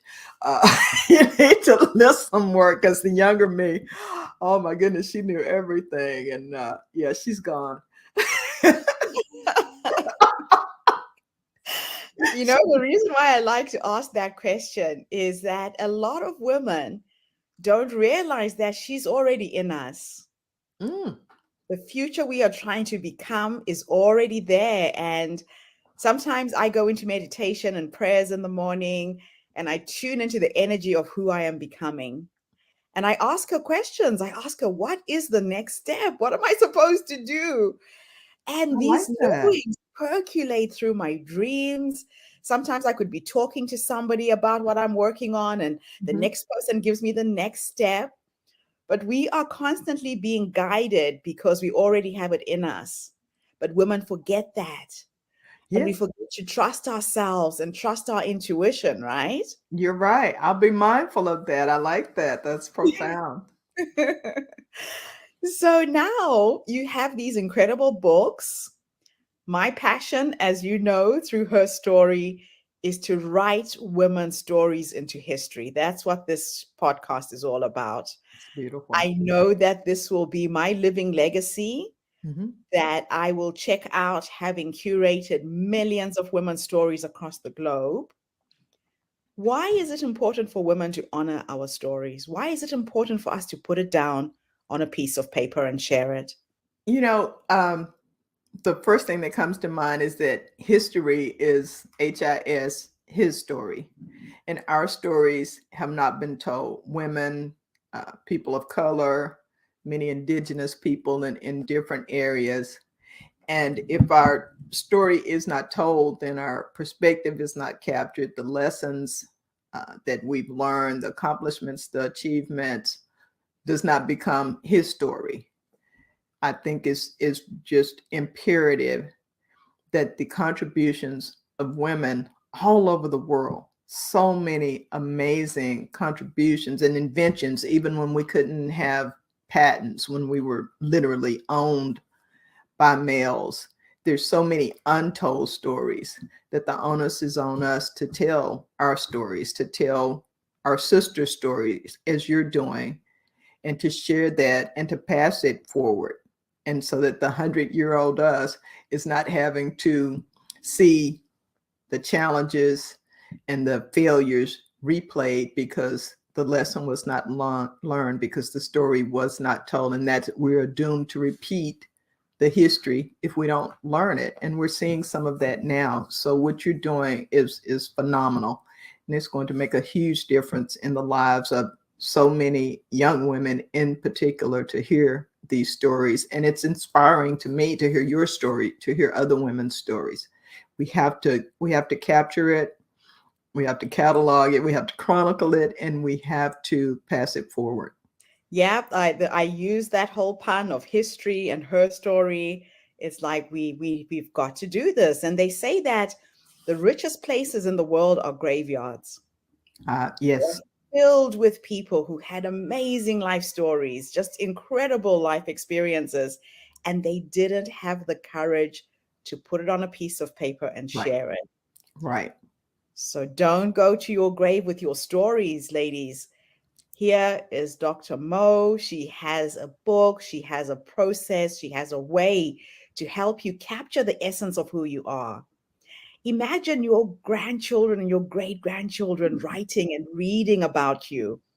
I always say to my kids, when I die, my great-grandchildren will be talking about this crazy little African grandmother who got on a flight with 3 little children and went to the other side of the world. New Zealand is like the furthest place in the world you can go.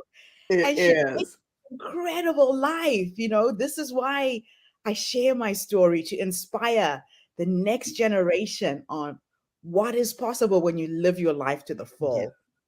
Now, I loved something you said a little bit earlier, that when you check out of this life, you are leaving completely dry. It sounds like you're going to squeeze all the juice of God. Laying it out. You're going to leave us in this world. How many people do we know who don't get to do that? There are so many books buried in the cemetery. There are so many songs buried in the cemetery. Wow. So many motivational speeches buried in the cemetery. So many opportunities that would have, should have, could have been buried in the cemetery because people did not act on their ideas. They did not utilize their talents to the fullest. We are to invest in each other, not just to keep it to ourselves.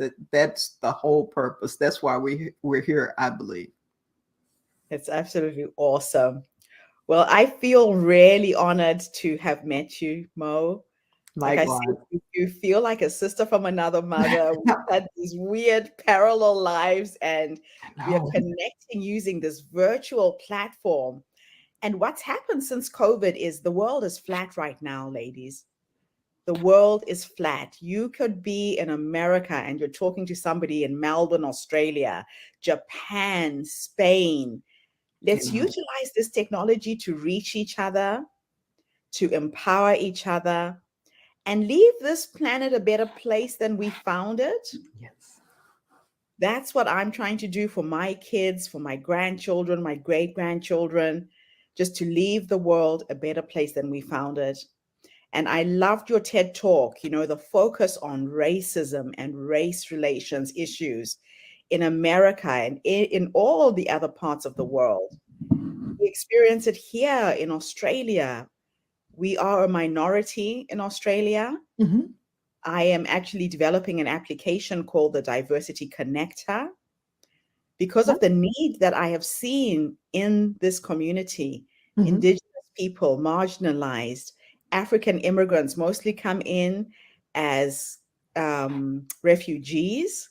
So a lot of times people assume, they make an assumption that I'm a refugee, and you are treated in a really derogative way. I'll give you an example. I walked into Apple the other day. Mm-hmm. I transitioned from PC to Apple a couple of years ago, and I hate Apple. That's not something I hear every day. No. I feel that Apple is forcing me to upgrade, so I have to buy a new product. Their product is good. It's just that they do little things to make you pay more, and it's different cables and a different type of charger. Yes. Nothing from your previous phone works with your new. I know. Anyway, I gave in and I transitioned to Apple, and I had a few little issues. I'm a tech person. I program computers in BASIC, Pascal, COBOL. Yeah. Technology is not something new to me, right? Mm-hmm. But I walk into this Apple store just wanting a bit of advice on something I was struggling with. And this young man takes one look at me, assumes I'm a refugee, and blatantly to my face says, "There's no one in the store that can help you with that." Now, I Wow. know Apple is open to its customers. You can go into any Apple store in any part of the world. As long as you have their product, you get their support. And I stood there and I said, no, that's not true. Call your manager. And this kid was 22, 23, and he insists I leave the store. Oh, And I wow. insisted I was not going anywhere. Nor would I. It was an interesting experience. So, anyway, he eventually calls his manager. His manager says to me, no, I think you made a mistake. That's not what he meant. And I'm like, you are missing a teaching moment right now. You need to call that young man. He needs to apologize for what he did to me. If I was somebody who didn't speak English well, who didn't understand computers, I would have walked out of the store feeling dejected, insulted, and you're missing a teaching opportunity for that young man never to make assumptions by looking at somebody on face value, looking at them that they're Black, they're ignorant, they don't know computers.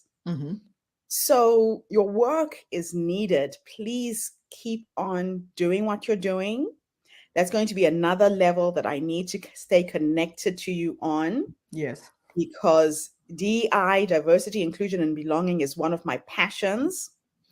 And I always say that my soul, when I jumped into my chocolate brown skin, I came into this life to try and be the change that we need to see in the world. Yes.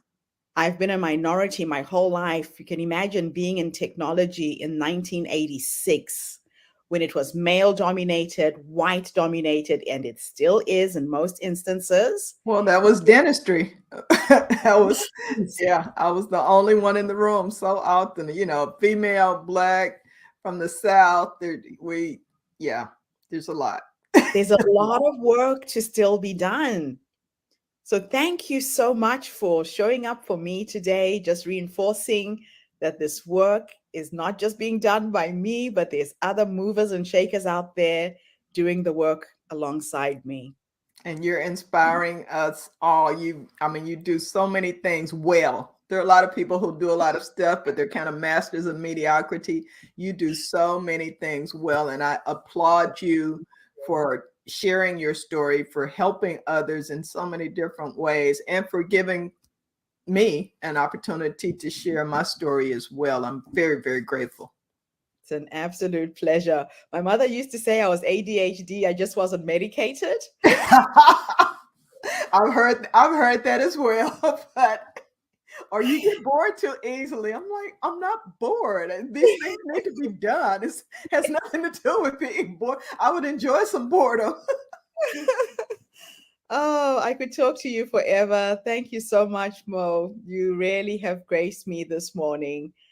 And thank you to everybody who's tuned in. The Her Story Circle is attracting some phenomenal women. We have stories around business and entrepreneurship, health and wellness, family and relationships, creativity, social justice, spirituality.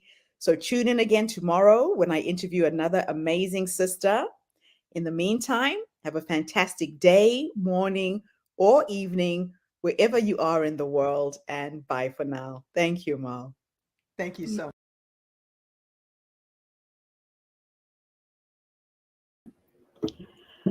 All right, that is the end of another session. Thank you all so much for tuning in from different parts of the world. I've seen a few comments on Facebook, on YouTube. Thank you all for your kind remarks. Really, really been an inspiring day. So we're going to come back with 2 more speakers, but we're going to take a break right now. So go and get yourself some lunch, get a cup of coffee. We're going to break for 1 hour, and we will come back with the final session very soon.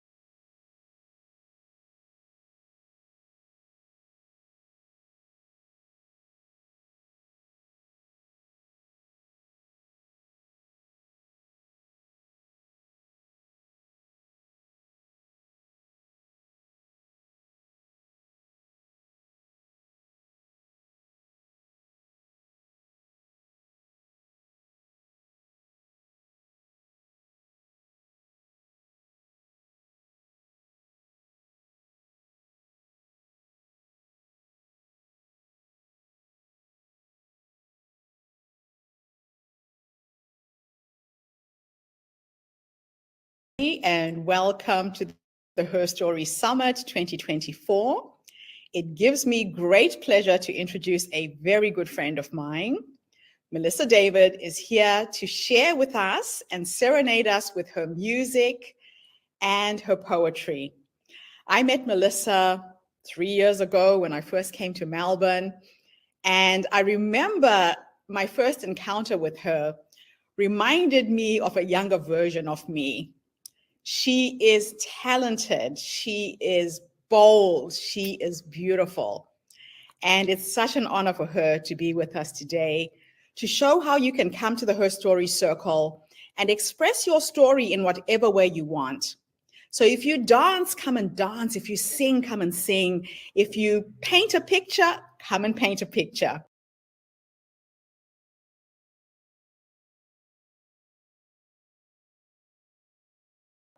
So Melissa, it gives me great pleasure to introduce you to our community today. Really excited that you're with us. And I am hoping that when we do this again live, you will be with us. The stage is yours. Yay! Thank you. Hello, everyone. It's so good to be here. I think this is a beautiful community, and I love you so much. So today I'm going to start with a song, I'm going to do a little speech, and then I will read a piece of poetry, which scares me, because I don't do that, so that's new. Cool. Song first? Yeah, song first, let's go.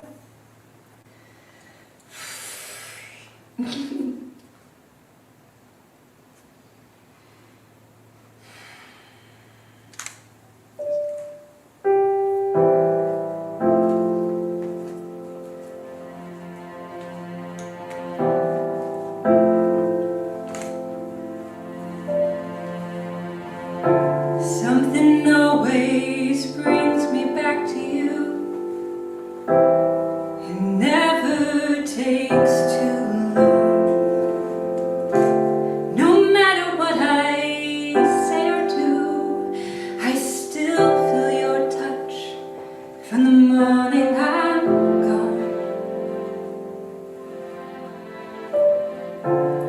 You hold me without touch. Keep me without chains. I never wanted anything so much but to drown in your love and not feel your rain. Set me free, leave me be. I don't wanna fall another moment into your gravity. And here I am, as I stand so tall, just the way I'm supposed to be. But you're on to me, you're all over me. Oh, you love me 'cause I'm fragile. When I thought that I was strong,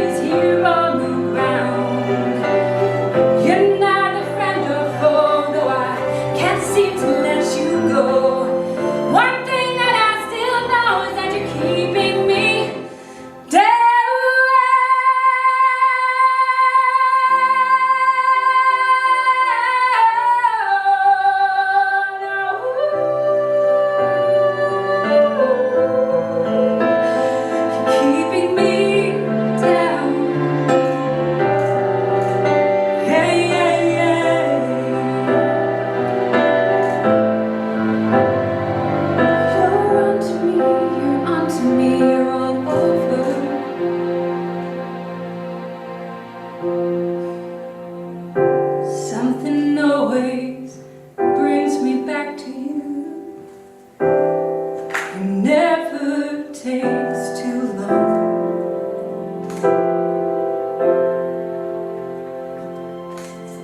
Thank you.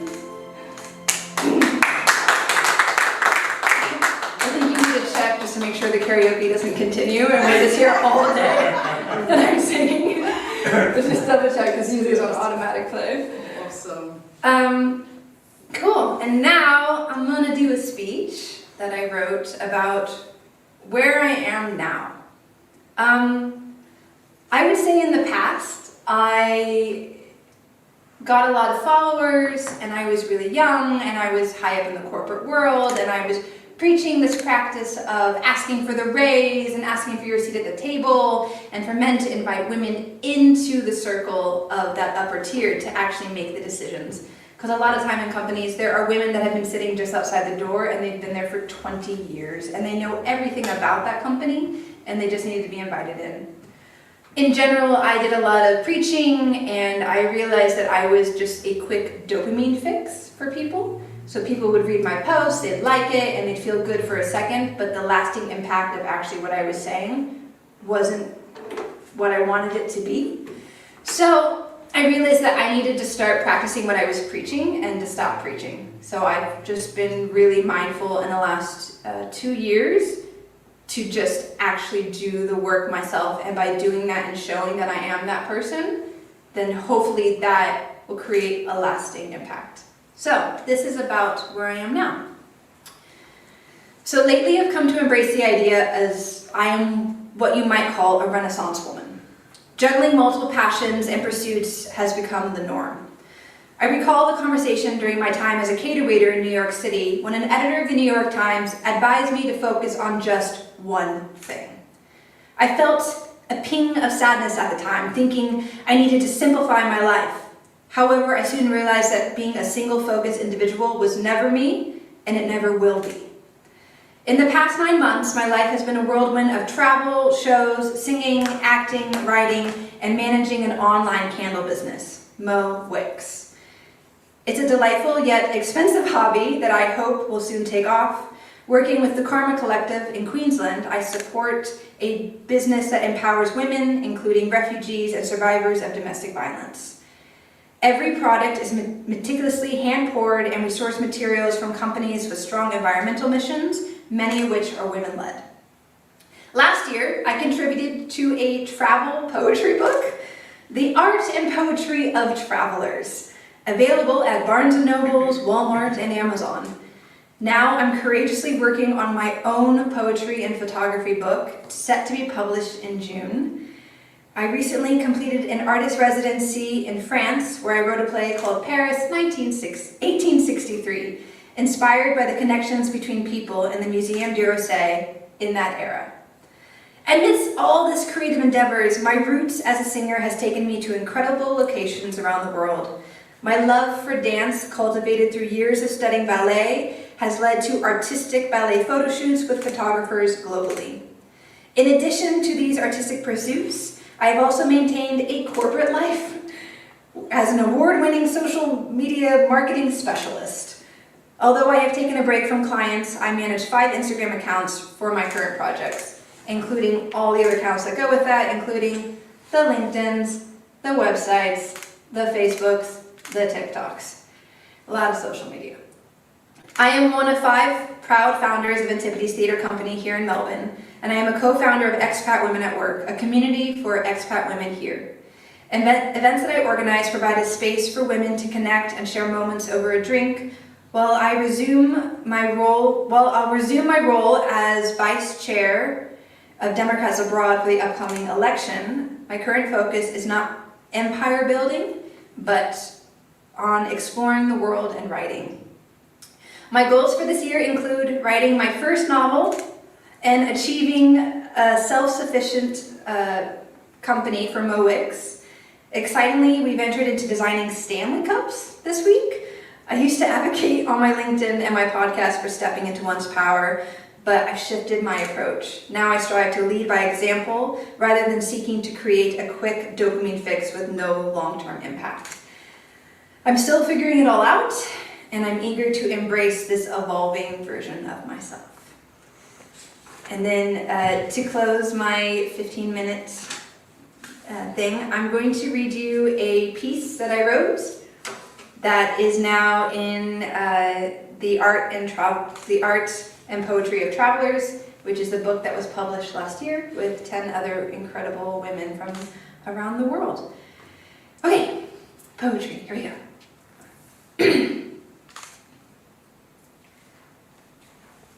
I'm hungry now, I realize.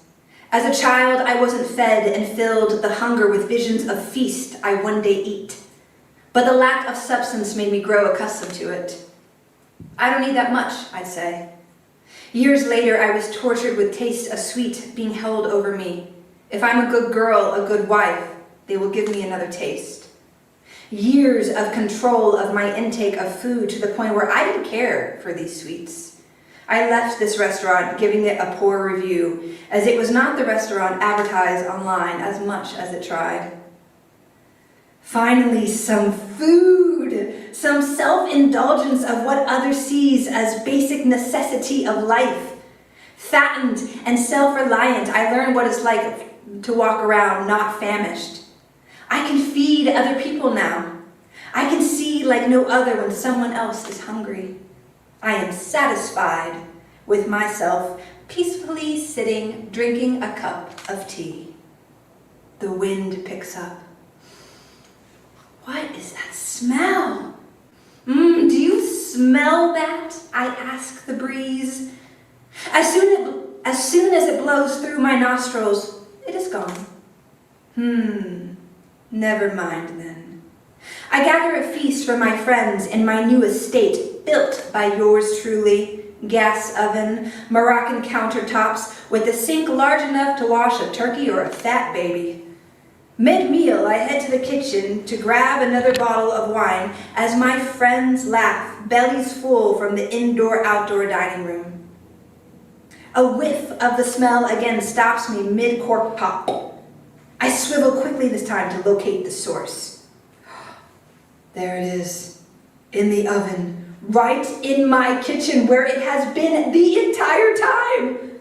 I slowly walk up to it, afraid that it might disappear again. I lower myself to the level of the glass and press my fingertips to it slowly. It's warm. Another whiff, I'm frozen. The oven light flashes.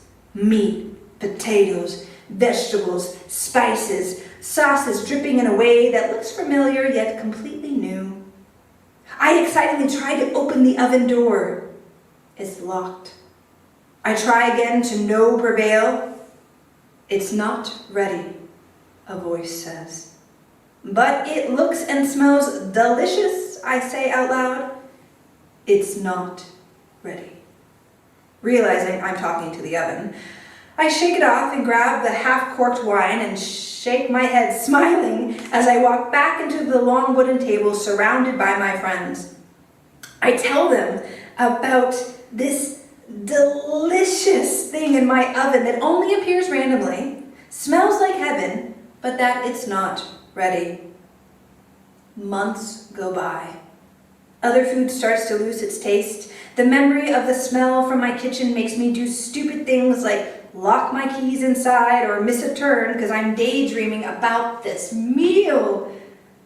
Sometimes I just sit in front of the oven and wait to see if it appears. One night, the smell is so strong, I cannot sleep. I march into the kitchen and demand to know when it will be ready. It says nothing, but the oven light is on and I can smell it, so I settle for a seat in front of it. You can have a taste in 2 weeks, the voice says. I'm not sure I can make it that long without food, I laugh. 2 weeks, it says.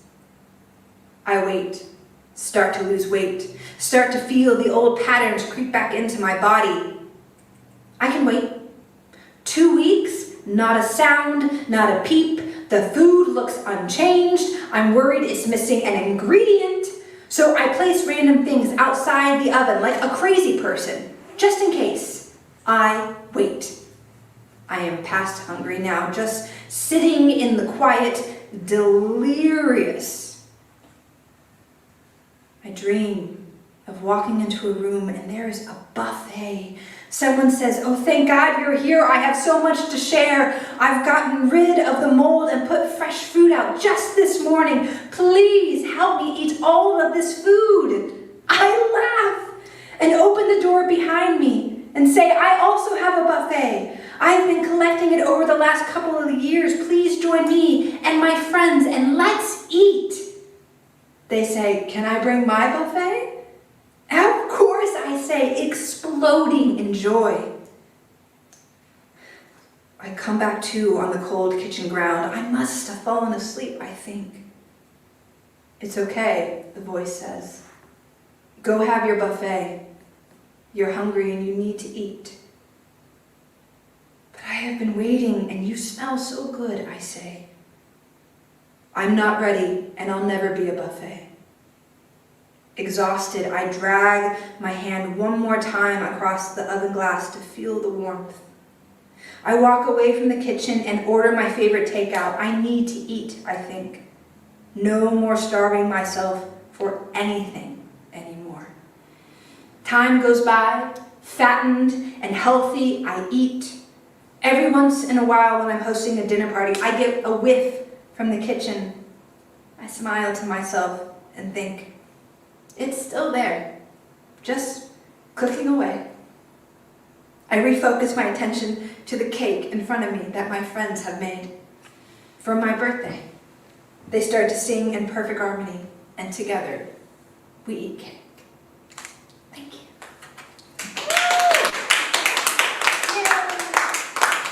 Beautiful. Stay there. Stay Oh, there. stay there. You're going to talk to me now? Yes, we're going to ask you questions. I wasn't ready for questions. Thank you so much, Melissa. Amazing presentation, beautiful poem. Thank you for gracing us with your presence today. That song was just so nice. Yeah. So, questions from the audience, anyone? Comments, questions? We'll let this beautiful song go. I have one. So, your poem, what inspired you to talk about or express yourself in that way? I think that food and women, we have a lot of different relationships to it, and so it was written from a personal point of view, but then when I reread it, I realized that it could be translated into so many different relationships and moments of when we're waiting for this thing that we think is going to be perfect, and we kind of starve ourselves of the things around us that we need to be living in the moment instead of be living in this place where we can see this perfect meal. And so for each person, it means something different, right? That can be love, that can be career, that can be anything. Our mind, our perfect self. What is the thing in the oven that's just cooking away that we need to accept that it's always there, but we also just need to let it go and eat? And then also there's some just very basic things of it, of like, my mother was a model, and she was a nutritionist, which means I grew up in a house with no food. Not because she was like starving us, just because she was a model and she just didn't eat. So I grew up in a world of like having to control what I eat. And so a relationship with food has been difficult for me in my life. And when I get stressed, I don't eat. And I find that women punish themselves in that way a lot when it comes to food. And so this is also, even on the very surface of it, like, don't starve yourself for perfection. Like, eat. Like, order the cheeseburger. Like, who cares? And so on that level, it's that. And then on a deeper level, it's career, it's old love, it's things that we wait for and we hold out for, and we don't feed ourselves because we're trying to feed this thing that doesn't want to be fed. Yeah. Thank you. Yeah. What did it mean to you? It's what I want to know. Like, what did you think it was about? Is really always my question to the people when they hear it. Well, to me, I just felt that I felt this conflict within it, even though it wasn't necessarily portrayed as a conflict, but it was that thing that you're explaining, that sort of like, there it is, I want it, but no, but no, but no. You know, that kind of dance that goes on when there's something that's drawing you one way, but for whatever reason, you're making that decision to not be drawn in, even though you are. Yeah. Something about that. Yeah. Yeah, I'll connect with that too. You opened with, I'm a Renaissance woman, and for me the Renaissance is the smorgasbord of having a piece of everything. Yeah. But then the oven's saying, no, maybe just choose the one path, which is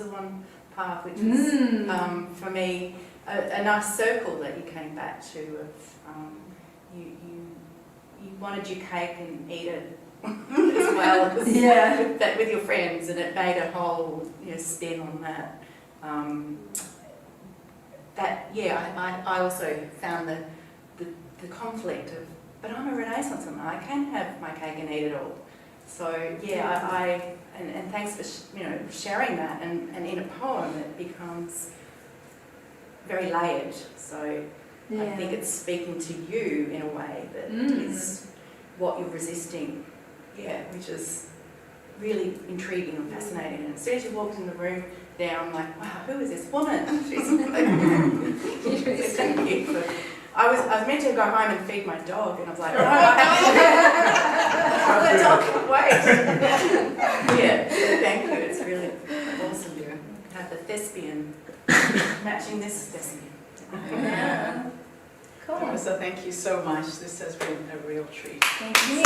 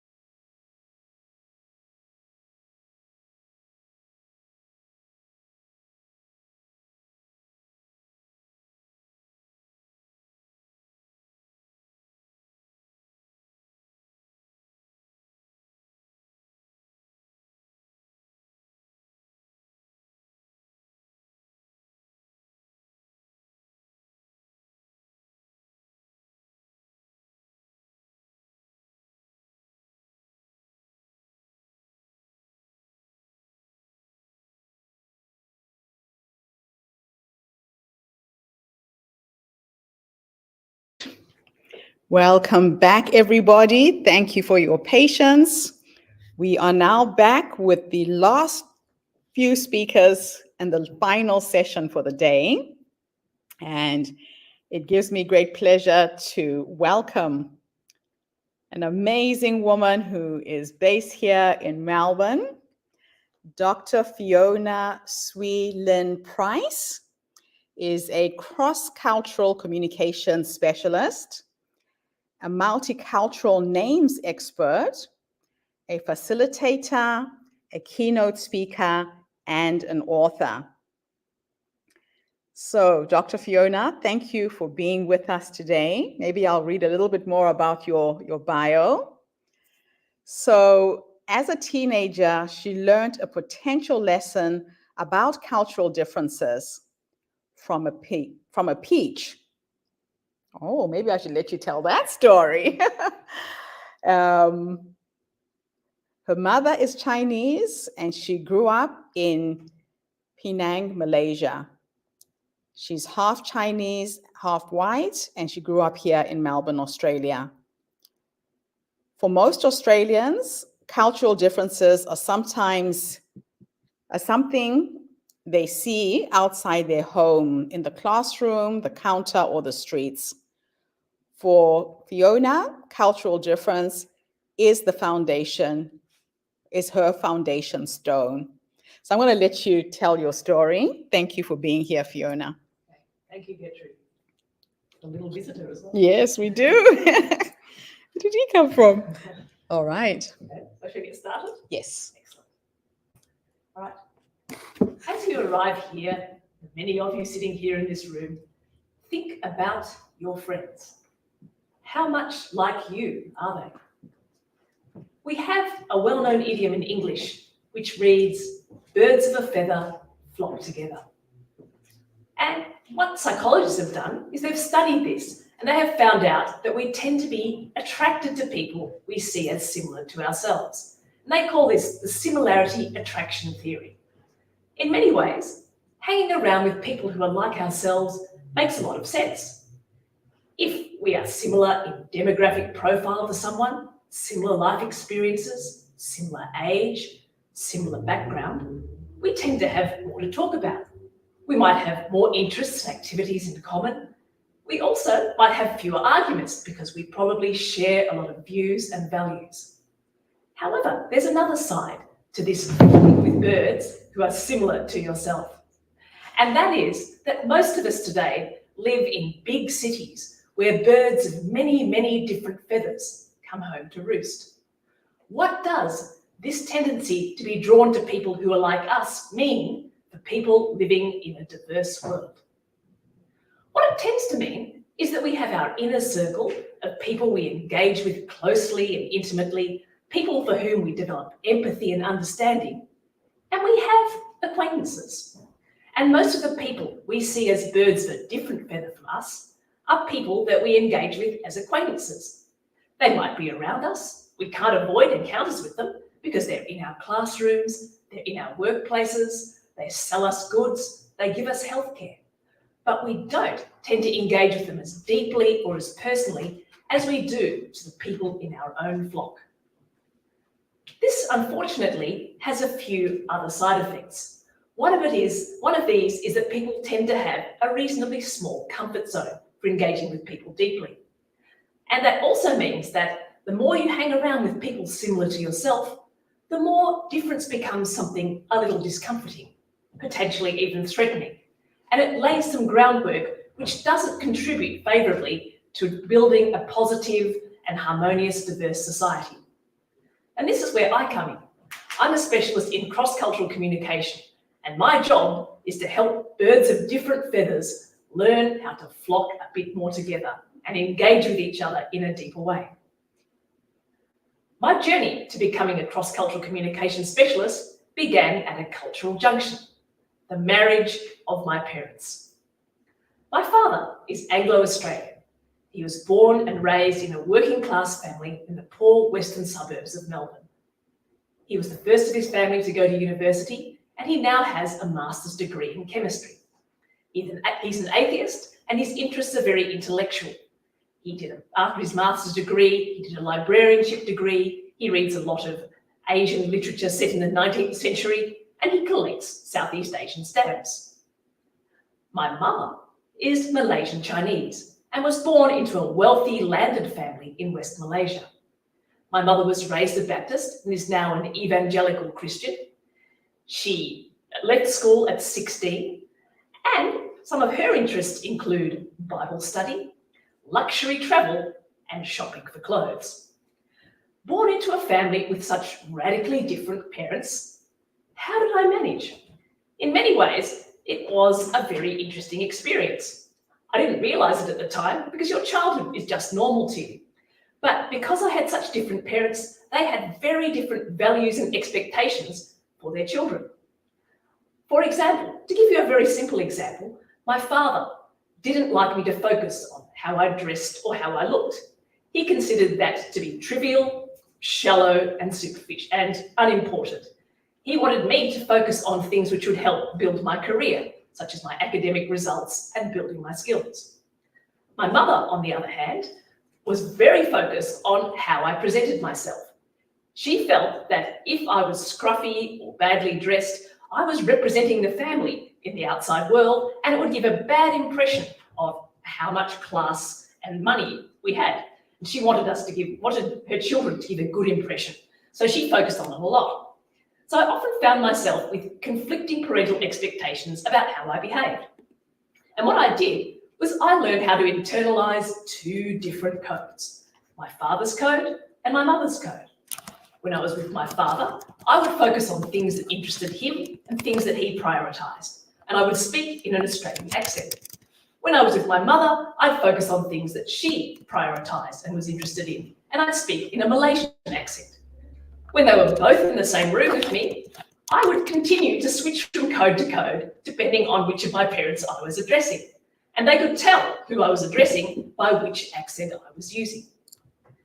So when I grew up with these two internalized codes, I didn't realize that most people don't. Most people grow up with parents who have a reasonably similar code. But because my parents are different in race, culture, religion, education level, personality, socioeconomic background, and interests, I found that I needed to have two codes to navigate them. What I discovered that I had much later was a perfect foundation course in how to manage diversity. The first inkling for me that this could be useful for my career was when I arrived at university. Now, in Australia, over the last few decades, there have been an increasing number of international students at universities, and a large proportion of them are birds of an Asian feather. So all these students are coming in from Asian countries. Now, I was quite comfortable with this. I made lots of international student friends because I have an Asian code available. I have my Malaysian mother's code. But I also had no trouble engaging with Australian students and with the lecturers and the staff at the university who are Australian because I had access to my father's Australian code. But I began to realise that the Malaysian students who only had the Malaysian code were often struggling to adapt to life in Australia, and the university staff who are Australian were struggling to accommodate the needs and preferences of their Asian international students. And I began to work in international student support because I felt I was ideally placed with one foot on either side of the fence. When I first started doing this, I gave them very practical services. I would drive and pick them up from the airport in the morning for their flight, and I'd take them on tours of the city and show them where to buy Asian food, how to use the healthcare and public transport systems, and so on.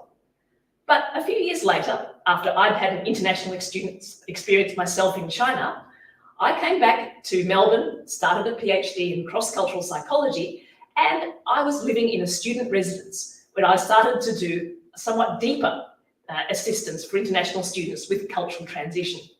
I was at a student residence living in there with 220 students aged about 18 to 21 and helping them with pastoral care, culture shock, and academic support. And when I was there, I'd often have interesting conversations with international students that reminded me of the family dinner table. One day, some young Malaysian Chinese women were having a chat to me about their feelings about Australians. And they say, I hope you don't take offence, but I find Australians don't take much pride in their appearance. For one thing, all these girls, the Australian girls, they come down to breakfast in their pajama pants.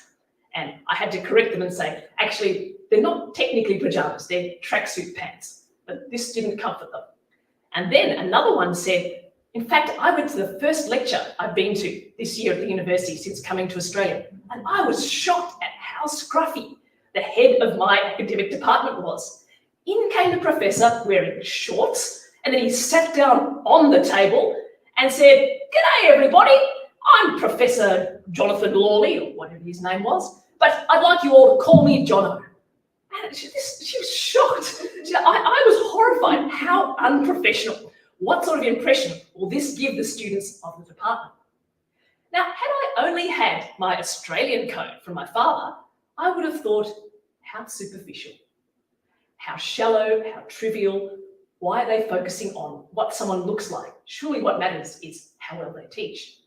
But because I also had access to my mother's Malaysian code, I was able to help them understand what they were seeing. I said, in Australia, people tend to prioritise how they look less, and there's a lot more priority placed on what you do. So, and the other thing that's important to Australians is treating other people as if they are equals. That's very important, and that's showing people respect in a way that dressing very professionally in a suit or something might be in Malaysia. So when that professor came in, dressed casually like a student, asking them to address him as if he was one of their friends, he is showing them respect by treating them as if they're equals. And that will actually give a very good impression of him and his department. It will tell his students that I'm approachable, I'm friendly, and I will treat you with respect. And I realised, as I began talking to more international students about these sorts of things, that having two codes at my disposal was a real professional asset. So a couple of years later, when I was finishing off my doctoral thesis, I got myself a job running workshops, helping international students adapt to the way people teach in Australia, telling them about the sorts of things that their lecturers would observe them doing in class, which didn't meet expectations, not like not contributing enough in class. So I ran these workshops, and then a turning point came. One day I turned up at work and my manager had vanished, together with a lot of the stuff in the office. And when they decided that she wasn't coming back and she mysteriously absconded, they advertised the position and they encouraged the staff working casually in the centre to apply. I put in a job application as a bit of a joke because I was very young and hadn't had a professional job before, and to my shock, they actually promoted me to manager. And my second shock came when they said, "All right, Fiona, out of the paddling pool with you. The time has come for you to start working with university staff." And then I said, not having ever managed anything before, I said, what do you like me to do? Develop initiatives to support staff with international students. I said, like what sort? And they said, guess what? You're the manager now, so you get to decide. I said, oh yes, of course. I said, I went back and sat down in my new leather manager's chair, and I thought, how am I going to help these staff? And I thought to myself, well, I know from the international students' perspectives that there is a lot of difficulty going on. How about I start interviewing staff and ask them what they're finding difficult? So I started interviewing university staff at customer service desks, people who are teaching, people who are working in the library, and asking them what they were struggling with. And I hit a surprising roadblock. I found that even though I knew that how many difficulties they were having, very few people were prepared to talk about them. They seemed to be very afraid of opening up and talking about the difficulties they were having with international students. And I eventually concluded that the reason was what they'd taken away from the university's well-meaning training that universities have provided on diversity, equity, and inclusion. They'd learned all the concepts of DEI. They'd learned about unconscious bias. They'd learned about things like checking their privilege and so on. And they knew that they needed to treat people in an equitable way and be respectful of their culture. What they hadn't learned was how to apply this. And when I went and looked after I sort of paused my interview series and I started watching instead. I sat and I watched classes and I watched customer service desks. And I realised that while they have the concepts, they don't have the skills they need to engage successfully and positively with those international students who are from a different culture from them. And what they would do is they didn't understand what international students don't understand when they come to Australia. I would assume that they just knew things that you need to be Australian to understand. They didn't know how to make their English more accessible to someone who wasn't a native English speaker. They didn't know how to pronounce international students' names. And all of these things meant that they were constantly struggling with communication, and international students became a source of great stress to them. And in fact, I realised that they were afraid of admitting to problems because they were afraid that those problems would be seen as the result of them being racist. Where in fact, I began to think, I wonder if it's the other way around. I wonder if it's the constant stress of having all these cross-cultural problems, which they can't even mention and can't therefore get solved, is actually creating more prejudice against international students. And I thought, having done that and having identified the practical issues, I started interviewing staff again. But this time I asked much more specific, targeted questions, saying, how do you find communicating with students whose first language isn't English? And then they would tell me more specific problems. Do you find sometimes that you can't understand where students are coming from? And once I went practical, instead of asking general things, I managed to amass a huge amount of information about staff's difficulties with cross-cultural communication.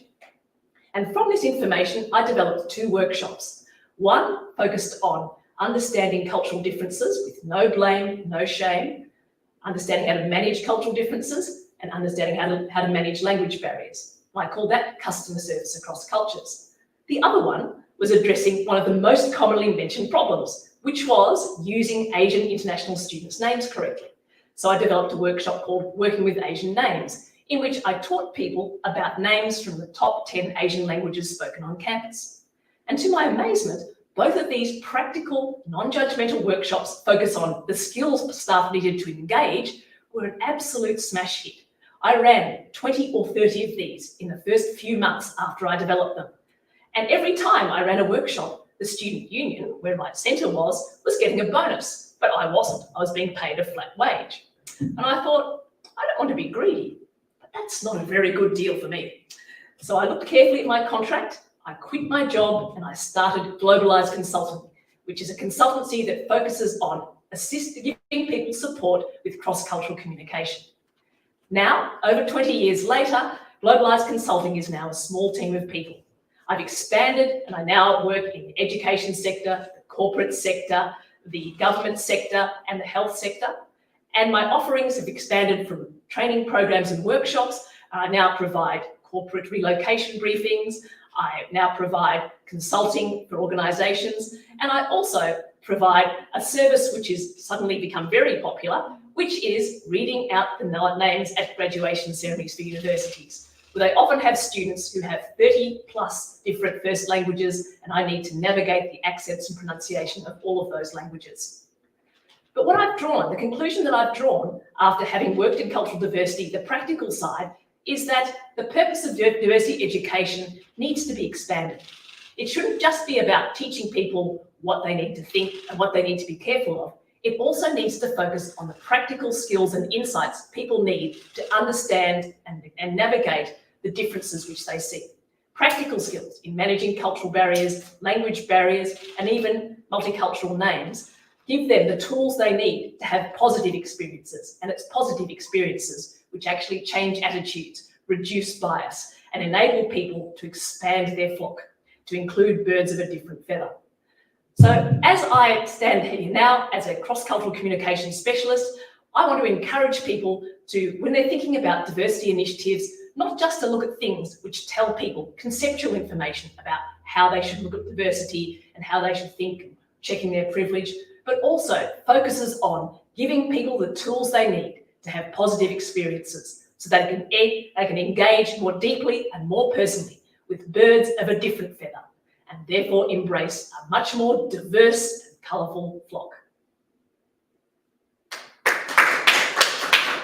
Thank you so much. Fantastic. Wow. It sounds to me that the intersectionality of your persona really created a space for you to create a business. Now, a lot of immigrants come to Australia like you, different nationalities, they lived in different countries. What advice would you give to immigrants who have these multiple sides to them, to utilize them and fit into Australian culture effectively? One of the key things when you're an immigrant moving from a country with a very different cultural code is finding a way to introduce yourself gently and positively to the Australian cultural code. And it's very, very tempting to find it a bit difficult, having to cross that barrier to make friends who are locals. And one of the most helpful things that you can do is find a common platform to meet people on, so you have a shared interest. So one of the things that I see lots of young men doing is they join sporting teams. And that's a way, they've got a platform that they engage through sport, and because they've got something to talk about, it eases the transition into talking to people, and because you've already got common ground to begin with. So you can talk to people who are Australian, who are locals, and start to get familiar with that code. Something that I do, which I see a lot of people who are new immigrants doing, is Toastmasters, which is a public speaking organisation. And public speaking is a very widely shared interest that crosses many culture, age, other demographic barriers. And what I see is when people start at Toastmasters, it's very, very structured, they have a shared interest, and because they're always talking about themselves, it really breaks down those barriers and helps people engage personally much more quickly. Whereas if you're going to events and just trying to make small talk with people, there isn't that sort of common basis to start from. And so you get these people thinking, oh, I can't talk to that person because we have nothing in common. So go somewhere where you'll have something in common, and that's a good way to start engaging with people across cultures. Fantastic. Any questions from our audience? No? What came up for I you? actually have a question. Yeah. As you talk about diversity, how to accept the culture, but I have one question. Even if we are good with so-called language, when we start talking, communicating in that English, but how to actually break that barrier of confidence? Because sometimes we felt, oh, we do not have common interest. How would actually be the part of exactly what other people are doing? Because we are definitely coming from entirely different culture. Well, what I mentioned before, that finding a common ground, something I've advised sometimes with migrant women who've come here as trailing spouses with their husband who's relocated, is go to your local library. The local library runs a lot of groups and workshops and sort of interest things. When if you go there, you know that you share the interest that's been covered in the workshop with the other people there. So that means you have a starting point to talk about something that humanises you. It means it gets the conversation started. And often the people who go there are often very welcoming, very friendly. They're there because they're interested in the same thing as you. Absolutely. Thank you so much. I actually do not hear the full of your session, but whatever I've heard, it was really commendable that you participate in. It's a very difficult thing because this country belongs to immigrants. There's so many immigrants, different culture, but they are actually embracing it pretty well. Thank you so much. Thank you. Thank you so much. Thanks, Fiona. Absolutely wonderful. Thank you. Yes. Thank you. So now we'll prepare our next speaker. You ready? Yeah. As trying to tell her she was as well, I'll just frame the camera. What I might do is, this will work.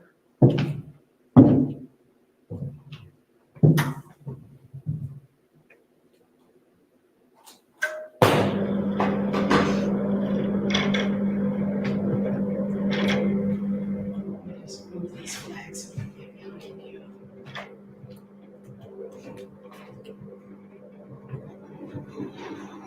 I'm just thinking we don't have PowerPoint, so we don't really need to have the flags. I need to have the screen. Let me just check that my camera is in position.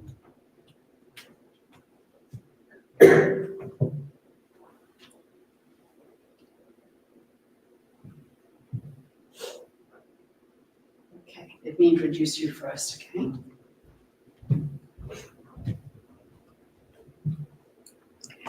So thank you so much, Fiona. That was an interesting presentation, full of a lot of ideas for immigrants to find ways to fit in.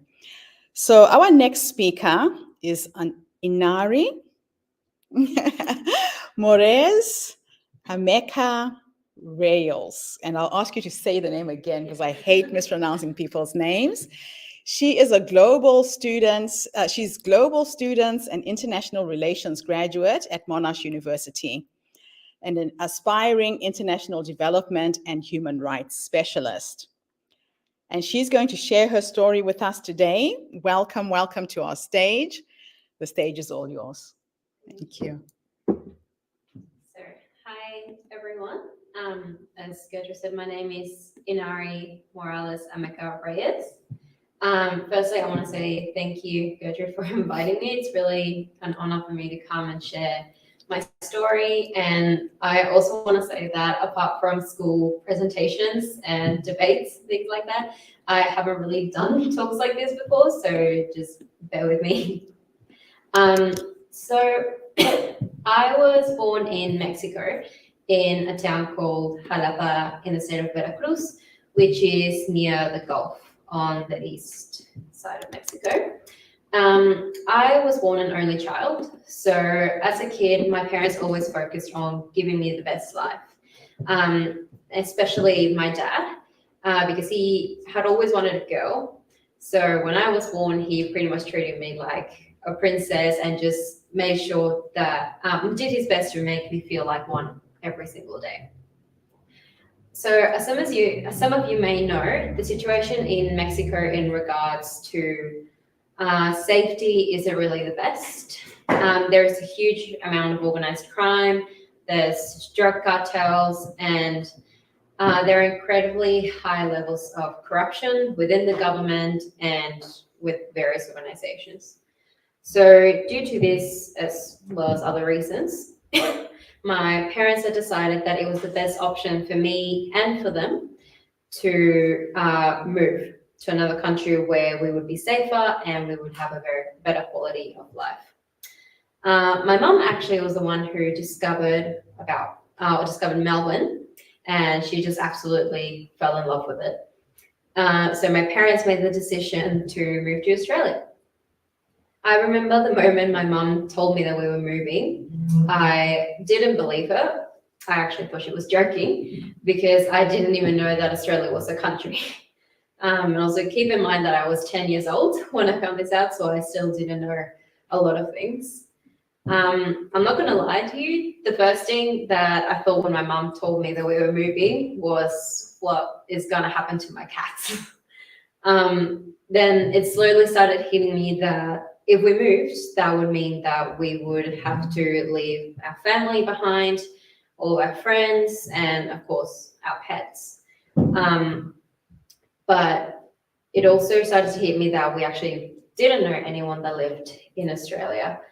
We would be there alone, and it pretty much meant that we would have to start from zero.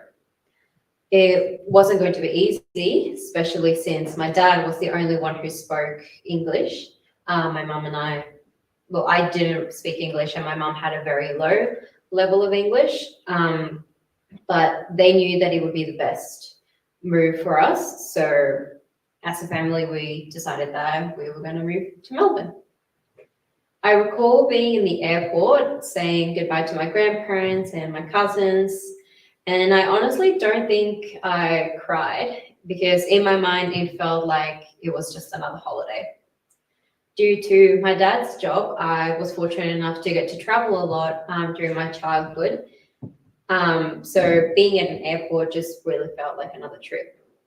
When we landed in Melbourne and we picked up all our luggage and all our bags, I think that's when it really hit me that this would actually be my new home. I would have to learn another language, make new friends, readapt to this new environment. But I knew that I would be okay and we would all be okay because I had my parents and they had me. We all just had each other. So as the years went by, our lives got really good. I slowly picked up English through my friends and my teachers at school. I was actually really happy at school. I really enjoyed it. My dad seemed really happy with his new job, and my mum just seemed really happy with our lifestyle and our new home. So when I got to year 9, my mum discovered this program called the International Baccalaureate, or the IB for short. And it looked like a great program since it would open more doors for me when it came to studying overseas, because that had always been a dream of mine. Since I got to travel so much, I knew that I wanted to keep traveling and keep learning. So studying overseas was somewhere I wanted to get to at some point in my life. So we decided that it would be best for me to move to another school since the current school that I was at didn't offer this program. So at the end of year 9, I decided to move to a new school where I would do my last 3 years of high school. But what we didn't realize was that at my previous school, they had a very creative and more relaxed way of learning. So when I changed, it really hit me hard. The teachers were a lot stricter, the workload was higher and it was a lot harder, and the expectations just in general were so much higher. So it was really hard for me to adapt. Around the end of year 10, I noticed that things between my parents weren't really going great. There were lots of fights and arguments, and it eventually led to a separation. Although I could already see it coming, it still really hurt to know that the two people that love you the most are no longer together. However, it wasn't so bad at the start. My dad still came around to drive me to school. He came over and had dinner with us sometimes. He would still take me, for example, to my gymnastics classes or to horse riding lessons that I also did. So it wasn't a massive change to start with. Until one night he came to our house to tell us that he had found someone else, another partner, and he would be starting a relationship with them. By this point, I wasn't opposed to my parents finding new partners and moving on with their lives, because all I wanted was for them to be happy. But what I did not expect was that that would be one of the last times that I would see my dad and that I would talk to him. This hit my mum and I really hard, from both a financial to an emotional side, since my dad was the one who took care of us and we had no family close by that we could fall back on or that could help us out. So her and I were now pretty much alone. We had some friends that supported us, but in the beginning it was just her and I. At the same time, I was really struggling with school since I wasn't getting the best grades. My dad really liked helping me study because he had always been really good at school, and he was a really good teacher. So it was a good bonding experience for us, and I really enjoyed working with him. But now that he was gone and my mom was busy working so she could support us, it was really hard to figure out how to do all of that on my own. A couple of months later, it was closer to my birthday, I got an email from my dad saying that he had made the decision to move back to Mexico because that's where his partner was. He said he wasn't sure when he was coming back or if he even would come back, but that it was the right decision for him and I had to respect it. This completely broke me, knowing that I didn't know when I would see him again. The realization that now my mum and I were truly alone, because before, even though he wasn't living in the same house as us, I knew that I could pretty much just give him a phone call and he would come for whatever I needed. But now that was different. It was such a sudden change for us. Knowing that just a couple of months back, he was having dinner with us at our house and helping me study for my exams. He mentioned in his email that since my mum hadn't worked in a while, he would try to provide some sort of financial support, specifically for me. But that only lasted a small amount of time until eventually we just completely lost contact with him. I was so heartbroken, I was depressed and angry, thinking of how someone that supposedly loved me so much could turn his back on me and my mum so quickly and didn't even look back, pretty much. My grades kept dropping. There was a point where I didn't even care if I graduated school or not. My mum also started having some health issues. She actually developed cancer in her thyroid and had to undergo treatment, which, as you can imagine, is a very stressful and hard thing to deal with. But then she actually said to me something that made me change my perspective and my mind on this. She said she knew that I was still really angry at the situation and angry at my dad. So she said that, even though it doesn't sound the greatest, she said that the best way to get back at him was for me to be successful, be happy, and become the best version of myself. So I realized that she was right.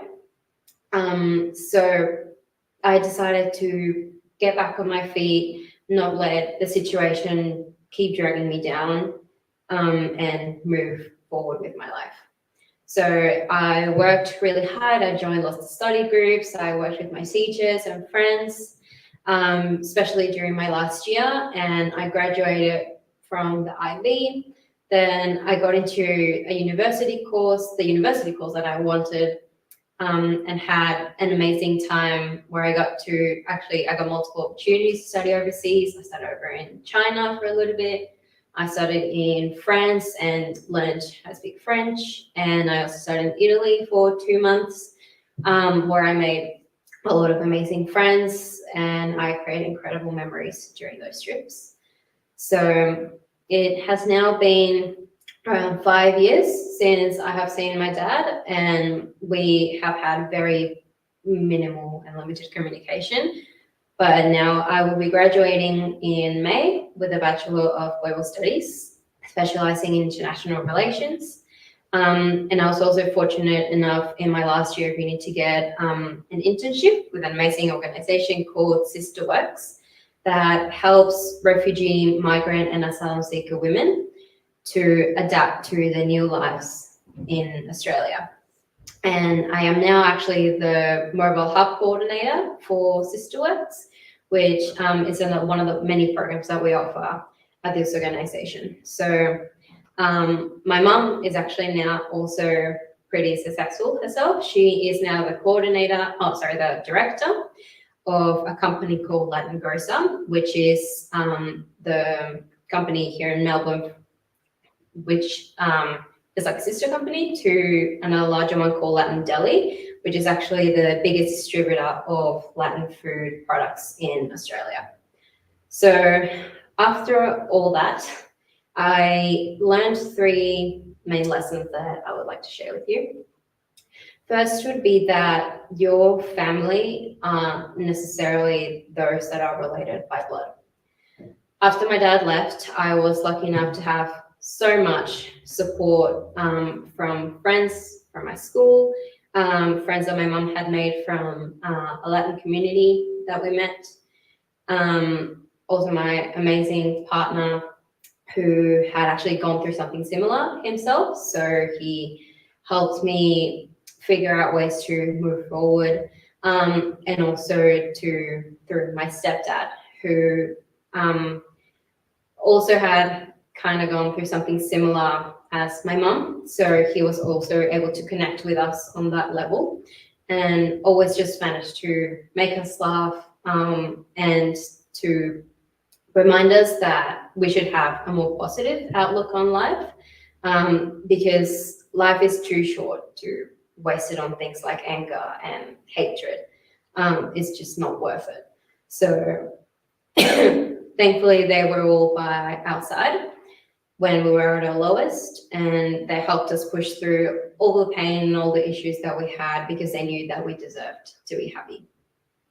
The second lesson would be that life has very unexpected ways to show you how strong you are, and that each scar that you get from every single experience, they're only a reminder of the time that life tried to bring you down, but it couldn't.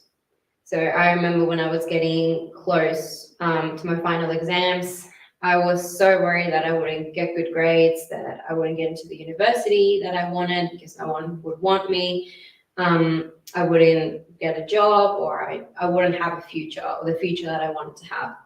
But now I look back and I will be graduating soon in a couple of months. I get to work with so many wonderful women that have also left their countries of origin so they could have a better life. And now I get to share my experiences with them and help them have the life that they want. So the last lesson is that the ability to forgive is definitely not easy. When my dad told me that he was going back to Mexico, I was angry for months. I didn't think that I would ever forgive what he did to me and my mum after always telling us that he loved us or would always be there for us by our side when we needed him. But I learned that being able to forgive wouldn't be for the person that hurt me. It would be for myself. Because all that anger and all that hatred was really just affecting me. It wasn't affecting my dad, it wasn't affecting my friends, it was probably affecting my mom a little bit, but it was really me that was getting hurt. I was hurting myself. So I realized that by forgiving my dad for his actions, from the depths of my heart, it would be so I could feel free of the pain, and it wasn't worth it. So it was only making me sick, and I knew that I could do better than that. So if any of you have gone through this or know of anyone that has, just know that you're not alone, and that even though it can be hard, moving forward is not impossible. Pretty much don't let those scars drag you down into a hole that makes you feel like you can't get out of it. Turn those scars into reasons why you want to keep going. So yeah, thank you so much for listening. What an incredible story. Thank you. Wow, I don't even know where to start in asking you questions. You know, for someone so young, you've been through quite a bit. Yeah, it definitely brings a lot into perspective, especially now that I get to work with so many refugee women, hearing their stories as well. It really just makes you think that although yes, it sometimes can be hard and it seems like it's not worth it, like you should really try to make the most out of the situation, as hard as it seems. Now, the best advice I can hear that your mom gave you was that if you want to get back to somebody who hurts you, be successful. Let's have a little thought experiment. And I'm going to teleport you into the future to go and meet the 80-year-old you. You're 80 years old, you've lived this amazing life in Australia, you've succeeded in your career, you got married, you got children, and you're sitting in your rocking chair, surrounded by your children, your grandchildren, your great-grandchildren. If I could take you to go and have a conversation with that woman, what would you say to her based on what life has taught you up until this point? I would pretty much just say just keep going, because like I said, there was a point where I just genuinely didn't care about anything. I didn't think that I would succeed. I didn't think that I would get anywhere. I thought that my life was just pretty much, it was just at a halt. I didn't know how to move forward. So I think that I would say to myself, just trust yourself, trust that vision that you have of the life that you want, you can get that. You just have to push yourself and keep walking that path as windy as it gets, as many hills, how many ups and downs that it has. Just know that you're going to reach that end goal. You just have to keep going. Fantastic, beautiful. Any questions, ladies? Wow. Any questions from the audience? Yes, please. Question. What would you say if you could see your dad now? I have thought about that a lot. I was thinking about it when I was writing this. I think if you had asked me that probably like, I don't know, honestly a couple of months back, I would say that I would just tell him like everything that I felt like, that I was so mad at him, that pretty much hated him for everything that he did to us, that he was a horrible person, that did something to people that he supposedly care about so much that they did not deserve. But now I realize that that's not going to do anything to, I guess, just fix the things that he did. So I think now would be me just saying, I guess, thank you for being there the years that he was, that I hope he is happy now, that maybe my mum and I weren't, I guess, the right fit for him. So I hope that his current family, he's happy with them. And small part of me wants to let him know that I was okay with him not being there, that my mum and I managed to move forward, and we are happy where we are now. So I forgive him for what happened, and I hope that he is happy where he is now, that he doesn't regret the decisions that he made. So yeah. Would you want to have a relationship with him if he was? Yeah, I definitely would. I would want to obviously get back in contact with him. Obviously seeing him might be a bit difficult, but I would want to reestablish that relationship with him if he's willing to as well. Thank you. Wow, thank you. What an amazing young woman. Thank you so much. All right, our next speaker, are you ready? Welcome. So come forward and I will introduce you. I'm glad you made it. All right. Is it on? Yeah. Okay, so just give me a minute to get the online thing going. What an interesting day. We've had some amazing stories today. And before everybody goes, we are online right now. Everything is live, but I'm also recording over there. So I'll do my introduction and we'll get going with you.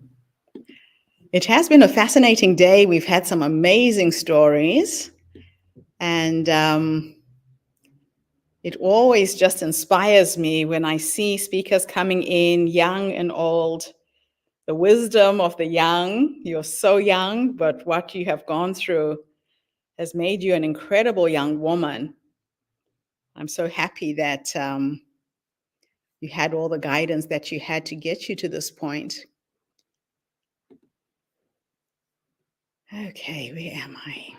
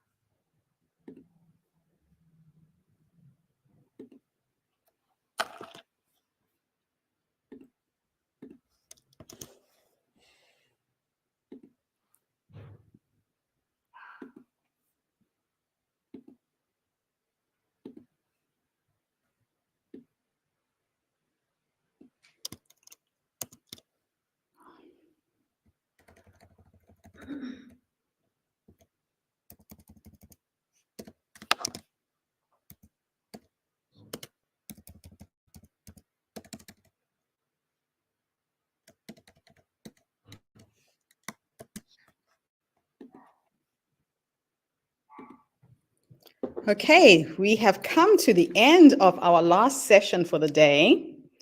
And the final speaker that we have today is another amazing woman who I am so glad made it to get here on time. Maryam Darwood volunteers, she teaches, she's a translator, an interpreter, and is into leadership. She's also into meditation, enlightenment, consciousness, and science, and is currently volunteering at an organization called Kailasa,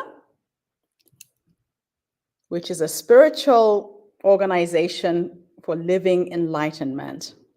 I will let her share her story. Maryam, thank you so much for being with us today.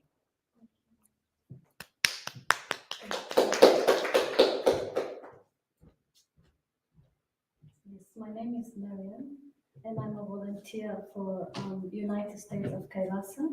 United States of Kailasa is the first Hindu enlightened civilization nation. This goes to you. Yes. Quite soft spoken. Okay, go ahead. Start again. Start again. Yes, my name is Mariam, and I am the volunteer of United States of Kailasa, the first Hindu enlightened nations, headed by the Supreme Pontiff of Hinduism, Bhagwan Shri Nityananda Paramashiva. Kailasa is the revival of the ancient science of living enlightenment and raising the consciousness of human beings. It's established all over around the world, and it unites all the nations as well together through its 108 humanitarian sustainable goals that are to support the world's needs from food, education, libraries, spiritual embassies, healing centers around the world, empowering women. And we have the Supreme Pontiff of Hinduism's teachings, all based on living enlightenment science that empowers human beings to live more in peace, because it's based on the universal principles, which is ahimsa. In Hinduism, we call it ahimsa, that is non-violence, or establishing our life in peace. And we have lots of, in the education system as well, we teach the kids the science of living enlightenment in a different way. That we teach them the principle of love, the principle of peace, principle of integrity, authenticity, responsibility, enriching the humanity to cause the highest level of realities. And as well with all this the education system that is called Gurukul, that is the most ancient Hindu education system, where the children from young age empower the highest identity, which is that I am consciousness. So they work on their consciousness and the values, the cosmos values. So there is academic learning as well, but the 90% of the education system based on their discovering the possibility of their consciousness. So they are leader of tomorrow to explore more about their consciousness before they get into the academic or the outer world. So they get to know more about their real identity and enrich the humanity as well to achieve their goal, which is in living enlightenment, that I am blessed in how can I live blissfully with me and with the others, so we can create more peaceful communities and families. Yes. And how did Kailasa have transformed my own, and the teaching of the Supreme Pontiff of Hinduism, how did that change my life, my experience with him? When I was in India, I've been in India twice physically, so I've been trained for to become an acharya, or we say teacher in all the language, in Hindu language, and how much the support I got and the empowerment, which was all freely out of the compassion and love of the Supreme Pontiff of Hinduism, who is empowering women. And actually 80% of the position in Kailasa is occupied by women. So the way I got empowered and supported by the Supreme Pontiff of Hinduism and people from Kailasa, it was really amazing. I gone through lots of traumas as well. I originally from Iraq, the wars, like I have faced 3 wars, 3 generations of wars when I was in my 10s, then my 20s, then 30s, until I moved here to live in Melbourne with my family, which I was able to find a physical peace, but not the inner space peace. So my first program with the Supreme Pontiff of Hinduism, it's called In Awakening. It was all to heal my past from the anxiety, from fear that we went through. And normally people have normal level of anxiety in the society, but for the places where the war is a lifestyle, the anxiety is higher than the normal people.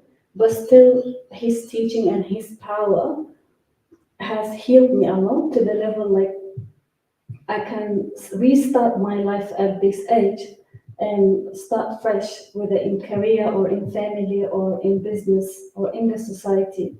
Whatever roles I can take now, I am healed enough because of his teaching and his power to restart my life and empower others as well. Yes, and the science of living enlightenment and the meditation and yoga, it has proved that it does reduce the level of the violence and in the society and even in the level of the individual. Actually, we have the unclutching meditation sessions that they help achieving the individual peace that is going to lead to the global peace. So the Supreme Pontiff of Hinduism believed that the global peace is a must, is the goal of life. The peace is goal of life. That's why he wants to unite all the other nations and establish a strong diplomatic networks with the national governments and other international organizations to serve the humanities and serve the humanities with the project that they align with the world's need today. If the peace is not there, then I don't think that any other things or any other project will progress. So the fundamental of the foundation principle is the peace. So through the unclutching meditation science that we offer, it helps to achieve the individual peace that will lead to a global peace. Yes, and one more thing that it's really created the big change in my life. It's the education system that where I was as a teacher before, that my whole focus was on how to teach the kids about whatever materials we have from the books, from outer world. And then the cognitive shift that has happened in me as a teacher was like the education, the knowledge should come from inside. We should teach the child from young age to discover their inner intelligence, the inner intelligence, and find the solutions or find the answers, not only logically but intelligently as well.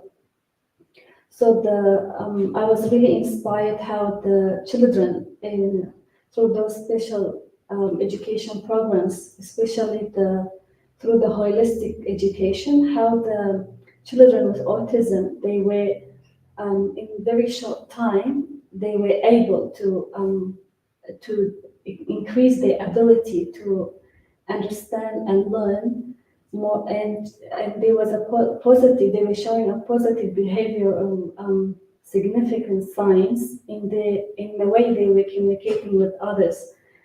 And actually, 35% of the students, their IQs was into the gifted category, and 50% of them they are in 1 to 3 levels higher than their grades. That inspired me a lot because it was more, where is that intelligence coming from? It's all from their consciousness, when they are more compassionate, more loving in their relationship with their colleagues or with the teachers. That is the goal of the education, that both the teacher and the child, they both live peacefully together and have a loving relationship together. That way they grow up together and they guide by the ultimate or by the divine. So the education is more into love more than into the academics. That way, we create a very enriching environment for them, so they can achieve whatever the reality that they want in their life. In this, thank you. Thank you. Wow. So I have lots of questions to ask you. Where do I begin? So my first curiosity is, how does a woman from Iraq end up becoming a Hindu? Tell us a little bit of that story before I go into my other questions. Yes, in 2016, it was in 2014. Actually, late 2013, it was the first time for me visiting the family after I had my second child. So the situation in Iraq was really stable. There was no more what's happening there. I was thinking to spend more time there after I come back to Melbourne and organize myself better.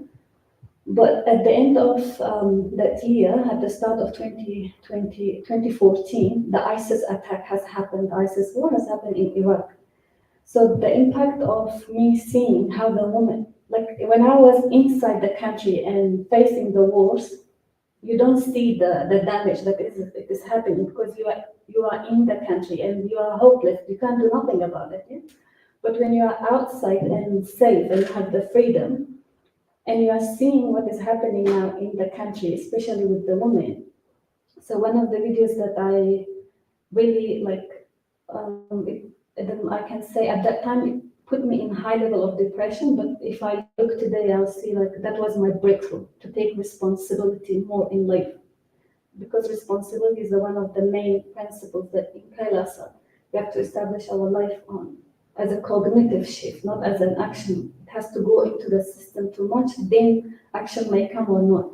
So that is where, when I saw those videos where ISIS trying to separate females from males, and how hopeless the males were there. And there was no one to save them or support them, or they were begging, those females were begging their men to save them because they are separating them now from their men. I don't know what will happen to them. They don't know. They are in fear of unknown. Nobody knows what will happen to them. It's the first time that the country is facing such things, such horrible things. So when I saw those women, how much they are going to suffer, how much they were suffering, and they wanted help, they were desperate for the help, and nobody was helping them. And when they took the names and buried them alive, I said, that's it. What can I do now? What can I do that I can say my spiritual awakening happened at that time? I feel responsible. Now I'm outside, I'm safe, and I am free. My situation is better than them. What can I do for them? That's where I started looking for organizations in Melbourne, women organizations, humanitarian organizations, to start my own organization, to see how can I help? What can I do? Then after 6 months, I came to know about the Supreme Pontiff of Hinduism. And that was in, if I say the mental health was into the lowest level, the psychological, the physical, everything. So how can I help if I myself, it looks like my memories from the wars got awakened and now it's time to cleanse them, but I don't know how to do that. And nobody is helping. So that's when I decided to start following him and enriching myself about the science of completion, that how you can complete with what has happened to you before 7 years old. And so you stop manifesting again and again the same thing and have a breakthrough into your life, start living consciously. That is where I went to India and I found about his program. I did one workshop in Melbourne. It really, really helped me to heal. Then from there, I decided to continue my journey to India. And day by day, the more program I was doing, the more healing was happening on me. So the more responsibility I was taking, more help I was giving to the others when I was getting healed. When I was manifesting what I want or creating what I want, I'm able to help the others as well. That when it becomes my experience was able to help the others. So the Kailasa and what I went through, what I was seeking, it was peace from young age because of the situation in the country. So I manifested my reality through Kailasa and the Supreme Pontiff of Hinduism, that he is building the whole nation on peace, nothing else, non-violence. So it's my reality. So in what ways do you believe Kailasa's principles and teachings can contribute to global dialogue and societal development? There's quite a few wars going on right now. If you have heard about the United Nations goals for 2030, one of those goals is global peace. Like the whole world has to become peaceful. No wars should be happening. So, Kailasa is being established on the principle of peace, non-violence. So the more people come to know about Kailasa and establishing the diplomatic relationships together, and the more Kailasa enrich the other countries, especially the countries that they are suffering from the war, the more peace will happen in the world. So can you share a particularly impactful or memorable experience from your volunteer work with Kailasa and the Supreme Pontiff of Hinduism? See, day by day, I'm building up my consciousness from the violence we have experienced in the world, the anger level that is high, the anxiety. The more I'm getting trained by the Supreme Pontiff of Hinduism and the team in Kailasa, could be in a different field, education or diplomatic relationship, in any field it would be. I'm feeling like I'm building my consciousness at this age towards peace, towards love, towards understanding, towards compassion, towards it's not like before, how I used to work, but I was carrying all that anxiety, revenge, and anger of what has happened. So that is not anymore there. So now I feel more peaceful. I'm living peacefully inside me. Like I'm stable inside me because of that empowerment. Like when I am trying to do things my own way, the past way, how I used to do things, of course someone will stop me and try to complete me. Why am I behaving the way am I behaving? Or why I'm getting affected? Why I'm angry there? Why am I losing my consciousness there? So someone is there to support me and encourage me and heal me and complete me. Then I can restart again whatever I am doing. That way, when I am doing things from the space of peace, things are lasting longer. Relationships are lasting longer. There's a quote that I read that said, "Peace begins with me." Yes, exactly. It begins with every single individual before it ripples out into the universe. My last question before I let other people jump in is, how do you see the intersection between holistic education and the broader societal landscape, especially in addressing contemporary challenges? See, in today's world, you can see the teenage, the level of them feeling like they want to finish their life. They are uncertain about their education in the future. How is the future would be in their career or in the economic part of them. They are uncertain about them, especially after COVID. Lots of change happened in the education system and the way how they were used to feel like confidence about what will happen. They know it's very clear. Now the fear of unknown is there. The depression is so high. The life online and offline is getting affected. When they are seeing something online, they are trying to do the same thing when they are offline. They are not living their life. But in holistic education, it's always encouraging to be who you are. What is your spirit? What's your goal? What is the value of what are the qualities of your consciousness? So encourage the kids to live the qualities of their consciousness. So they build that into the core cognitions. They understand their consciousness. So they live their qualities of responsibilities. They can't be spending so much time in to watch some videos and then go and do the same thing offline without asking themselves, why am I doing? What am I doing? Is this enriching my life? Is this helping? Is this making me happy? Is this helping others?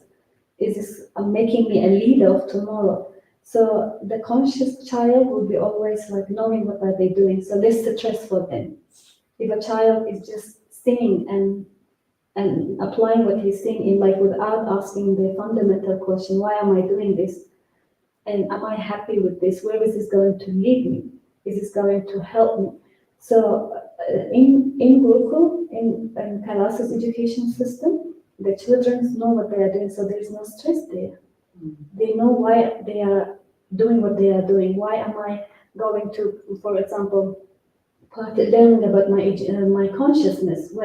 Why am I just not doing normal education? Why do I need to learn about love? Why do I need to learn about peace? How peace will contribute to my life? How it will build my life or my career in the future, no matter what I will choose to be. So their first identity is not I'm a doctor or I'm a teacher or anything. No, the first identity is I am a consciousness, and they live the principles of that consciousness.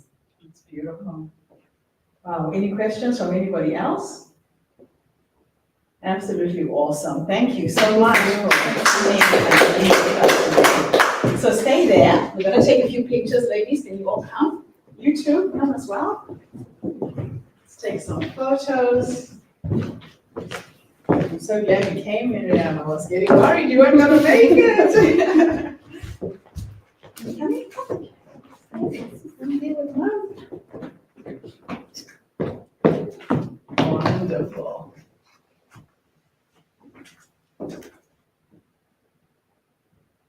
And then I'll do a selfie, so I'm in as well. Okay, is everybody in? Yes. Awesome. Thank you. Now, before you go, it's not over. I'm going to go to each of you, and let's stand behind our sign, one by one. So some of you come to the side, and one by one, and I'll start with you. You stay there with your daughter. So this is for testimonials. I want you to say who you are, your name, why you came, who brought you, who are you supporting, what did you get out of being with us today, what made the most impression on you? Hi, my name is Shivani. I actually run my own company. I'm a vice president country head for that. So it is typically originated from ID, but my education, I'm a medical practitioner. So I came here with my friend Maria. Through her, I came to know about this summit. And I'm also representing Supreme Pontiff of Hinduism because he changed my life completely. So my whole dedication and gratitude to him, I would like to share how we changed, and I wanted to support Maria here and answer all the questions. But hearing the other speakers as well, it was really influencing what I heard, like how people came out of those kind of challenges and still they are actually rising and shining. And I heard how people are dedicating their life just to make other people's life better. So it was really commendable, and I'm really grateful to be here. Why is it important for women to share their stories, do you think? In my opinion, still like we are having too much inside us, not letting that out that way. And these kind of platforms are really important, where you can hear other women's story, and by which you can understand your own caliber, your own confidence, and restart your life. So I think that is really important, just to share what kind of breakthroughs we used to have in our life. Fantastic. Thank you for being here. And your name again? Shivani. Shivani. Thank you, Shivani. Thank you so much. Wonderful to have you with us. Miriam, do you want to be next? So now as a speaker, you will say, hi, my name is, say your name. I was one of the speakers at today's event, at the HerStory event. Why did you decide to come and speak? What did you get out of being here today? And why would you encourage another woman to do the same thing? Yes, hi, my name is Mariam, and I am a volunteer of United States of Kailasa, and I'm one of the speakers today. I got invited by the organizer of the Women's Summit. I am here today just to share my story and hear the other people's stories as well, because it's really important to enrich our life and other lives. There might be people waiting to hear your story and get inspired by it and start working on themselves as well and evolve themselves, their consciousness. Fantastic. And why would you encourage women to speak? Why is it important for us to use our voices? Because women has highest level of the feminine energy in them, and the world need it. Need the compassion, need the love, need the peace, that consciousness, the level of consciousness which is higher in the female body. So we need more females to share their stories, to create more peace, more compassion, more love in life. Fantastic. Thank you, Miriam. Thank you for being here. All right. Okay, you get the drill, right? Do I need to repeat it? Okay. Hi, my name is Fiona Swilliam-Price, and I was one of the speakers today at the HerStory Melbourne Summit. And the reason why I think it's so important for women to tell their stories is because of something that I alluded to in my speech. It's that stories create empathy, they create understanding. And by creating empathy and understanding, especially with people who are perhaps different demographically from you, that's how we build a better and more harmonious world where people can connect across different demographic barriers, people of different age, people of different race and culture and religion. And so many of the things in our world which are bad today come from people being unable to understand and empathise with people different from them. And I wanted to speak today partly because I'm here, I'm Director of Globalised Consulting, and I wanted to talk about the story of my business because I feel that there is something different in the way I approach building positive diversity. And that's a message which I want to share with the world. But if I can go back well before the beginning of my business, probably when I was maybe 4 or 5 years old, I was always a storyteller. At the age of 5, I announced to my parents that I was going to write novels, I was going to write poems and songs and stories. And while I was discouraged from pursuing that, because there's no money in it, was the idea, now that one of the things that I'm really looking forward to, now that I have a business which earns enough for me to have some time to myself, is to reignite my passion for, and my opportunities for telling stories. So I'm very, very happy to be here today. I'd like to really thank Gertrude for bringing us all here together today, because anything which encourages the telling and sharing of stories is something which can help make the world a better place. Fantastic. Thank you. Thanks so much, Fiona. Right, last but not least. So you know the drill, your name, and why you came. Yeah. So hi, my name is Inari. I was one of the speakers today, and I was invited by Gertrude, which again I'm really grateful for. I think that it is really important for women to share their stories, especially because I feel sometimes it's really expected of us women to be always put together and make sure that we're always there for others. But sometimes we forget about ourselves and everything that we have gone through, everything that we've experienced. So by sharing those stories, we kind of bring that part of us back to life and shows other women that they are also able to do that for themselves. They don't have to keep it all to themselves. They don't have to go through things alone. So by sharing my story and everyone else's story, you show everyone's different perspective, everything they have gone through and how they have pushed through adversity or how they have gotten to where they are today, and make other people realize that they can do it too. It's not just something that you have to deal through by yourself. It's not something that you have to help someone else do it. You can do it for yourself as well. Fantastic. Thank you. Wow, thank you so much, ladies. A hand of applause. Thank you. Ladies are amazing. Thank you, thank you, thank you. And thank you for staying and supporting each other. The next time we do this in September, we need to fill this room, ladies. You're now my advocates. Okay? You go out, you spread the word that there's an amazing platform for you to use your voice. I'm wanting to coach women. I want to mentor women. We need more women of color to be on these stages and share our stories. If we don't do it, nobody's going to do it for us. Sure. So it was a real honor to have met all of you, and I know the two of you came last minute, even you came last minute. I just went onto LinkedIn, I started looking for anybody with interesting bios and reaching out, and you all said yes. So thank you for making this magical for me. What were you looking for in bios? I'm interested now. So my virtual assistant looks for keywords, women's empowerment, diversity, inclusion. There's certain keywords, certain people I'm wanting to connect with. And I've been right in the people that have stepped forward. We're all on the planet to make a difference. So did I tell you the story of the project we're supporting this year? Oh, the girl in Uganda? Yeah. Oh, that one, yes. Yeah. So for you who don't know, we're a social impact movement. Every time I have an event, we find a project to get behind. The project for 2024 is a young woman from Uganda. You must Google her on YouTube. She's called Mama Uganda. This girl was married off at the age of 12 to a man who was 55 years old. She gave birth 16 times to 44 children. It is the saddest story I've ever heard.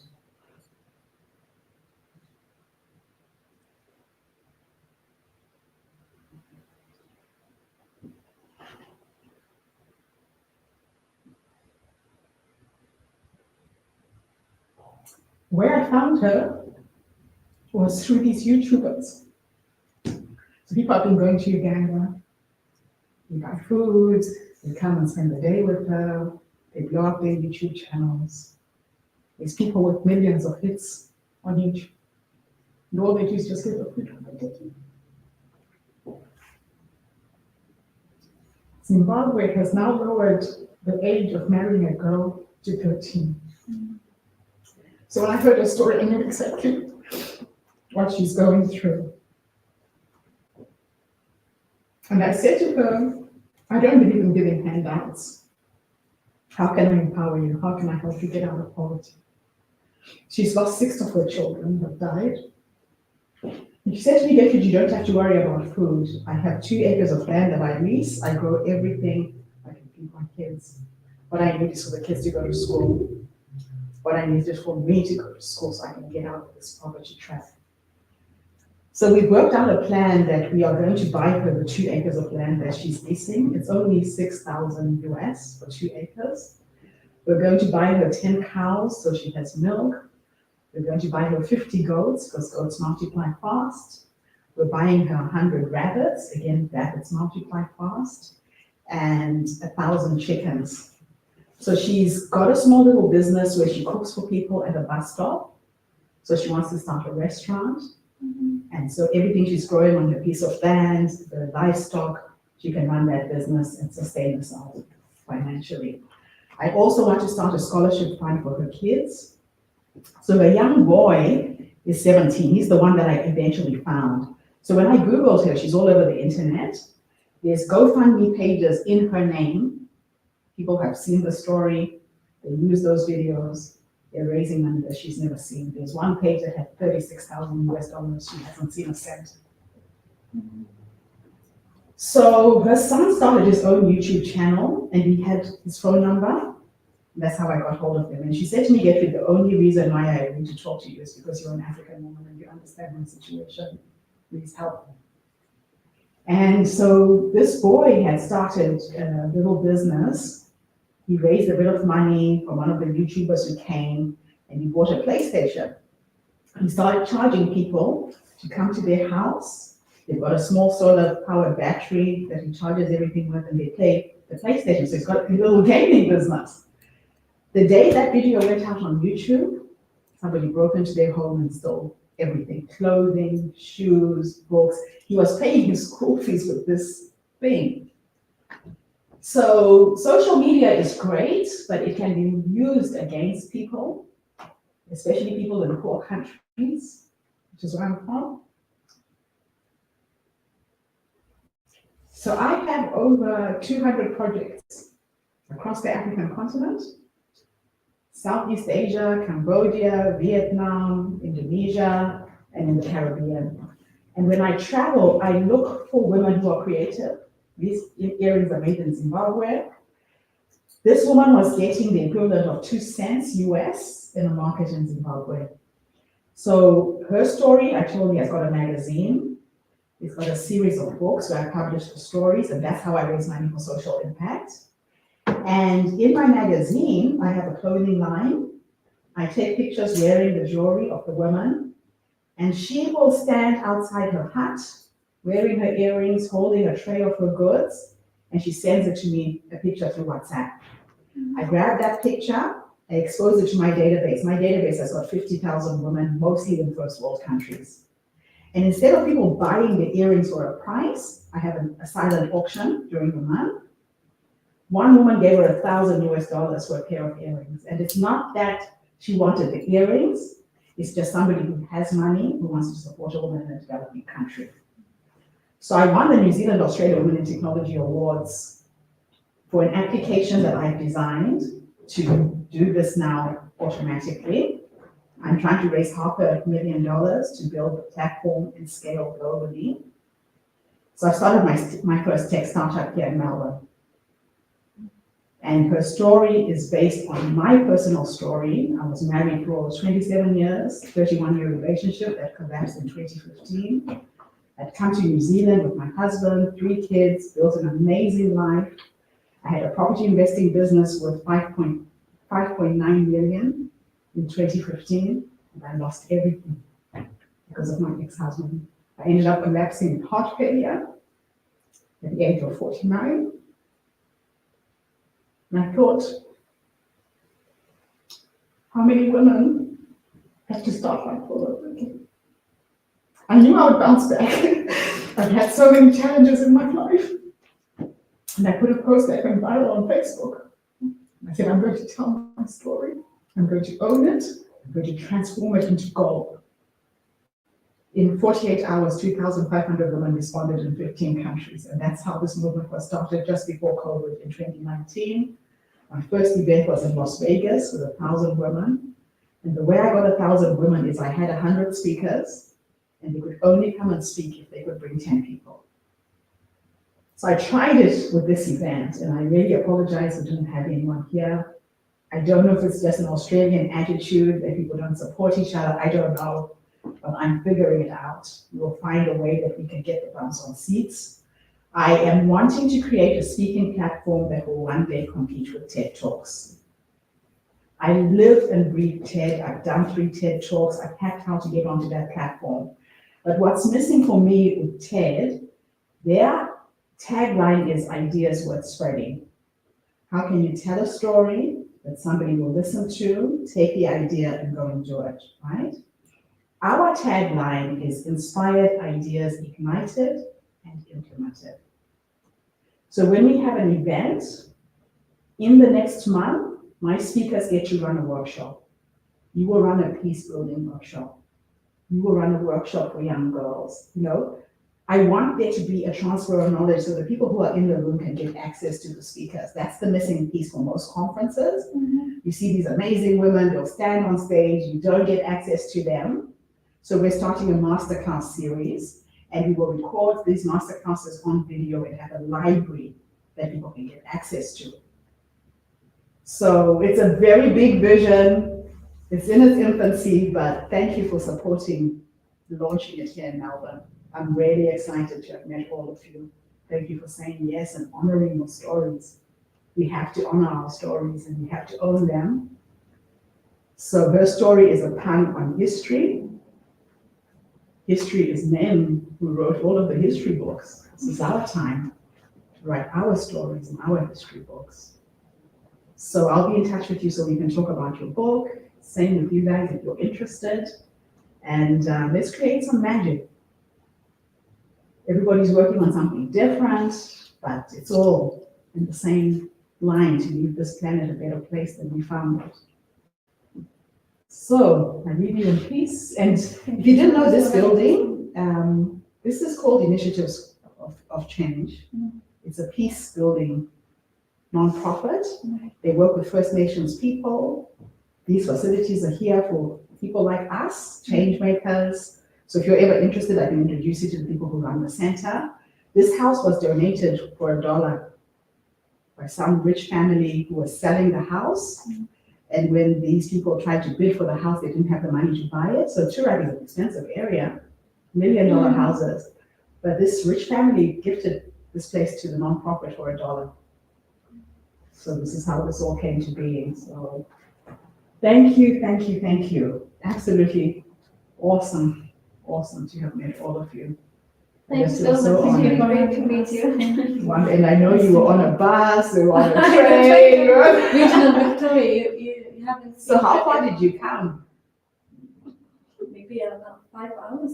Are you serious? But it's fine, it's fine. You see the cows. So what is the name of the town? It's Gippsland. Okay. It's a Oh, regional wow. Victoria. Oh my gosh. So I need to come and visit you now. Yeah. I go you a visit. All right, so let's say goodbye to people who are online. Thank you for tuning in. Come back tomorrow, 8:30 a.m., and we will do it all over again. Thank you to all of the speakers who took part today.